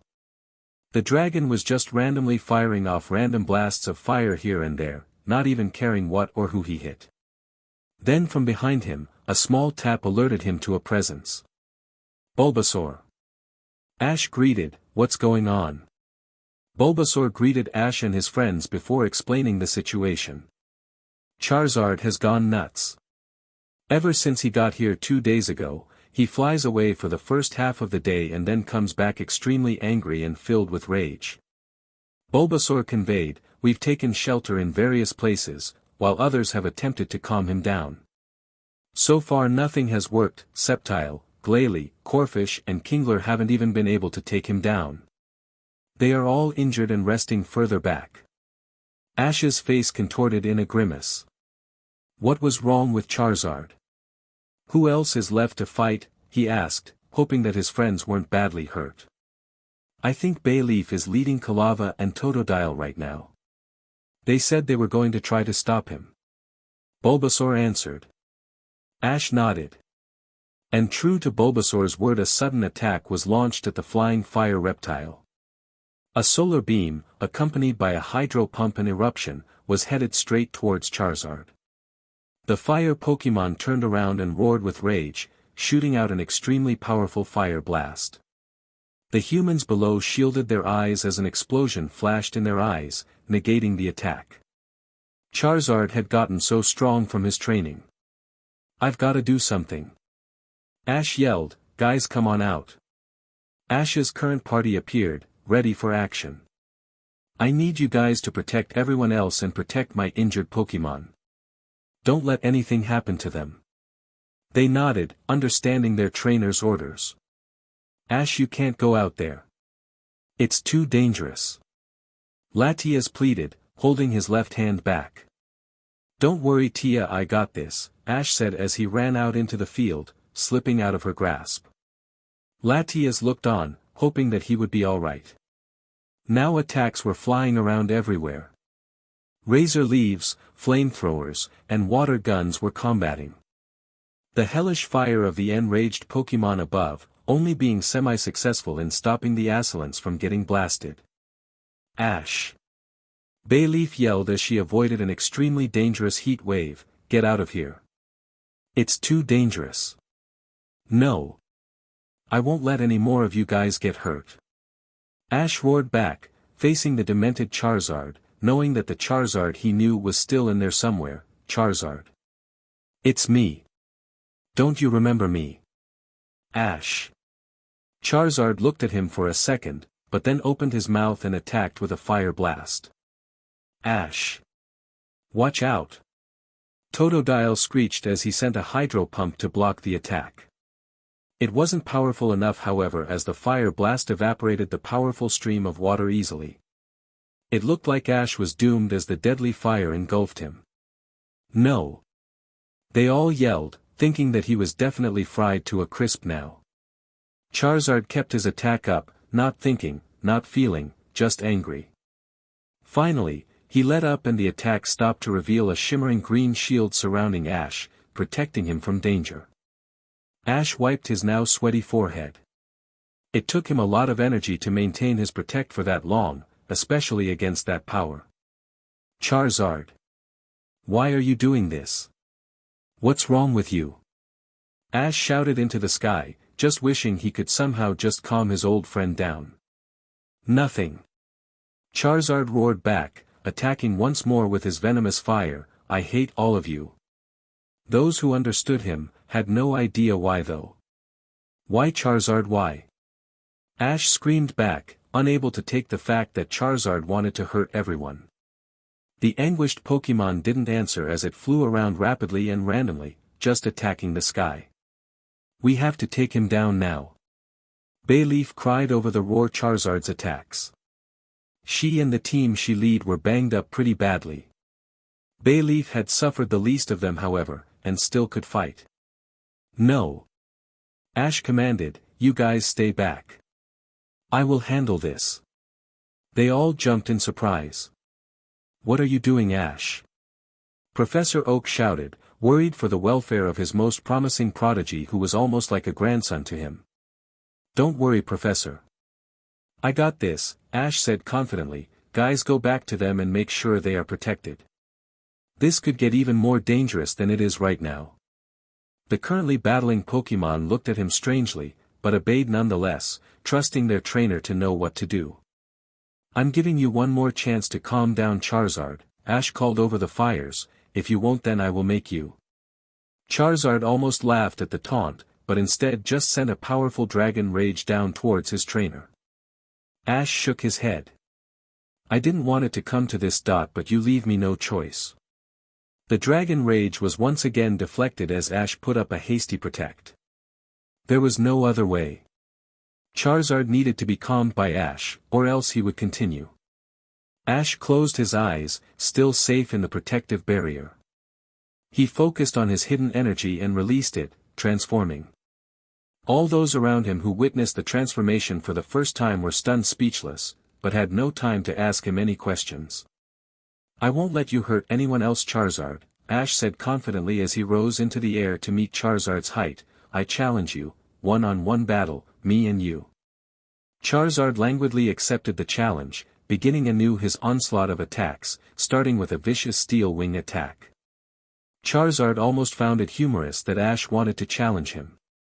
Ash barely had time to spin out of way, making use of his superior speed. This battle would only be won by wits and ingenuity and some of Ash's famous luck, seeing as Charizard had much more battle experience than he did. Charizard kept up his attack, coming back with many passes of steel wing, flamethrowers, fire blasts, and the repertoire of attacks he had. "I can't keep dodging. I need to attack and subdue Charizard," Ash thought desperately as he felt the tips of his wings get lightly singed by a passing flamethrower attack. It hurt a lot. He needed to think like a trainer and act like a Pokémon, but that's a hard transition to make. He had to try though. Ash counterattacked with a powerful aura sphere that hurtled towards Charizard at an extremely fast speed. The orange fire Pokémon, caught off guard, was hit dead on by the attack, but took minimal damage due to type advantage and his level of training. He narrowed his eyes, now seeing that his challenger was serious about his proposal to fight, roaring in defiance. "Charizard, I don't want to hurt you," Ash yelled in a last desperate attempt to avoid fighting one of his beloved friends. Charizard wouldn't hear any of it however as he blasted forward, propelling himself towards his trainer with murderous intent. Ash shook his head, knowing now that the only way to get through to Charizard was to defeat him, but he wouldn't hurt him too badly. He only wanted to just defeat him in order to calm him down. Charizard swooped in with a flame wheel attack, combining it with his steel wing, culminating into a dangerous combination attack. Charizard had apparently learned a lot from his training in the Cherisific Valley, but why wasn't he there now? Ash didn't have time to ponder his question as he sharply dived to avoid the powerful attack, thinking on how to defeat such a powerful and fast adversary. He turned just in time to block a precisely aimed flamethrower with Protect, but he knew he couldn't continue using his shield to block Charizard's raw power. If he kept that up, he was sure to fail. Ash flew away from the stream of fire, attacking with rapid aura spheres, trying to buy time as Charizard deftly dodged the barrage. The fire type opened his mouth and attacked with fast dragon rages, breaking through Ash's attack. He knew that he wouldn't be able to put up another successful Protect this time, and could only rely on dodging. Ash weaved back and forth through the onslaught, flipping, turning and dodging requiring much effort and concentration of him. Down below, they held their breath as Charizard kept up the attack. So far Ash was doing surprisingly well in dodging, but his luck would only run so far. An explosion was made known to the spectators as they witnessed a ball of dragon energy collide into Ash dead on. He yelped in extreme pain, the attack being super effective against him and was blasted back. Charizard wouldn't stop there however, he then attacked with a quick dragon breath to his chest, severely wounding Ash and depleting his strength. They watched with horror as Charizard continued to pound Ash with wave after wave of dragon-type attacks, not giving Ash a chance to retaliate. "Come on Ash! You can do it!" Pikachu yelled, hating the sight of his friends fighting, tears coming to his eyes. The sight was just too gruesome to watch anymore. Pikachu's cries encouraged Ash's other friends too, and soon they were yelling their encouragements. The Black Latios could not hear them however, as the sounds of whizzing by dragon rages and the din of Charizard's dragon breaths drowned them out. Latias, Brock, Misty, Dawn and Professor Oak looked on in complete despair, their voices unable to be heard, allowing Ash to draw strength. Latias closed her eyes, trying to find her endangered trainer's psyche through the storm of attacks. "Come on, Ash. You can do it. We all believe in you." Latias thought fiercely, hoping that somehow he would hear him. Ash grimaced as another blast from a dragon breath nicked his left wing. He knew that he was not doing so good at the moment. Then a small sweet voice entered his head, encouraging him and telling him that everyone believed in him. He drew strength and finally smirked as he formulated a plan. He faced Charizard, a new determination filling his face. Ash watched as the green fire from Charizard's dragon breath sped closer and closer to him. He smiled one more time as the green fire consumed him, covering him completely. The spectators gasped, unable to believe that Ash had been defeated and utterly destroyed. However, as the attack was stopped, there was no Black Latios to be found. Charizard looked around frantically, still sensing his combatant. Ash, invisible, turned around, his Latios face smirking in provocation. Then he shot off with all of the speed of his species, creating a sonic boom as he passed by the fire Pokémon, confusing it in the process.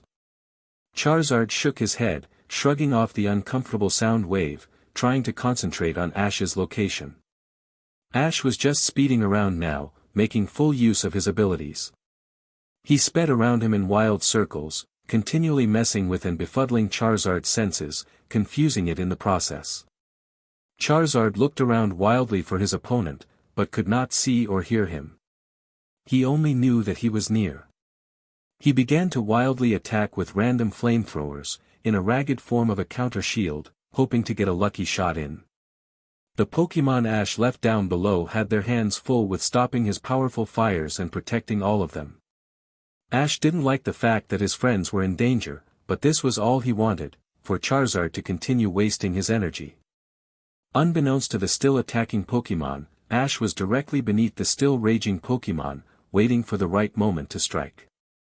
When Charizard finally stopped his deadly stream of flames, Ash shot up like a bullet, using Giga Impact in the process. Charizard looked down to see the attack, covered in purple and yellow light, approaching from below, but would not be able to get out of the way in time. He only had one choice for any success: meet the attack head-on with his previous combination attack, hoping that he would have the upper hand. Ash's eyes widened, not predicting Charizard to be able to react so quickly. There wasn't much choice now, he had to gamble on his own powers again. The two opposing attacks would collide any second now, and if it stayed as it was, Charizard would surely overpower Ash, and that would mean serious trouble. Then a sudden bright light surrounded Ash, tremendously increasing his power. Now it was Charizard's turn to feel surprised. He could sense the sheer force and power behind the attack, even as untrained as it was, but he had no way to turn back now. Down below, the spectators held their breath as the two smashed into one another, both sides vying for dominance. A cloud of smoke burst forth, hiding them from view, the sounds of clashing energy filling their ears. There was no clear winner for several seconds, but suddenly, out of the smoke, two Pokémon were falling like stones, the force of gravity overtaking them. The Black Latios and Charizard were both falling headfirst, neither were conscious. Oh no! They both fainted. If we can't stop them from hitting the floor, the impact from that height will be fatal. Professor Oak exclaimed. They had no Pokémon that could successfully break a fall from that height, the momentum would overtake the minimal padding they could provide. Snorlax might have been able to do it, but he was too injured from previously battling Charizard to handle that now. Then Professor Oak fell back as a gush of wind rushed past him, and a red and white dragon took to the skies. He looked back, noticing the absence of one of the girls. Brock, Misty, Dawn, that was that. Professor Oak bumbled, not entirely sure he had seen it right. They nodded in confirmation of what he was about to ask. They could not pay any more attention to the professor at the moment, they were too worried about Ash. They held their breaths as they watched Latias speed towards the rapidly falling form of Ash's Lati and Charizard. She flew towards Ash, lightly grunting from the weight that was suddenly dumped upon her. Her eyes glowed blue as she surrounded Ash, herself and the other fainted Pokémon in her psychic powers and slowly descended to the ground.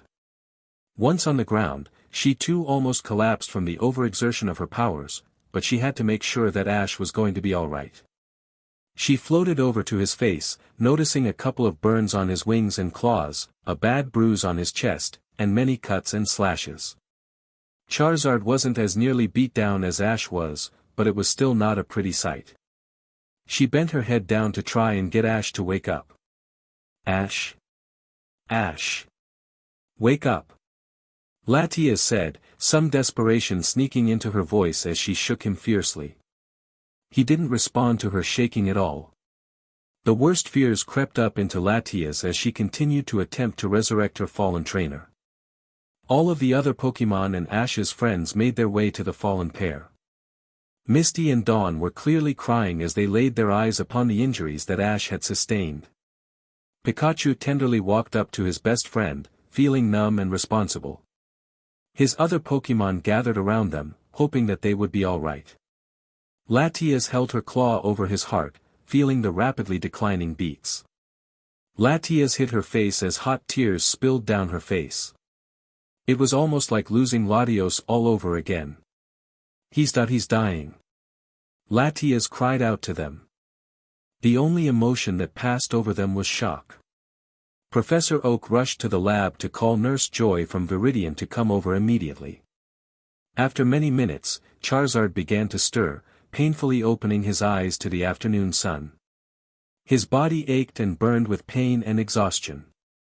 He became aware that he was surrounded by his old friends. He then looked to his left, seeing the macabre sight of his opponent, whom he now remembered was his trainer.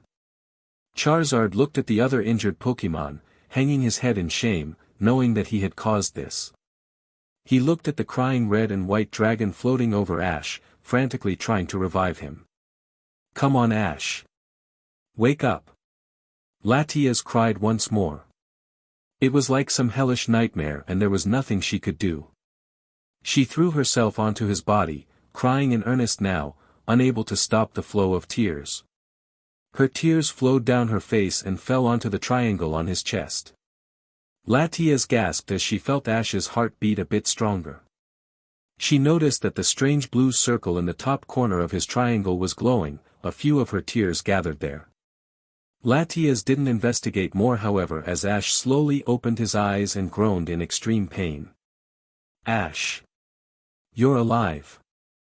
Latias cried, enfolding him in her arms and rubbing her face affectionately against his in happiness. Pikachu ran up and too rubbed his face against Ash's in relief. Misty and Dawn hugged him too, glad that he was now awake. Brock let out a breath, relieving his tension and worry that he had been holding. His other Pokémon voiced their happiness that Ash had survived too, giving off happy calls and grunts. Wah, what happened? Ash asked, still lying on the ground. His body was too beaten to float upright now. Then Ash looked at Charizard, remembering. Ash painfully forced himself to levitate up, receiving much protest from Latias, Dawn, Pikachu, Misty, Brock and all his other Pokémon. But Ash knew he needed to finish this. He floated over to the silent fire type who was staring at the ground in dullness and disbelief. Charizard? You alright? Ash asked. Charizard couldn't take it anymore and just bowed his head in shame, trying to hold in the tears collecting in his eyes. Even after all he had done to him and to his own friends, Ash wanted to know if he was alright. He didn't even deserve to call them his friends. He was a murderous, violent, evil, dangerous Pokémon who couldn't control himself. Stop thinking that. Ash yelled, somehow able to pick up traces of Charizard's thoughts, you are not evil or any of those things. And we are your friends, that will never change. Charizard's eyes bulged, not knowing how Ash had read his mind. I don't even deserve to live, you should have left me as a Charmander out in the rain that day. Charizard muttered. That was the last straw. Ash promptly smacked Charizard with his claws. "Don't you dare say that ever again." Ash roared, upset most by the fact that Charizard believed that he was better off dead. "I never regret saving you, and I never will. You are still one of my best friends and one of the first. Nothing will ever change that." Charizard hung his head, not feeling deserving of Ash's words. Pikachu ran up to Charizard, looked him in the eye. And zapped him with a thunderbolt. "Hey! What was that for?" Charizard roared. Pikachu's shocks hurt more than a fully grown Zapdoz's. "For being a pretentious dolt. Wake up already." Pikachu growled out, unable to watch one of his strongest friends break down like this. "Shut up." Charizard roared, "You don't have any idea what I've been through." He clammed up after that, however, knowing that he let a bit too much out. Ash and the other Pokémon looked at him with confused faces. Then one question broke Charizard down again. "Hey! Why aren't you a Cherisific Valley Charizard?" Bayleaf asked, not knowing what she would unleash. Charizard roared, this time not filled with hate and anger, but with a deep sadness. The surrounding Pokémon and humans could not believe what they were witnessing. Charizard was crying. "Everyone leave." Ash commanded mentally, needing to have a talk with Charizard. Bayleaf, Pikachu and Latias shook their heads, not wanting to leave. "I'm not leaving you right after what happened, Ash," Latias said firmly, feeling protective and worried. Bayleaf said she wanted to talk to Charizard too because she had asked the question. Pikachu just wanted to stay and help his friend. The others obliged, however, as each Pokémon and human left the scene, leaving them space to talk. Charizard had turned away from them so that they would not be able to see his tears. He had already shamed himself enough in front of his friends. "Charizard, what happened?" Bayleaf timidly asked, trying to remedy her mistake. Charizard gritted his teeth, unable to express what he needed. Bayleaf sighed, but extended one of her vines to wipe the tears off of Charizard's face, still trying to comfort him. "Charizard, did I ask it about Charla?" Ash asked quietly, remembering Charizard's love interest. At her name, Charizard wailed with pity and depression. Latias grimaced, feeling his deep melancholy ripple through her. Pikachu didn't like where this might be going at all, fearing the worst. "Charizard, did you make her your mate?" Pikachu asked quietly. Charizard remained silent, unable to cope and not wishing to answer. Ash looked at Pikachu strangely, not familiar with his terminology, but put it aside because there were more pressing questions he needed to ask. "Charizard, what happened between you and Charla?" Ash asked, this time a little more forcefully. After much time he answered. "I was her mate." Charizard ground out, his fists clenching in anger, but unknown to them, his hate was directed towards himself. "Wait, was?" Latias asked with worry. This sounded very bad indeed. The others were wondering the same thing. When she was alive I was." Charizard choked out, unable to hold it back anymore. "It's my fault. All my fault." This time the dragon-like Pokémon just let his tears fall. Remembering what had happened was just too painful. What happened?" Bayleaf asked, fearful of the true answer. Charizard shook his head, he just couldn't continue yet. They looked at him, sharing his sadness and mourning. "Give him time, guys, that he will tell us when he is ready. Let's go in," Pikachu answered, giving time to Charizard to clear his head. They nodded. Ash decided to stay in his Latios form for now, because he didn't think it would be a smart idea to transform into a human with the injuries he had. They gave Charizard a moment to compose himself, and then all together rejoined their friends. On the way again, Ash felt that strange foreboding feeling, and he didn't like it one bit. Chapter 9, In the Darkness of the Night. Quiet, the only sound that they heard during the entire walk back. It was strange to experience such peace and tranquility, especially given their current state of residence. It wasn't the peaceful kind of quiet either. No. This silence held some strange foreboding power that seemed to pervade and invade their very cores, causing them to hurry back to the others. They arrived, a bit out of breath due to the rush, but hearing more lively and active sounds was a relief in that strange moment of utter dark silence. Behind them the sun was beginning to sink, casting up its daily light show of dancing colors for all to see. Ash, Latias, Pikachu, Charizard and Bayleaf deposited themselves, happy to be back with the rest of the group. Another silence filled the air however. Each Pokemon and human could sense it. The almost unearthly feeling of a momentous event about to occur. It's not just me feeling this weird chill, right? Dawn asked, a bit scared. Piplup agreed that he felt strange too. No, I feel it too. Misty said, a bit frightened by the unwelcome sensations rippling through her. Brock nodded, a bit uncomfortable himself. They were interrupted however by an easily recognizable voice. All right. Where are those poor Pokemon that were in danger? A soft voice cried, her voice full of concern. They whirled around, all knowing who that voice belonged to. Nurse Joy. My dearest love. You've come back to me. Brock cried out, remembering exactly who she was and where she was from. Ack. I wish the feeling in my body that would come back to me. Brock one mandatory poison jab later as he was dragged away by his Krogunk. The Pokemon and humans sweat dropped, still wondering why they were amazed at Brock's quick change in attitude. Nurse Joy then caught sight of the beat-up Charizard and an even worse-looking well, she didn't know what, but it still needed her help. She noticed the other similar-looking Pokemon supporting it, except that it was red. She ushered the excess Pokemon and humans away, telling them that she needed room to work. Even Pikachu left to give Nurse Joy her space. Latias didn't, however, but Nurse Joy ignored it, assuming things. All right, stay still, Nurse Joy soothed as she told Ash to lay down. She really needed to bandage him up. It's all right, Nurse Joy, Ash told her, I think I can manage by myself. Nurse Joy jumped up in surprise, thinking that she had heard a voice.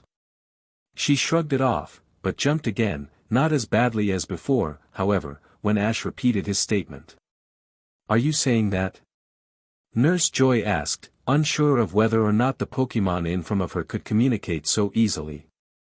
Well, I didn't exactly say it. I just projected my thoughts to you, that's all, Ash responded with a bit of humor in his voice. No matter, you still need to get bandaged up, Nurse Joy said, trying to return to her job at hand. She needed to tend to the wounded Charizard as well. Ash insisted that he was fine, completely uncomfortable with Nurse Joy touching him in such a manner, even just to bandage him. Nurse Joy shook her head. All right, then get your mate to help you then. I'm sure you would be okay with that, Nurse Joy said as she passed the bandages to the red dragon, assuming that if they were intelligent enough to speak, they would be smart enough to know how to use bandages. She moved on the Charizard, not noticing the deep blush that spread across both dragons' faces. Charizard cringed a bit at the word mate, but couldn't help but chuckle at both of the dragons' faces. Stay still, Charizard. There's nothing wrong with getting your mate to help you anyway, Nurse Joy continued, her back turned to the two Ian dragons. Charizard almost exploded in laughter at the sight of Ash and Latias reddening even more than before, covering their faces with their claws in an attempt to hide. Ash might not have known exactly what Nurse Joy meant by mate, but he could piece together a basic understanding. Latias tried to control herself and tentatively floated over to Ash to dress his wounds. She was still blushing, but she needed to bandage her trainer up, since he didn't want Nurse Joy to do it. That you don't mind, do you, Ash? Latias asked, wanting to make sure that her trainer was okay with her bandaging him up. He nodded dumbly, not trusting his own voice right now. Ash looked away, unable to quell his raging blush. It didn't help that Latias was gently tending to him at all, however, and he buried his face into the ground. Another 10 minutes passed and the soft touch disappeared. Done. Latias whispered, her voice usually high. Ash shifted his weight to look at her handiwork. The bandages were neatly placed and clean. She had done a good job.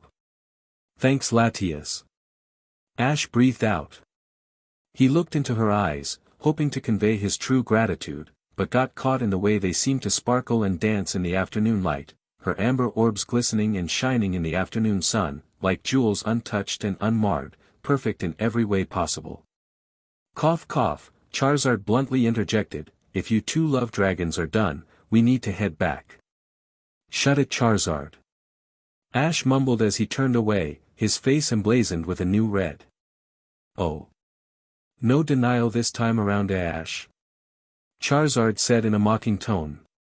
Ash turned and glared at him, and then he tripped his orange dragon-like fire-type Pokemon with a little psychic power, by gluing his feet to the floor. Charizard landed on the ground with a thud, more pain coming from his wounds. Ow. Charizard ummed, causing Nurse Joy to reprimand him for being so clumsy. Ash smirked in satisfaction as he floated away, leaving Charizard on the floor. Latias rolled her eyes as she floated after her trainer, ecstatically happy inside. Nurse Joy left in a hurry, saying that there would be other people waiting for her back in Viridian, but not after leaving enough supplies and instructions to tend to Ash and Charizard. She waved goodbye as she flew back to Viridian on a Pidgeot that she borrowed from the center, telling them to make sure to take the medicine and get better. And no. Battling. Nurse Joy yelled as she disappeared from sight. That means you, Charizard, Bayleaf said with a smile. Charizard snorted, deciding to ignore that jibe and rest underneath the shade of a nearby tree. This was a perfect time for Ash to introduce some of his new Pokemon. Anyways, I want you guys to meet some of my new friends, Ash said to his past-caught Pokemon. This is Infernape, Torterra, Bizel, Glisker and Gibble. He gestured to each one respectively as he said this. Ash's Pokemon greeted them happily, glad that they had new friends to play with. Hey, what about me, Latias said, feigning hurt. And this is Latias, Ash responded smiling. The Pokemon gathered around to get a look at the strange Pokemon. Hey! You're the really pretty legendary dragon from that place with the water chariot racing, Totodile gushed, remembering her from his trip in Altomare. Latias flushed, flattered by the small water Pokemon's remark. 1. Hey, cool it, Totodile. She's already taken, Charizard said with a grin as he folded his arms, eager to tease his trainer again. Really? Who? Totodile asked with childlike innocence. Do I know him? Yup. None other than our trainer, of course, Charizard answered with a provocative grin. Ash and Latias promptly used Psychic on him to faceplant him onto the ground. The damage was done, however. Wow. When did you mate her? How was the courting? I wanna see the mark. Totodile said, jumping around. Ash and Latias facepalmed, glaring daggers at the grinning orange dragon-like Pokemon. They didn't see Bayleaf cringe behind them. Hey, calm down, Latias said, we aren't mated or courting. There was a sense of longing in her voice, however, that Ash clearly did not catch. Aw, but when you guys do become mates, tell me first. Totodile said, grinning with his full mouth of teeth. Latias and Ash groaned in frustration. I blame you for all of this, Latias said, looking at Charizard. Glad I could help then, he responded cheekily as he stood up slowly as to not reopen his wounds. If you guys are done. It's time to eat, Brock said. He had been waiting for them to finish their little talk for a while now. Mrs. Ketchum had come over to the lab, deciding to bring dinner with her. Therefore, they all decided to eat there. Yes. I'm starved. Ash exclaimed, preparing to rush into the building for the food. Latias held him back by surrounding him in her psychic attack, however. Not a good idea in that form, Ash, Latias said with a smile. Ash nervously laughed, forgetting that he was in his Latios form at the moment and couldn't change back yet. Yeah, Latias is right, hold on, Brock said as he rushed inside. A few minutes later, Professor Oak, Mrs. Ketchum, Dawn, Misty and Brock were all walking out the door. Brock and Professor Oak were holding a large fold-out table while the girls were holding the food. "Ah, it's much nicer out here," Mrs. Ketchum exclaimed, and then she caught sight of Ash. "Oh my goodness. Ash, what did you do to yourself?" "Long story, Mom." Ash answered curtly, really not wanting to go into details. Delia decided to let it go for now, but she would surely fuss over him later. Ash looked like he was going to be fine, so it rested easy on her conscience for the time being. Brock and Professor Oak set out the tables and returned with chairs. Some of Ash's Pokémon had followed them in, assisting in the movement of the furniture. Soon after, Professor Oak came out with a couple of tiki torches, allowing Infernape and Kalava to light them. The whole setup gave the area a warm and pleasant glow, and the soft wind carried the delicious scent of dinner to everyone there. "I should really eat outside more often," Professor Oak joked, liking the new dining arrangements much more than the inside of his laboratory. "Well, it is a beautiful night," Delia answered, looking up into the stars. They all agreed. "All right then, before we start eating," Brock said, "come on out, guys." Brock released all of his Pokémon, each greeting the ones they didn't know. Dawn and Misty followed the rising breeder's lead and released all of their Pokémon. They were lucky they were outside because they had plenty of space to call out some of the bigger Pokémon they owned. "Wonder where Ash's Snorlax is," Misty thought out loud, not remembering ever catching sight of the large food-loving Pokémon. "Oh. That's right," Professor Oak said as he scrambled inside. He returned with a Pokeball. "I needed Snorlax's help to stop all the stampeding Tauros. You wouldn't believe the chaos they caused when Charizard first started attacking." Charizard looked away guiltily, gluing his eyes to the floor. "I think Snorlax deserves a reward though, don't you?" They nodded as Professor Oak released the giant Pokémon. After the light disappeared, it revealed a humongous Snorlax in a very deep slumber. They sweat dropped, expecting Snorlax to be awake to eat. They were sure that Snorlax would wake up soon when it was surrounded by so much delicious food. "Let's eat," Ash exclaimed as he hurried to get some food. "Dig in, everyone," Delia responded, happy that she had people enjoying her cooking. The humans took a seat while the Pokémon ate comfortable in the grass, including Ash. Throughout the dinner they talked about many things, their adventures, the people they met, the Pokémon then saw. They especially talked about Ash's remarkable transformation and the legendary Pokémon that he had with him. "So Ash, tell me how you caught Latias in the first place," Professor Oak asked, extremely intrigued on Ash's methods to catching a legendary Pokémon. "Well, I didn't so much catch her. She kinda wanted to come with me. So I let her," Ash said, not exactly knowing how to put it. Extraordinary. How long have you known her?" Professor Oak questioned. Ash thought for a moment. "Well, I met her over 2 years ago," Ash responded, having a bit of trouble remembering exactly. Professor Oak nodded in understanding. He then turned to Latias. "I've always wanted to study a legendary Pokémon such as yourself. They are just so mysterious and full of secrets to be unlocked," Professor Oak said, beginning to dream. "Now I have 2 I can study." They shook their heads at Professor Oak's dreaming. "You won't get much luck with Ash.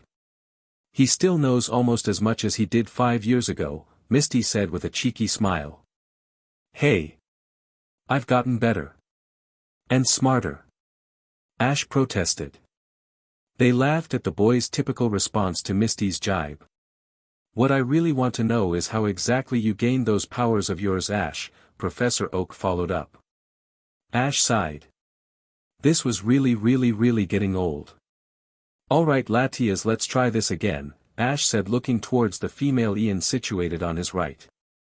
She nodded as her eyes turned blue with psychic power and connected with Ash for the second time. "What's going on?" Professor Oak said as the scenery melted away into a very dark blue. They watched, some once again, as Ash talked to a large blue dragon while holding a strange jewel. "Ash, what's going on?" Professor Oak asked again as he placed his hand on Ash's shoulder. He balked as his hand passed straight through the boy, like trying to catch smoke with your bare hands. Shoo. Just watch, Professor, a loud voice said, which was recognized to be Ash. The Pokemon professor complied and watched the transformation of Ash into the Black Latios. It explained, at least arbitrarily, what had occurred. Soon the scene melted away to the previous environment. What was that? The professor asked, full of curiosity and wonderment. Memory projection, Ash said simply, deciding that the name was appropriate. To say Professor Oak was astonished would be an understatement. Amazing. Extraordinary. The ability to visit others' memories is nothing less than remarkable. I must make note of this. Professor Oak swooned. They sweat dropped at Professor Oak's overcharged enthusiasm. Overall, the whole dinner went on without a hitch, full of laughter, smiles and epic retelling of tales. But one lone Pokemon, as green as envy itself, was brooding and staring hard, her eyes reflecting red and white. Night was soon upon them, covering the world in its thick blanket filled with holes that still let the light shine through. Ash and his friends walked back to his house, their stomachs full and satisfied. They all prepared for bed, happy to be safe and warm for once after their long travels. Well, Brock, Dawn and Misty would be. All right. Brock, you can take the pull-out bed in the living room. Dawn, you can have the guest room. Misty, you can sleep with Dawn, Delia said, pointing respectively to the places she mentioned. I can't believe I can't sleep in my own bed. Ash complained, his thoughts filtering through the window he was looking through from the outside. Now, Ash dear. You know you can't change back into your human form for a while. You'll have to sleep outside, Ash's mother said regretfully, but I'll set up something in the backyard, just to make you feel a bit more at home. Ha, such irony, Ash sighed, but didn't complain, knowing that his mother was right. Fine, fine, Ash conceded, flying around the house into the backyard where his mother was setting up some blankets on the grass underneath one of their bigger trees. All right, lights out in 20, Mr. Delia said, I'll make sure to check later. Ash rolled his eyes, used to the routine. She retreated back into the house, a secretive smile on her face. You sleeping out here tonight too, Pikachu? Ash asked to the small yellow mouse residing on the floor. Ha! And miss having your nice warm bed all to myself? No thank you. Pikachu said as he sped off into the house. Traitor. Ash responded. That left only Latias. Air. Ash said a bit awkwardly, not knowing at all what to say. You better get some sleep, you need the rest, Latias answered, as she gently, but forcefully, laid Ash down on the blankets. Where are you going to sleep, Latias? Ash asked, a bit concerned. I've slept on grass plenty of times. I'll manage, she answered curtly. Ash didn't comment as he watched the legendary Ian lay herself down on the grass out from the cover of the tree. Unfortunately, the wind seemed to want to be moving quickly this night, so it was a little chilly. Latias lightly shivered in the breeze and Ash sighed. Come on. You can sleep next to me, Ash said, looking at the ground, a small blush gracing his face. Latias beamed as she floated over and laid herself down right next to her secret love. She pulled the blanket over them and sighed in happiness. Thank you, good night, Ash. Latias breathed out as she gave him a quick peck on the cheek with a smile and a light blush. She turned and closed her eyes to sleep. Ash laid there, stunned for a second, but slowly returned to the real world. Good night, Latias. Ash responded in a whisper. He stayed up for a bit, just watching the stars and moon dance in the night sky. It all seemed so peaceful, and yet that feeling just kept badgering him. Eventually, however, he let himself slip into that trap that is sleep and slumber. Another 20 minutes later, Mrs. Ketchum crawled out of the house, as she promised. She walked over to the sleeping place and sighed upon the sight that greeted her. She did tell him to never sleep with girls before he was married, but she couldn't help but get a good feeling from this girl, so she let it slide only because she was there to supervise. Plus, she was really cute. Mrs. Ketchum gave a small smile though as she took out a camera. "You're growing up so fast, honey." In the middle of the night, Latias groaned as she felt something tap her head. She lazily opened one eye, but soon fell back asleep. Then she was rudely awakened by a very strong smack on her head. "Ow!" Latias cried out, not awake. She looked to the left to make sure Ash had not woken up. She needn't have worried because the Black Latios was sound asleep. She looked up to see a large blob of green against black. "Bayleaf?" Latias whispered in astonishment. The grass Pokemon didn't respond. What was that for? The grass Pokemon merely huffed. "What do you want?" "A battle," Bayleaf answered simply, a fierce determination upon her face. "What? Why? And at this time too?" Latias exclaimed, almost forgetting to keep her voice down. "It's obvious, isn't it?" Bayleaf said simply, envy clouding her judgment, "for Ash of course." Latias was taken aback, but soon a determination appeared on her face too. "I won't fight you. And I won't give up on Ash either." Latias hissed, now understanding that Bayleaf wished to assert a claim. "You're Ash's Pokemon, and I am too. I won't fight one of Ash's friends." "Then give up your claim on him," Bayleaf demanded, a fire in her eyes. Latias didn't know what to do. She didn't want to fight, but she would never give up Ash either. "No. I won't, and I still won't fight you for him," she answered firmly. Bayleaf growled. "Then I'll make you fight," the grass Pokemon declared as she launched a Razor Leaf attack at Latias. Latias jumped in surprise. She had to protect herself and Ash. She threw up a powerful protect that deflected all of the oncoming Razor Leafs. Bayleaf didn't stop there however as she charged and body slammed the shield, breaking through it. Latias gasped and reacted instinctively as she surrounded Bayleaf in her psychic attack, flinging her back. She rose and hurriedly floated away from Ash. "Stop, Bayleaf. I don't want to fight you." Latias pleaded again, hoping that maybe she could get through to the stubborn grass type. She could sense so much jealousy and anger in the grass Pokemon and wished that she could take it away. "I will fight you. And I will win," Bayleaf declared, ignoring Latias completely as she extended her vines in a vine whip attack. Latias gritted her teeth, knowing that she was facing a much more experienced battler. But still, she was a legendary Pokemon for Mew's sake. Latias rocketed up into the sky where she had the advantage, moving out of range of Bayleaf's vines. Bayleaf growled, as she launched wave after wave of Razor Leaf, all of which were dodged easily by Latias. "Come down here and fight," Bayleaf goaded, losing all advantage to the flying dragon. "No," Latias answered curtly.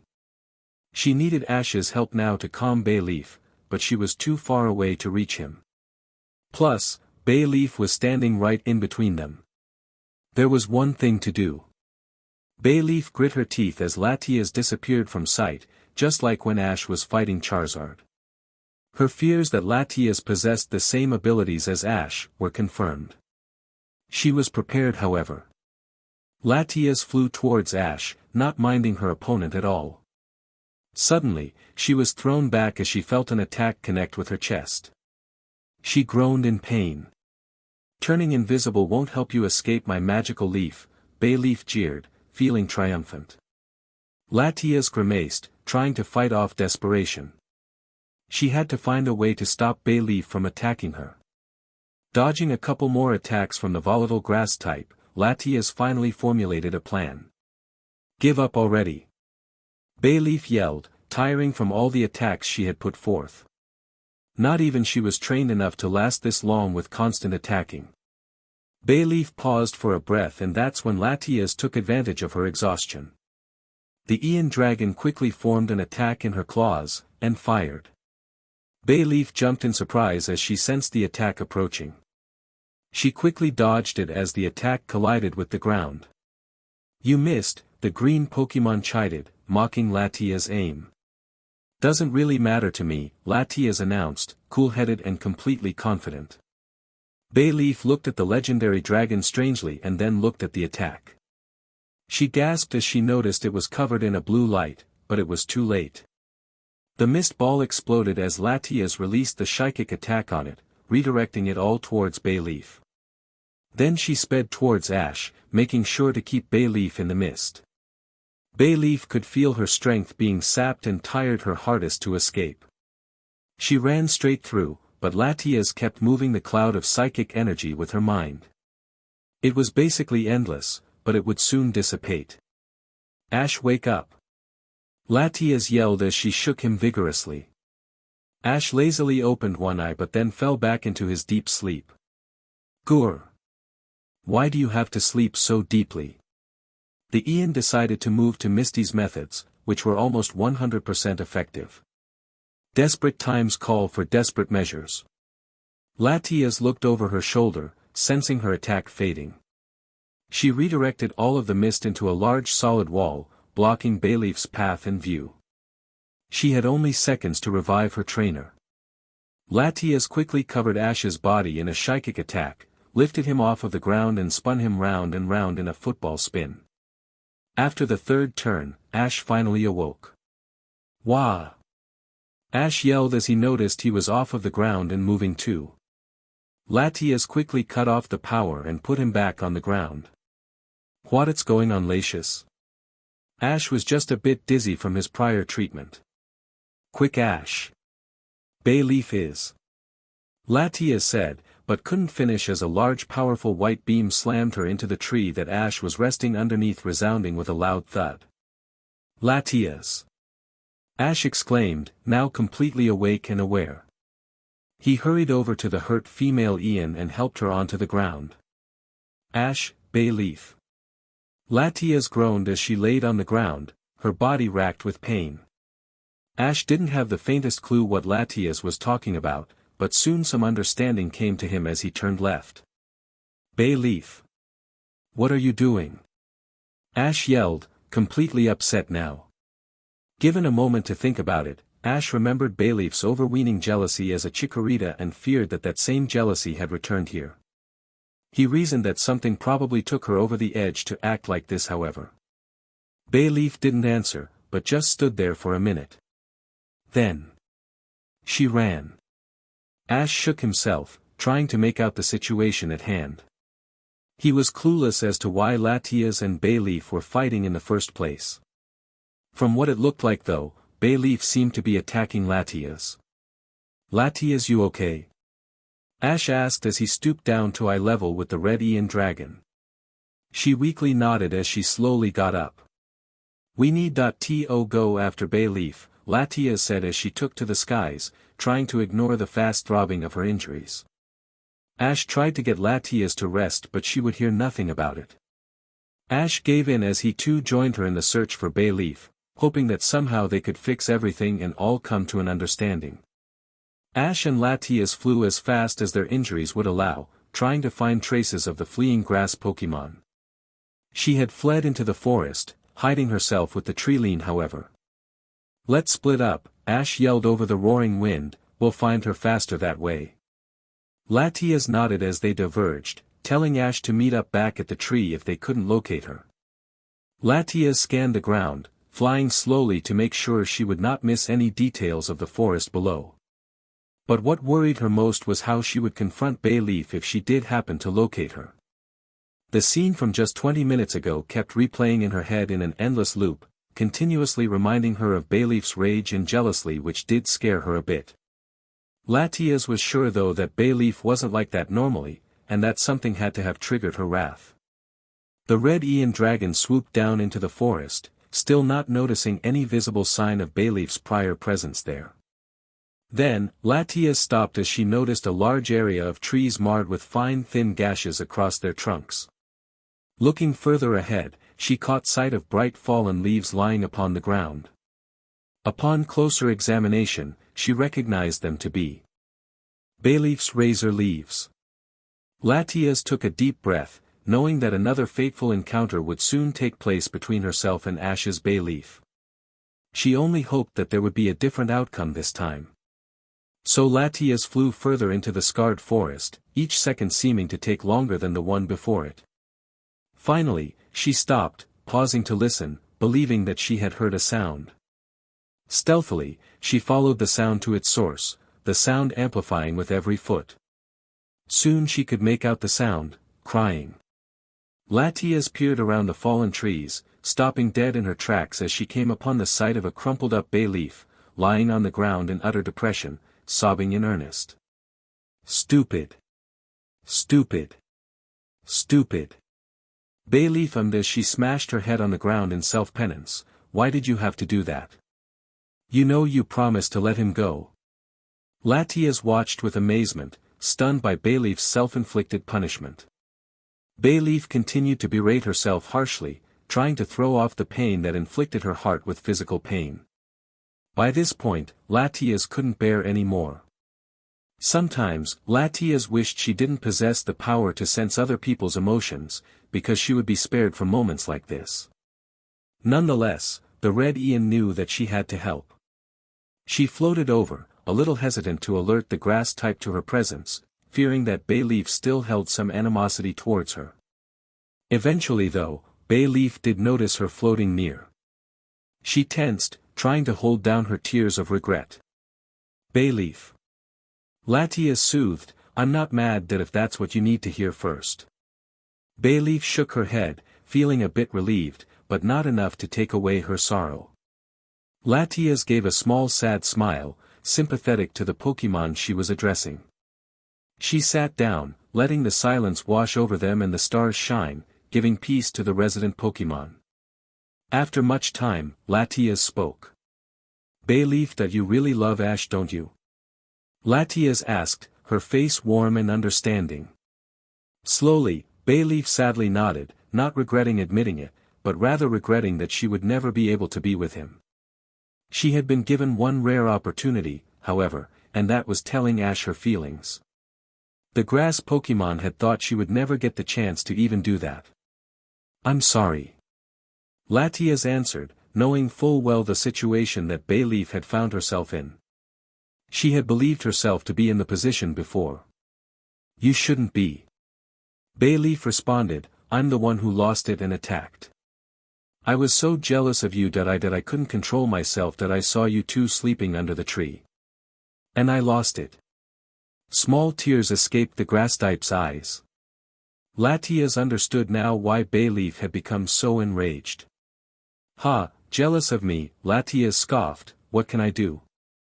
Compared to you, I can barely do anything. You're strong and powerful and beautiful. Me? I don't even know how to battle correctly, Bayleaf shook her head. That's not what I'm jealous of. Knowing how to battle doesn't make you strong and powerful. Ash can teach you that. It's your heart. And mine was so weak, succumbing to the poison of envy so easily. Bayleaf lamented, and you are beautiful. You are a legendary Pokémon too. You're just so perfect. For Ash. Bayleaf looked away, hot tears streaming down her face. Just acknowledging that was a hard feat in itself, a high price on her already taxed heart. Latias smiled sadly, psychically wiping away Bayleaf's tears.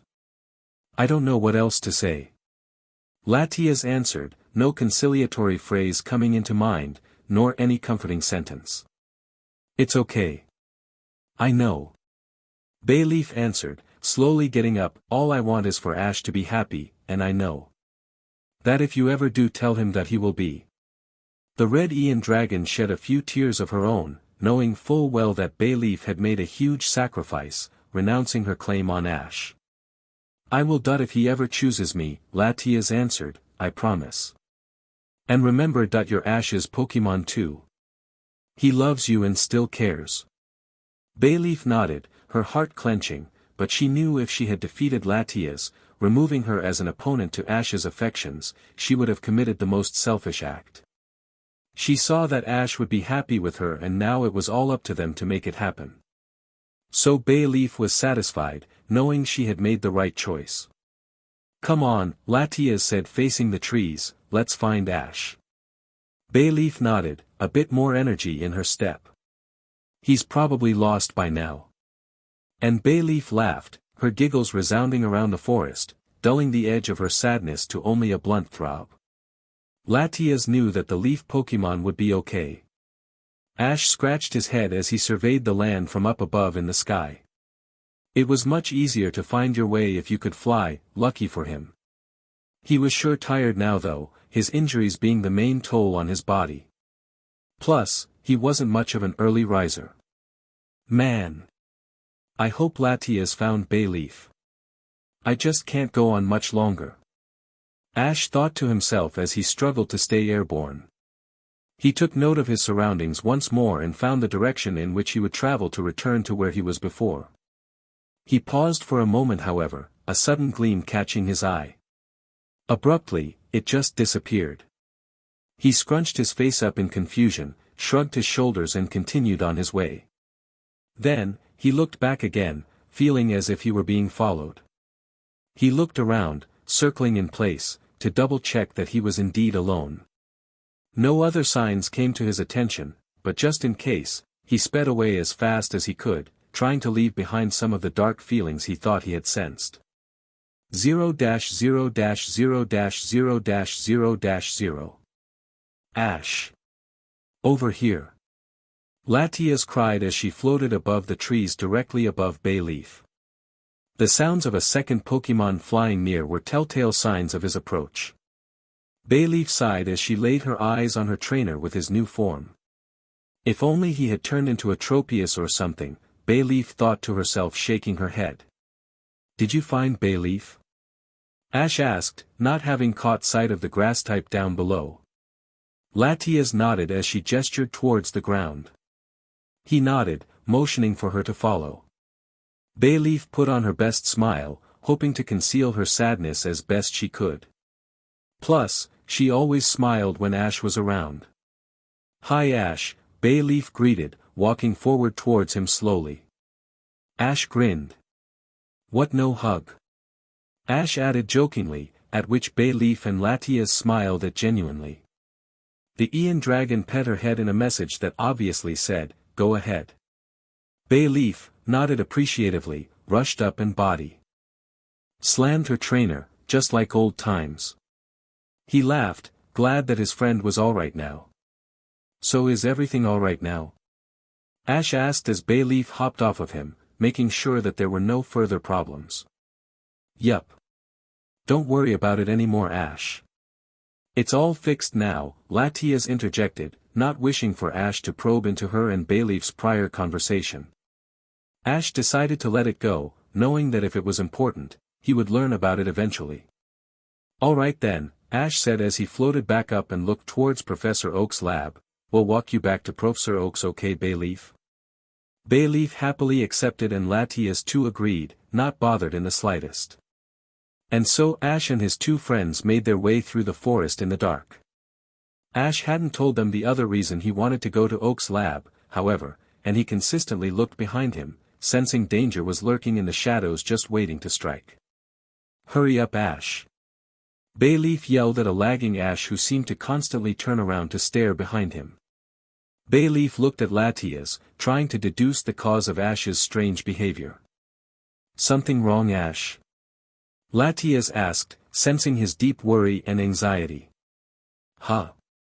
Ash stammered, turning around. "Oh, nothing." Ash remained observant as they walked on to the lab, periodically checking behind him still. Bayleaf and Latias gave up on figuring out what Ash was worrying about. Finally, they arrived at the lab with most of Ash's Pokemon sleeping. Noctowl greeted the three happily, just coming back from his midnight hunt. Then a voice pieced the early morning silence. "Bayleaf." Bulbasaur scolded, "Where have you been?" "I was doing the morning check, and you were nowhere in sight." Bayleaf bowed her head down, guilty. She also had promised to help him do the morning check and obviously forgot. "Sorry Bulbasaur," Bayleaf said, rubbing the back of her head uncomfortably with her vine, "I was air." Bulbasaur didn't need the larger grass type to tell him what had basically happened, however. He could deduce the situation from the two legendary dragons floating nearby. All right. I got it. Check up on the others, Bulbasaur answered, dismissing Bayleaf, saving her from answering his question in full.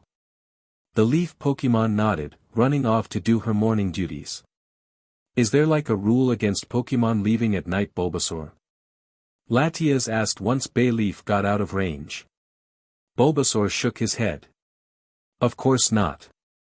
All of us are free to go where we want on the lab, but lately the nearby wild Pokemon have been unordinarily aggressive. We have agreed to stick together during the nights to make sure no one is hurt or gets attacked, he responded in all seriousness. And it was very true. All of Ash's Pokemon, even the newcomers, were sleeping in vicinity. Aggressive? Ash asked, not liking the sound of it at all. Latias was confused, she didn't sense any Pokemon aggression and hatred around her at all. Yeah. We have been able to drive them off without batting though, the small grass type responded, we really knew some of them well though. Yet that they became as aggressive as the others. It almost sounds like that night on the ship. Ash thought to himself. But if this was like the event that transpired at the ship that only meant that. Ash couldn't finish that thought however, turning in alarm. That sensation again was approaching, faster than ever before. He also sensed he had nowhere to run to, they were surrounded. He shivered as what he feared finally collided into him, fear and chill invading him. Then it disappeared. This was not good at all. He looked to his two Pokemon, and they too had obviously felt that strange wave, shrugging it off with much discomfort. What was that? Bulbasaur asked, not missing the feeling of whatever that was at all. No idea, Ash responded, but I get the feeling that we are about to have some company soon. That was all it took, and Bulbasaur shot off to warn the others, his footsteps drowned out by a thundering march of Pokemon coming from the forest. Ash tensed as he watched shadows rise out of the darkness of the forest and take shape. Just by looking at their eyes, he knew that they were here to destroy them. Far off in Ash's bedroom, Pikachu had just woken up to the strangest and most uncomfortable feeling. He yawned as he took a glance outside the window to determine what time it was. He scrunched his brow as he caught sight of the marred field below. It was littered with what looked like razor leaves. Another thing that bothered him greatly was the huge mass of Pokemon heading into the forest. He followed their path with his eyes and gasped in shock as he jumped out of bed in a panic. Pikachu, Ash is in trouble. Pikachu yelled through the house, waking every single sleeping human in Pokemon. Chapter 9, of a Dragon's Claw. Ash focused, his mind trying to count the amount of adversaries facing them now. There were just too many of them. Some were exceedingly large, some were fairy-like small. But one thing held them all together, their evil eyes that seemed to murderously stare at Ash.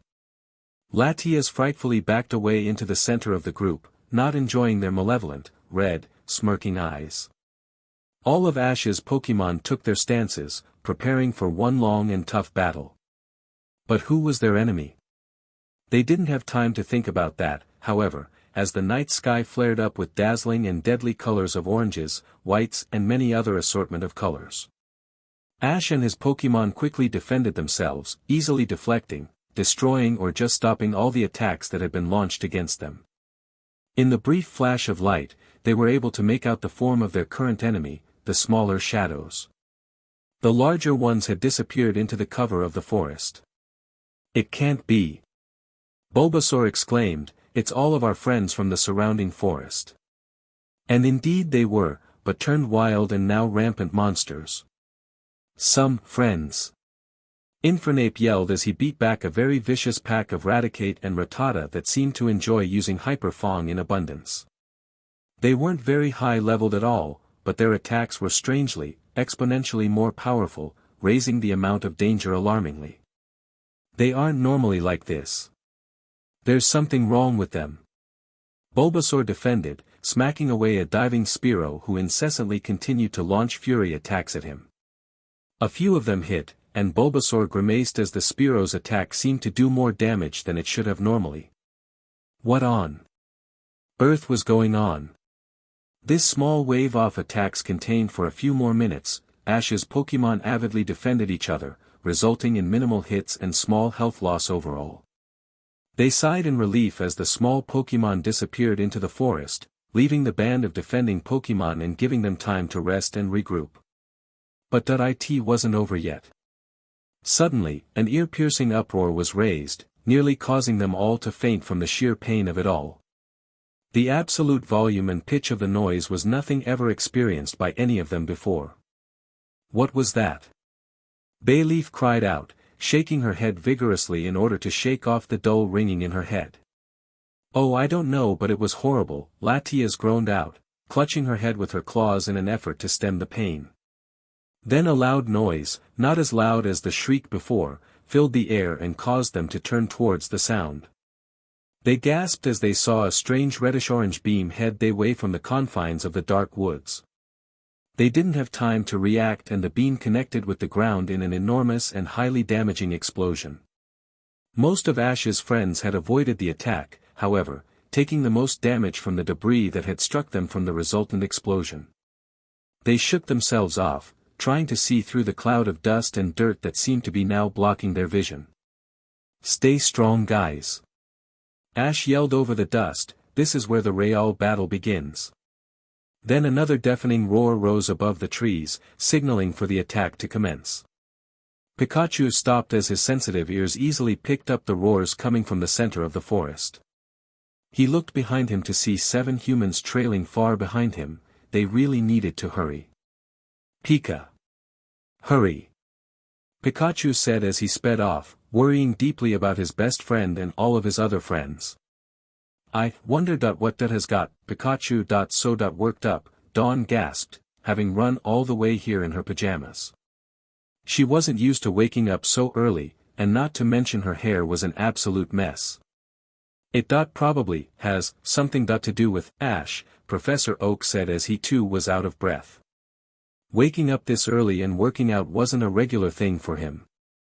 He was much too old for this kind of excitement at this ungodly hour.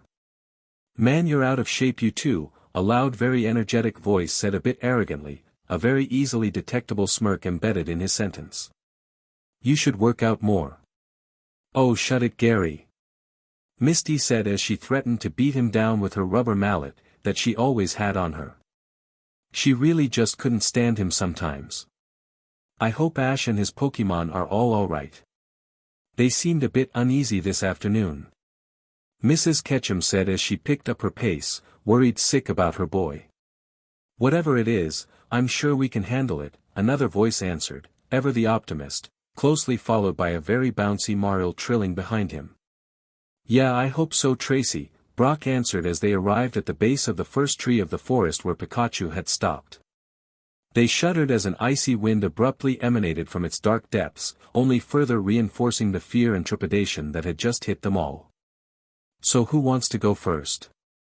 Dawn squeaked, not liking the cold and fearing the dark. Piplup, ever the one wishing to impress, boldly stepped forward, until a small breeze lifted up a small branch which abruptly hit him on the head, scaring the living daylights out of him and knocking him out too. The Sinnoh coordinator face-palmed as she gathered her partner, shaking her head. Well, if we are going to go through, we will need some protection, Gary said smartly, Umbreon. A small, fox-like Pokémon with bright yellow moon rings appeared, basking in the glow of the moonlight, her element. Good idea, Dawn said as she set down the now conscious Piplup and released her Pokeball. Let's go, Buniri. Another sparkle of light later and Buniri happily appeared, dancing around ready to assist. Soon after, without warning, Brock's Krogunk appeared, accustomed to inviting himself. Pikachu hadn't been paying attention to the humans, so he didn't really notice that they had released their Pokémon to help. He had been busy trying to pinpoint the location of his trainer through the forest. Buniri happily hopped over to the electric mouse, lightly flirting upon arrival, interrupting his previous state of concentration. Pikachu rubbed the back of his head nervously, lightly embarrassed. Aw, that's cute. I didn't know Buniri liked Pikachu, Mrs. Ketchum said, gushing over the two. Pikachu's sweat dropped. They really didn't need to discuss this at the moment. All the while Umbreon eyed the small brown rabbit, her eyes thinning almost into slits. She slowly walked over to the two, her fluid steps filled with grace. 0-0 Poke Speech 0-0. Hello Pikachu, Umbreon greeted curtly, walking over to the electric mouse and the still flushing bunny Pokemon. Umbreon internally scowled, she couldn't stand girls who squealed and became all flustered by just being near their crush. They seemed weak and not worthy to her.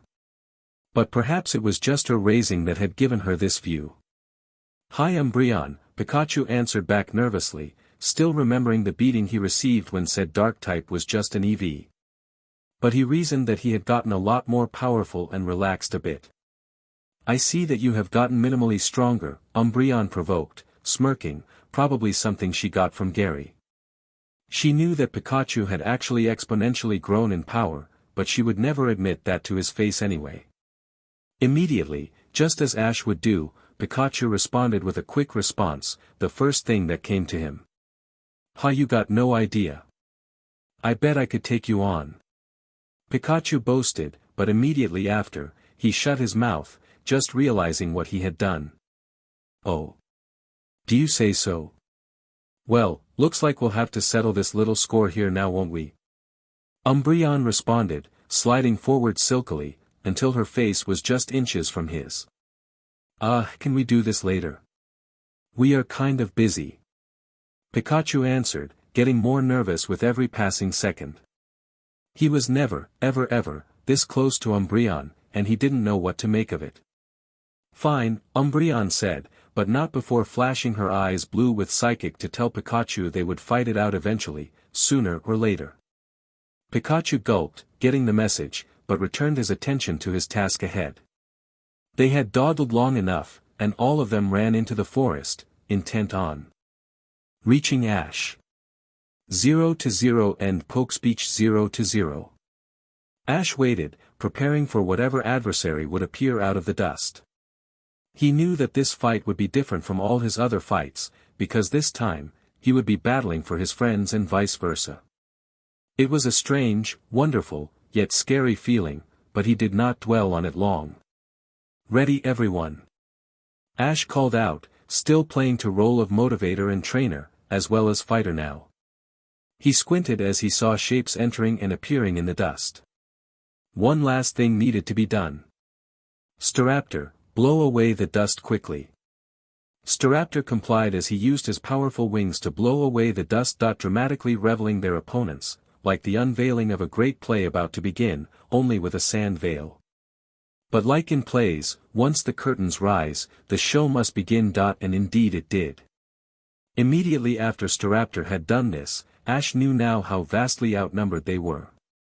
There were at least 3 to 4 Pokemon for every Pokemon he had. Even with their great strength and training, he didn't know if they would last very long, but they had to try. Maybe, help would come. There were so many species, Tauros, Spearows, Persians, Doduos, Dodrios, large packs of Raticates and Rattatas, Snubballs, Granbulls and so many more. Protect each other and do anything it takes to do it. Ash yelled as he faced 2 foes, a large wild Dodrio and raging Kangaskhan, both equally bent on harming him and his friends. Both teams stood there for another couple of seconds, the tension in the air mounting. Then at that critical point, all hell broke loose. Charizard fired a powerful fire blast into the ranks of the wild Pokemon, setting the ground ablaze, effectually starting the fight. He attacked with savage power as he fired long powerful streams of fire and dragon energy that easily knocked out many Pokemon. But soon counterattacks were mounted against them. A renegade band of Tauros charged and body slammed Ash's Tauros with ferocity, relentlessly attacking with their deadly horns and large numbers. It was like a feud, one band of Tauros against the other. Gible fired volley after volley of Draco meteors hitting many foes, being protected as the artillery of the group. He was staying in the center, that being the most strategic place for him at the moment. Ash and Latias disarmed their opponents with their psychic powers, using them on the more powerful foes. They flew around quickly, concealing themselves and throwing up powerful protects on those who would have otherwise badly gotten hurt. Bayleaf, Totodile, Bulbasaur and Kalava were fighting a large Wigglytuff and equally pink and large Lickilicky, their strengths equally matched in terms of teams. All around them, fires, explosions, flashes of light and constant howls of pain filled the air and space of the battlefield. Ash watched as Infernape and Sceptile took on a strangely powerful duo of Ditto that had masterfully transformed themselves into their adversary. A constant exchange of grass and fire danced around them, the fires heating and cracking the ground, the blades of grass cutting the ground with precise aim and deadly accuracy. Corphish and Kingler had teamed up, their dual crab hammers making short work of the wild Pokémon. Together they took down a very annoying litter of Persians that had been stealthily navigating the field, taking advantage of their cat-like agility and secrecy to strike and then retreat. Staraptor, Swellow, Glisker and Noctowl flew around rapidly, picking off any Pokémon that was weakening and deftly scooping friends, those in danger, out of the way. Snorlax, Mook, Torterra, and Heracross were bravely tanking for their friends, taking the blows and exchanging their own powerful ones as well. They were the large shields that Ash and his friends were relying on and did their job well. Glalie, Bizel, Donphan and Torkoal had begun to work together, their variety of attacks doing deadly damage to the wild horde. It was beautiful how water, ice, fire and ground seemed to prance and mingle so effortlessly in their coordinated attacks. But then as well as the battle was going for Ash's friends, it could and would not stay that way. The Kanto Pokémon trainer watched in horror as Charizard, one of his best fighters, wounded badly from the day before fell first at the hands of a Granbull who had nailed the fire type with a powerful Thunder Fang on his right wing. Charizard roared in pain as he felt the electricity course through his already beat body and fell with a thud, fainting after such a valiant effort. Charizard! Ash yelled, blasting his two current opponents with an emotionally charged psychic attack, throwing them into the trees. He quickly moved to protect his friend's body, lifting it into the center of his circle of fighters near Gible, knowing that he would be safe there. For now. From there, however, it all went downhill. He clenched his claws watching as more of his friends began to weaken, announcing it with howls of pain and screeches of hurt.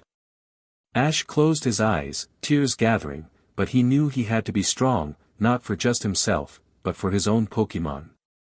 They still had a chance. Maybe.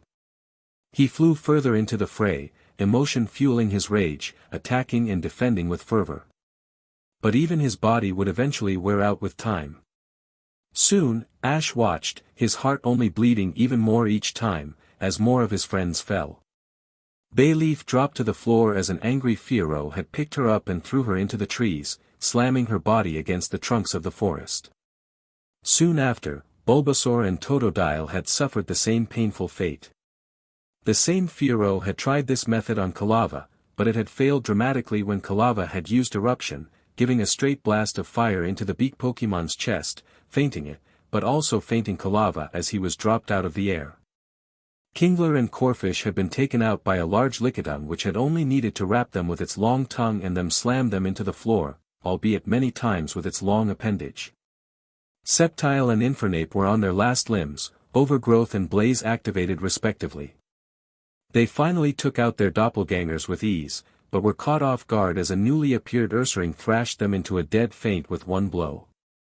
This same Ursaring, with some assistance from the enemy flying Pokémon, took out all three of Ash's bird Pokémon and Glisker with 4 unexpected aerial aces of almost equal speed to Staraptor. Ash couldn't let this go on much longer. They were running out of time. He called all of his friends to form a circle, gathering the fallen into the center. Gible was still at it, firing shower after shower of dragon-infused meteorites. He was tiring, however, as seen by his sweat and constant heaving. The remaining circle lasted for a while, and Ash had hope as he noticed the ranks of enemies thinning out. But his hopes would be dashed. Ash's friends shrieked with pain as that ungodly sound responded through the forest, painfully striking their eardrums and even knocking 1 or 2 of Ash's Pokémon out. By now, Ash knew that this was a Pokémon's attack and awaited its arrival on the battlefield. Suddenly, all of the attacking Pokémon stopped and retreated into the forest, giving them a quick breather. How is everyone doing? Ash panted out, his body strained harder than ever before. He cursed the fact that he was injured just a day before. They announced their conditions. And most of them were not good at all. If this kept up for much longer, they all would faint, leaving them to the mercy of the angry wild Pokemon assailants. Ash and the remaining conscious Pokemon tensed as the ground shook, alerting them to either a very large approaching enemy, or another large wave of them. Either case would be disastrous, no doubt. They waited, and slowly a shadow materialized in the moonlight. Out of the shadows of the forest, an angry-looking, rarely found, Exploud appeared, followed by an enormous Snorlax. Ash shut his ears tight with his claws as the Exploud attacked prematurely with a hyper voice, catching them off guard, and feinted another group of Pokemon, Bizel, Glalie, Torkoal, and Donphan, all of which had almost the same amount of health left before the attack, resulting in a four-way knockout. This left only Ash, Latias, Snorlax, Torterra, Mook, Heracross, and the small dragon, Gible. Ash's Snorlax ran ahead to meet the opposing Snorlax and prove himself. Ash's attacked ferociously with a high jump and powerful body slam. He landed a successful attack, but the enemy Snorlax easily rose, pushing hard against Ash's Snorlax and throwing him off of him. Snorlax attacked again, his fist glowing blue as he launched an ice punch aimed straight for the face. Alas, his attack would not hit. The other Snorlax had a trick up his sleeve, and his fist became empowered with a white glow and connected with Snorlax first, shooting him across the field like a meteorite from space, his Brick Break being super effective against a normal type like Ash's Snorlax. This put Ash at a huge disadvantage, because now, his best shield and one of his most powerful Pokemon was out. Meanwhile, Heracross, Mook and Torterra had feinted the Exploud with much effort and much pain, mainly from its overcharged hyper voice. But after all of the effort, they lost their consciousness as well, leaving only Latias, Ash and Gible to fend off the extremely dangerous wild Snorlax in front of them. Ash and Latias were very weak now, their overexertion taking an enormous toll on them. They could barely even levitate at the moment. But now, all of the remaining Pokemon that had attacked before massed before them. They were completely surrounded, but Ash had one last idea as they began to converge on them. Latias. Follow me and fire a mist ball when I tell you. Ash said as he flew high into the air, directly above Gible and his fallen friends. He now saw the magnitude of Pokemon that had come to destroy them and had to stop them.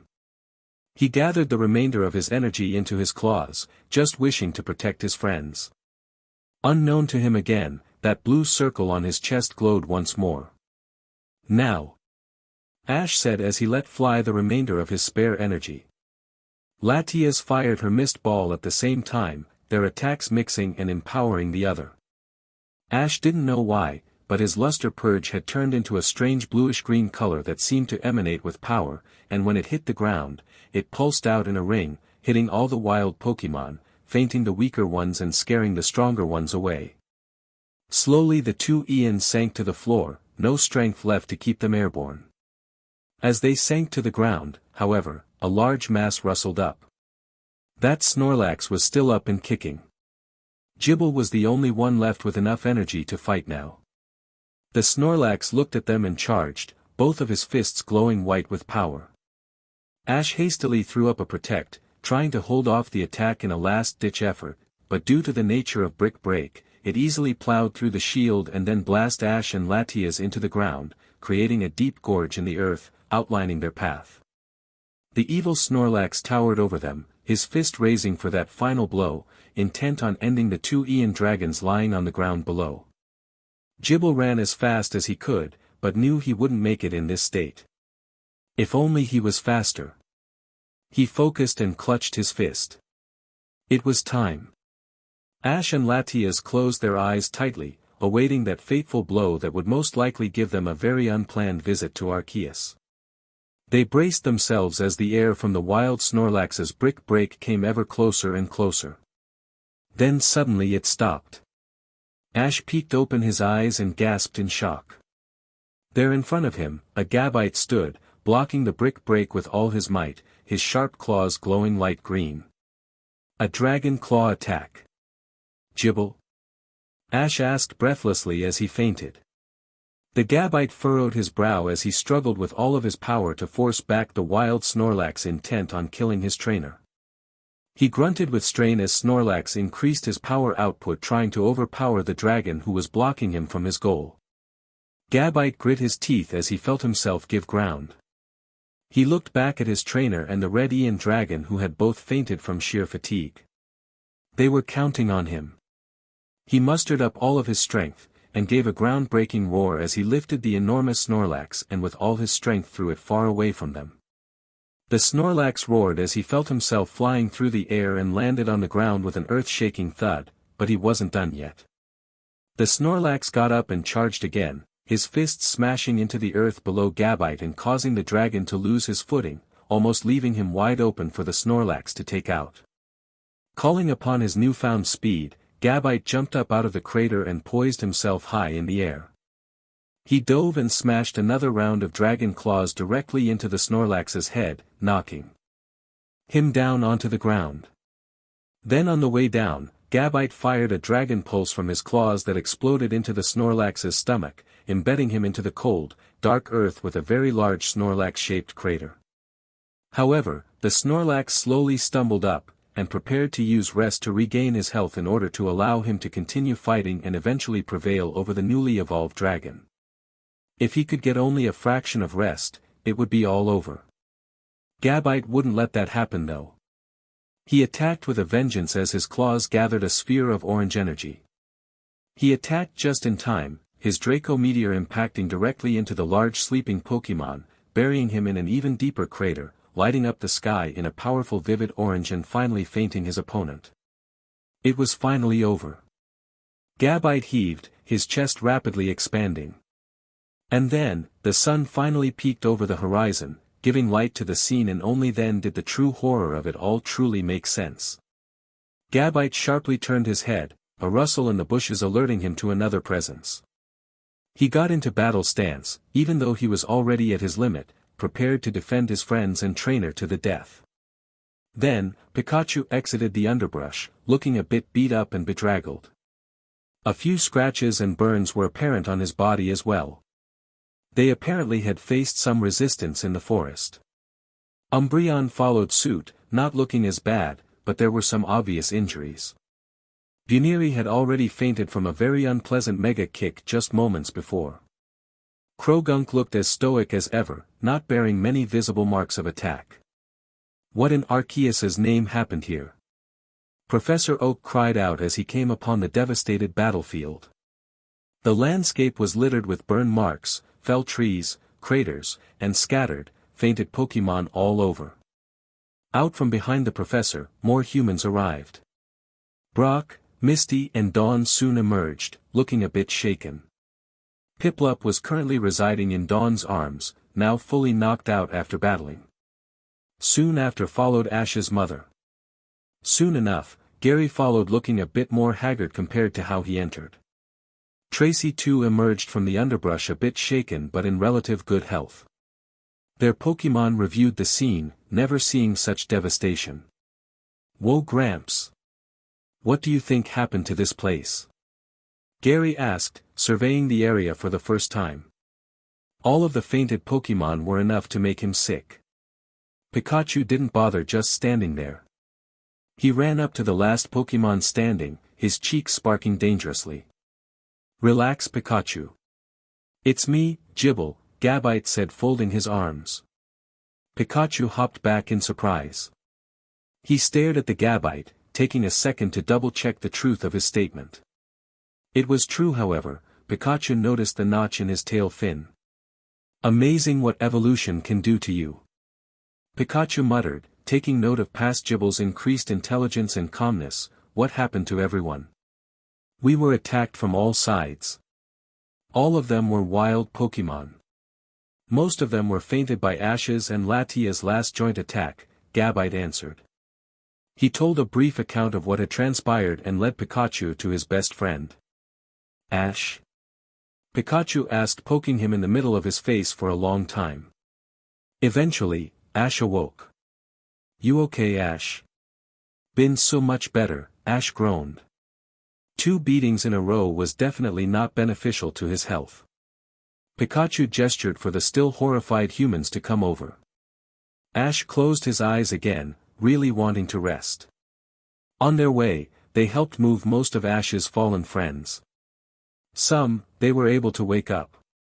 They were sure beat up, but they would all live and make a full recovery luckily. Finally, they came upon Ash and Latias, who happened to still be lying on the floor side by side. Whoa! Check it out, Gramps. It's a Latios and Latias. Gary exclaimed, possessing some knowledge of the legendary Ian dragons from his travels and research. Gary, that is. Professor Oak tried to explain, but failed as Gary rushed forward to examine to 2. Gary's grandfather shook his head, deciding to let it all just work itself out. Gary walked around the 2, making mental notes on their body size, shape and build. He was intrigued by the unusual coloration of the Black Latios. He had never read anything on a black-colored Latios. Hey Gramps, I'm thinking that these 2 might be mates or something, Gary called over shoulder, not seeing the hopeless head shaking that was directed his way. Curiously, he reached forward to grab a feather out of the Black Latios down. Touch me and die, Gary, Ash communicated, really not wanting to deal with Gary right now. Gary jumped about 50 feet in the air, yelping from surprise and fear. Angering a legendary Pokemon was never a good idea. Ash decided to play on this a bit, calling upon unknown strength to float up and look menacingly at his past rival. Whoa, hey, I mean no harm. Gary exclaimed, tripping on the ground in the process, cowering as he found himself no escape. Ash made the most angry face he could and continued to scare the living daylights out of Gary. Ash, I think that's enough, don't you think? Professor Oak said, deciding to have some mercy on his own grandson. Ash rolled his eyes, as he laid himself on the ground to rest again. Ashy boy? Gary asked slowly and uncertainly, eventually getting off of the ground and dusting his pants off in the process. Ash nodded. Gary was half relieved, half irritated. Ash had gotten the better of him. Who'd you think I was? Ash answered, his eyes still closed, tiredness evident in his psychic voice. If he had had the strength he would have laughed at Gary's expense, but circumstances did not allow him that rare, very rare, pleasure. Why did all the bad things have to happen to him? Oh, I don't know. A Pokemon? Gary responded a bit heatedly. What else was he supposed to expect? Out of habit, Gary lightly brooded, bugged by the fact Ash had actually outdone him. But he would get over it soon enough. Plus, how the heck did Ash turn into a Pokemon in the first place? His questions would have to wait, however. Here Ash, eat this, Brock said as he took out some citrus berries for Ash to eat out of his pack for temporary strength. Latias hadn't awoken yet, but Brock left some there for her, knowing that she would definitely need it. Oh, Nurse Joy was going to throw a fit for sure. It must have been quite a battle to faint almost all of Ash's Pokemon, Professor Oak commented. Delia, would you mind calling Nurse Joy again for me? I do think she will be needed here. Oh, and also grab the large box of Pokeballs under Ash's name.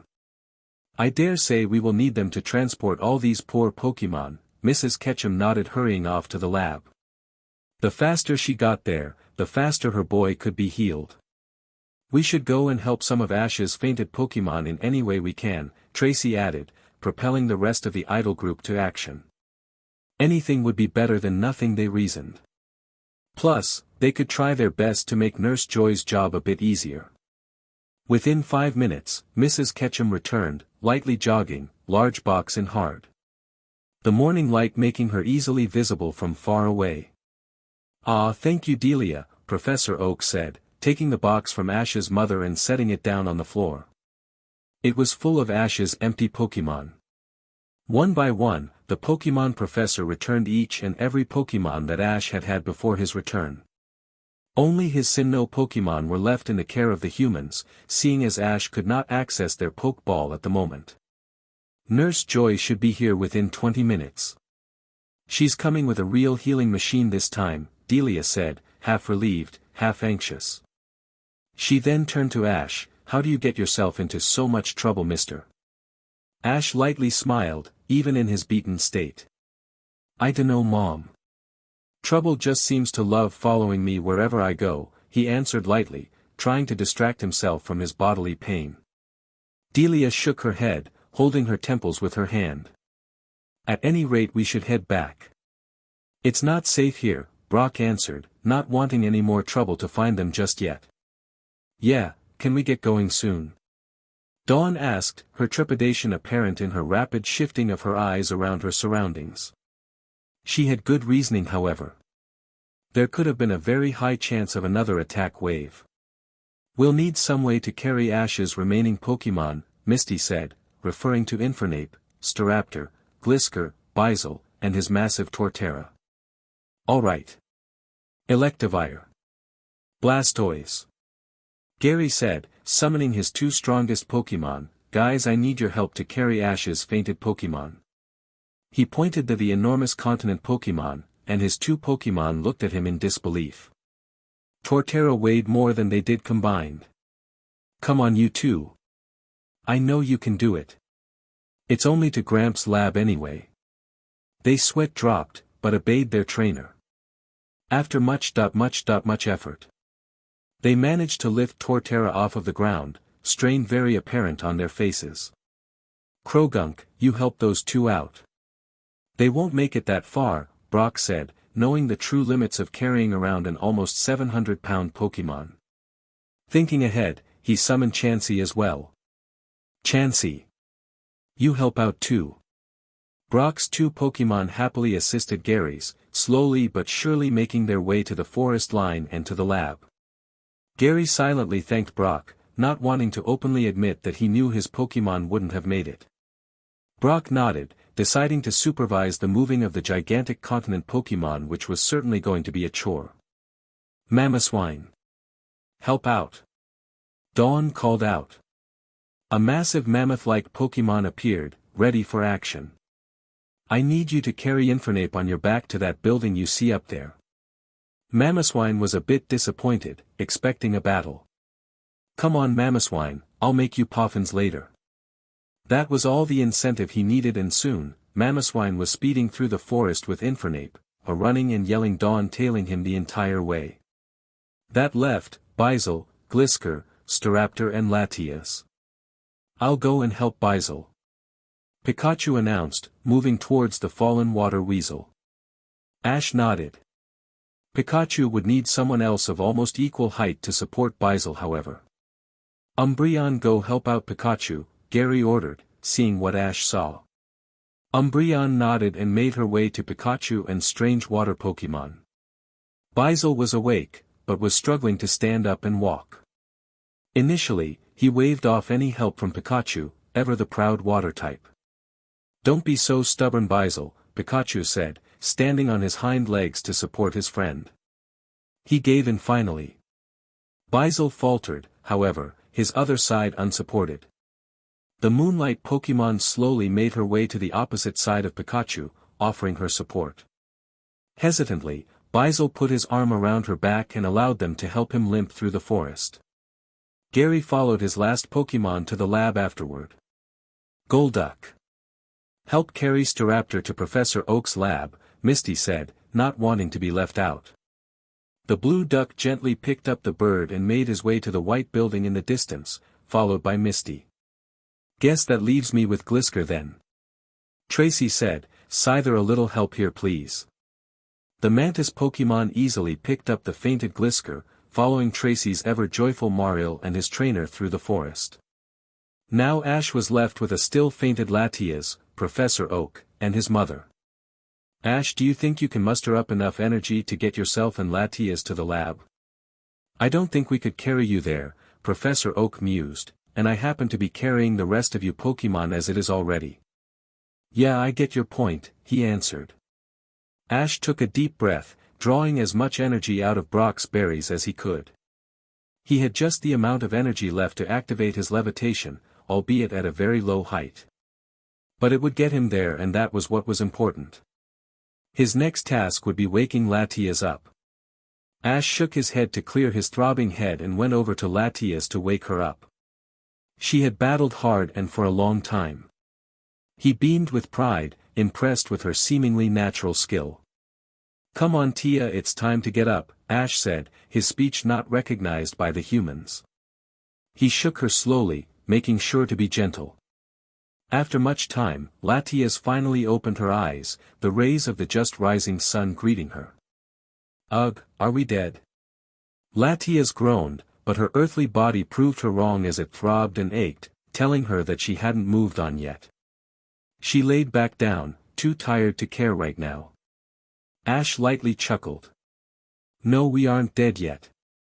But we could be if we stay out here much longer," Ash said, trying to get Latias up. He still had 3 berries left from Brock luckily. "Here, eat this." He motioned a berry to Latias, but she was just too tired to even feed herself. He sighed. "All right, open up," Ash said, moving the nutrient-filled berry to Latias' mouth. After much coaxing, Ash finally managed to get a whole berry into Latias' mouth. It was much easier afterward to feed the remaining 2 to her. "Thanks Ash," Latias breathed out with a small appreciative smile. Soon she too was up in the air, floating just barely above the ground like Ash. It had taken her much more effort, but with a few bursts of Ash's psychic she had managed to get back up, all at the expense of Ash, who was happy to drain his own strength to help. He almost did fall back to the ground, but Latias quickly held him up, steadying him. All the while Delia and Professor Oak just watched. "They really are quite the couple, aren't they?" Professor Oak commented, seeing the magnitude of care they held for each other. "They are cute, aren't they?" Delia added, with a smile. She wondered when Ash would finally figure it all out. It would probably take him a very long time, seeing as Ash was so oblivious to girls. Finally, Ash and Latias had managed to get up and float weakly in place. "All right, let's get on our way. The sooner we get there, the faster Nurse Joy can heal you too." "I foresee a bit of a fit from her, however," Professor Oak said, moving forward with the rest of Ash's Pokeball. Mrs. Ketchum nodded and followed behind, Ash and Latias in tow, both supporting each other the best they could. Honestly, for Muse Sake. Gone for less than 24 hours and then all of this happens. Nurse Joy exclaimed, a little peeved and a bit out of her usual demeanor. She had traveled here with a portable commercial healing machine, carried by a trainer's Dragonite, which had also generously carried the machine. It had left already, his trainer waiting back in Viridian. Strangely, Brock had not instantly come on to her, but instead offered his services to help lighten her workload. She had accepted gladly, sharply ordering Brock what to do. Chansey had accompanied her also, currently tending to the more seriously injured. Joy had then turned to Dawn, Misty, Gary, and Tracy for help as well. Soon a long sort of assembly line formed: get the Pokemon, diagnose, heal, bandage, food, and rest. Eventually, Professor Oak, Delia, Ash and Latias arrived on the scene. It was almost like a makeshift Pokemon Center. "My goodness!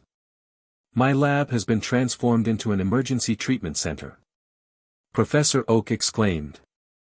Pokemon were sleeping everywhere on the floor, eating in the lab, and healing on the second floor. Some had been moved to the immediate outside, safely on the lawn, due to their size. "Come on you two," Nurse Joy said, ushering in Ash and Latias in.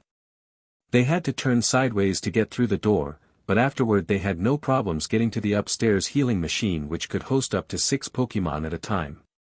Currently, Charizard, Bayleaf, Gabite, and Torterra were attached to it, all of them asleep. Nurse Joy patted a small pad of blankets on the floor, motioning for Ash to lie down. He complied, sighing with relief as he could finally rest again. Before starting, Nurse Joy told him to just relax, remembering his previous discomfort. Ash felt strange as he sensed various wires being attached to him. Briefly, he wondered what the healing from the machine felt like. Then Nurse Joy turned it on. If there was a heaven, this is what it felt like, Ash decided. Never had he ever felt this calm, peaceful, and serene. He closed his eyes and imagined himself as a Pokemon master, the feeling of just standing there on the podium, and the crowd cheering him on with wave after wave of amazed shouts and yells. Yet there just seemed to be something or someone missing. But Ash wasn't able to ponder why, because as quickly as that sensation came to him, it disappeared. 1. There you go. You should feel much better after that, Nurse Joy said, taking the wires off of him. Indeed, he felt so much better and so hungry. He wasn't perfectly healed to battle, but he was healthy enough to move around and maybe even transform. He looked at the clock and realized it had already been an hour since he had gotten in. Thanks Nurse Joy, Ash cooed, and the Pokemon nurse nodded. You're welcome, she replied happily, enjoying the fact that Ash could communicate with her. All right. Excuse me.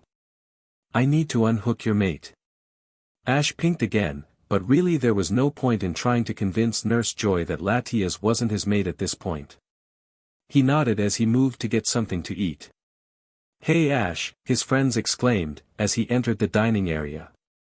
It's good to see you back on your feet. Air. Ash laughed. It felt good to laugh after such a tremulous 3 days.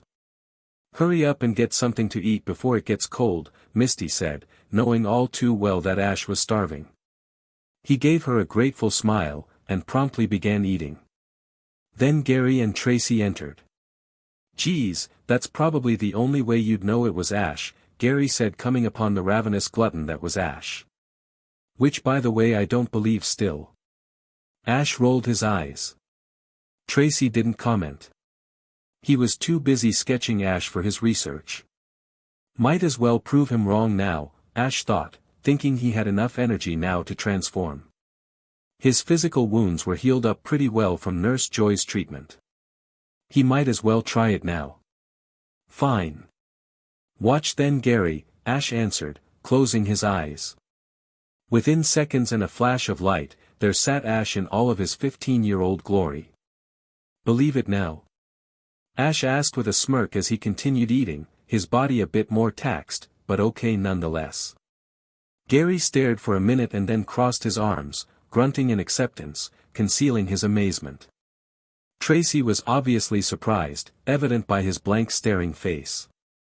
I'll explain later when I'm not so tired, Ash sighed as he piled more food onto his plate, knowing they had questions.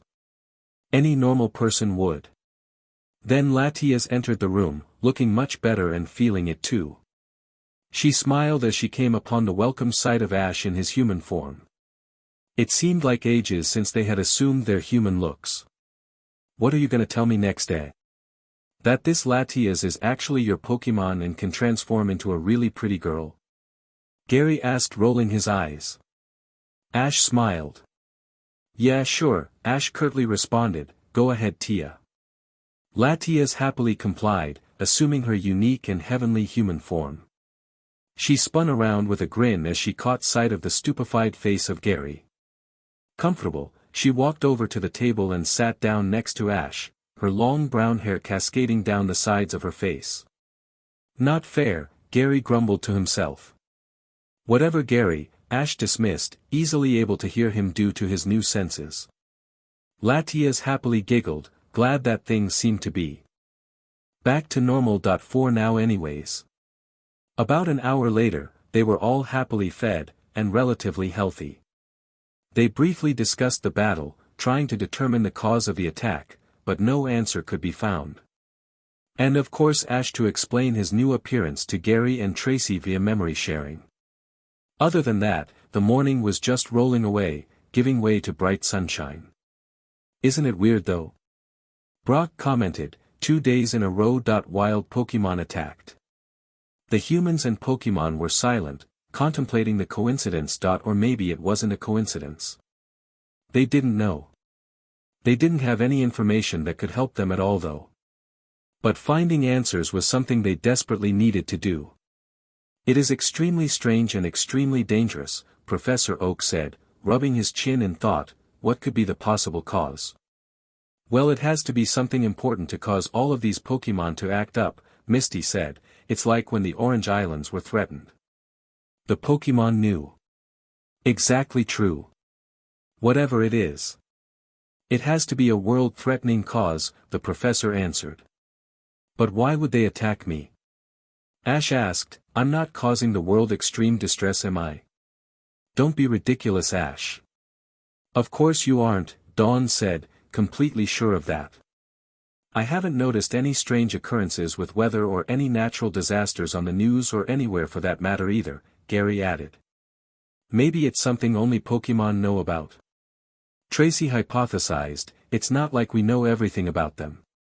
Everyone was quiet, because they knew that was a possibility. Know anything, Pikachu? Ash asked, hoping that maybe Pikachu had some sort of innate knowledge about this whole situation. Nothing that I can distinctly pick out. Pikachu answered sadly.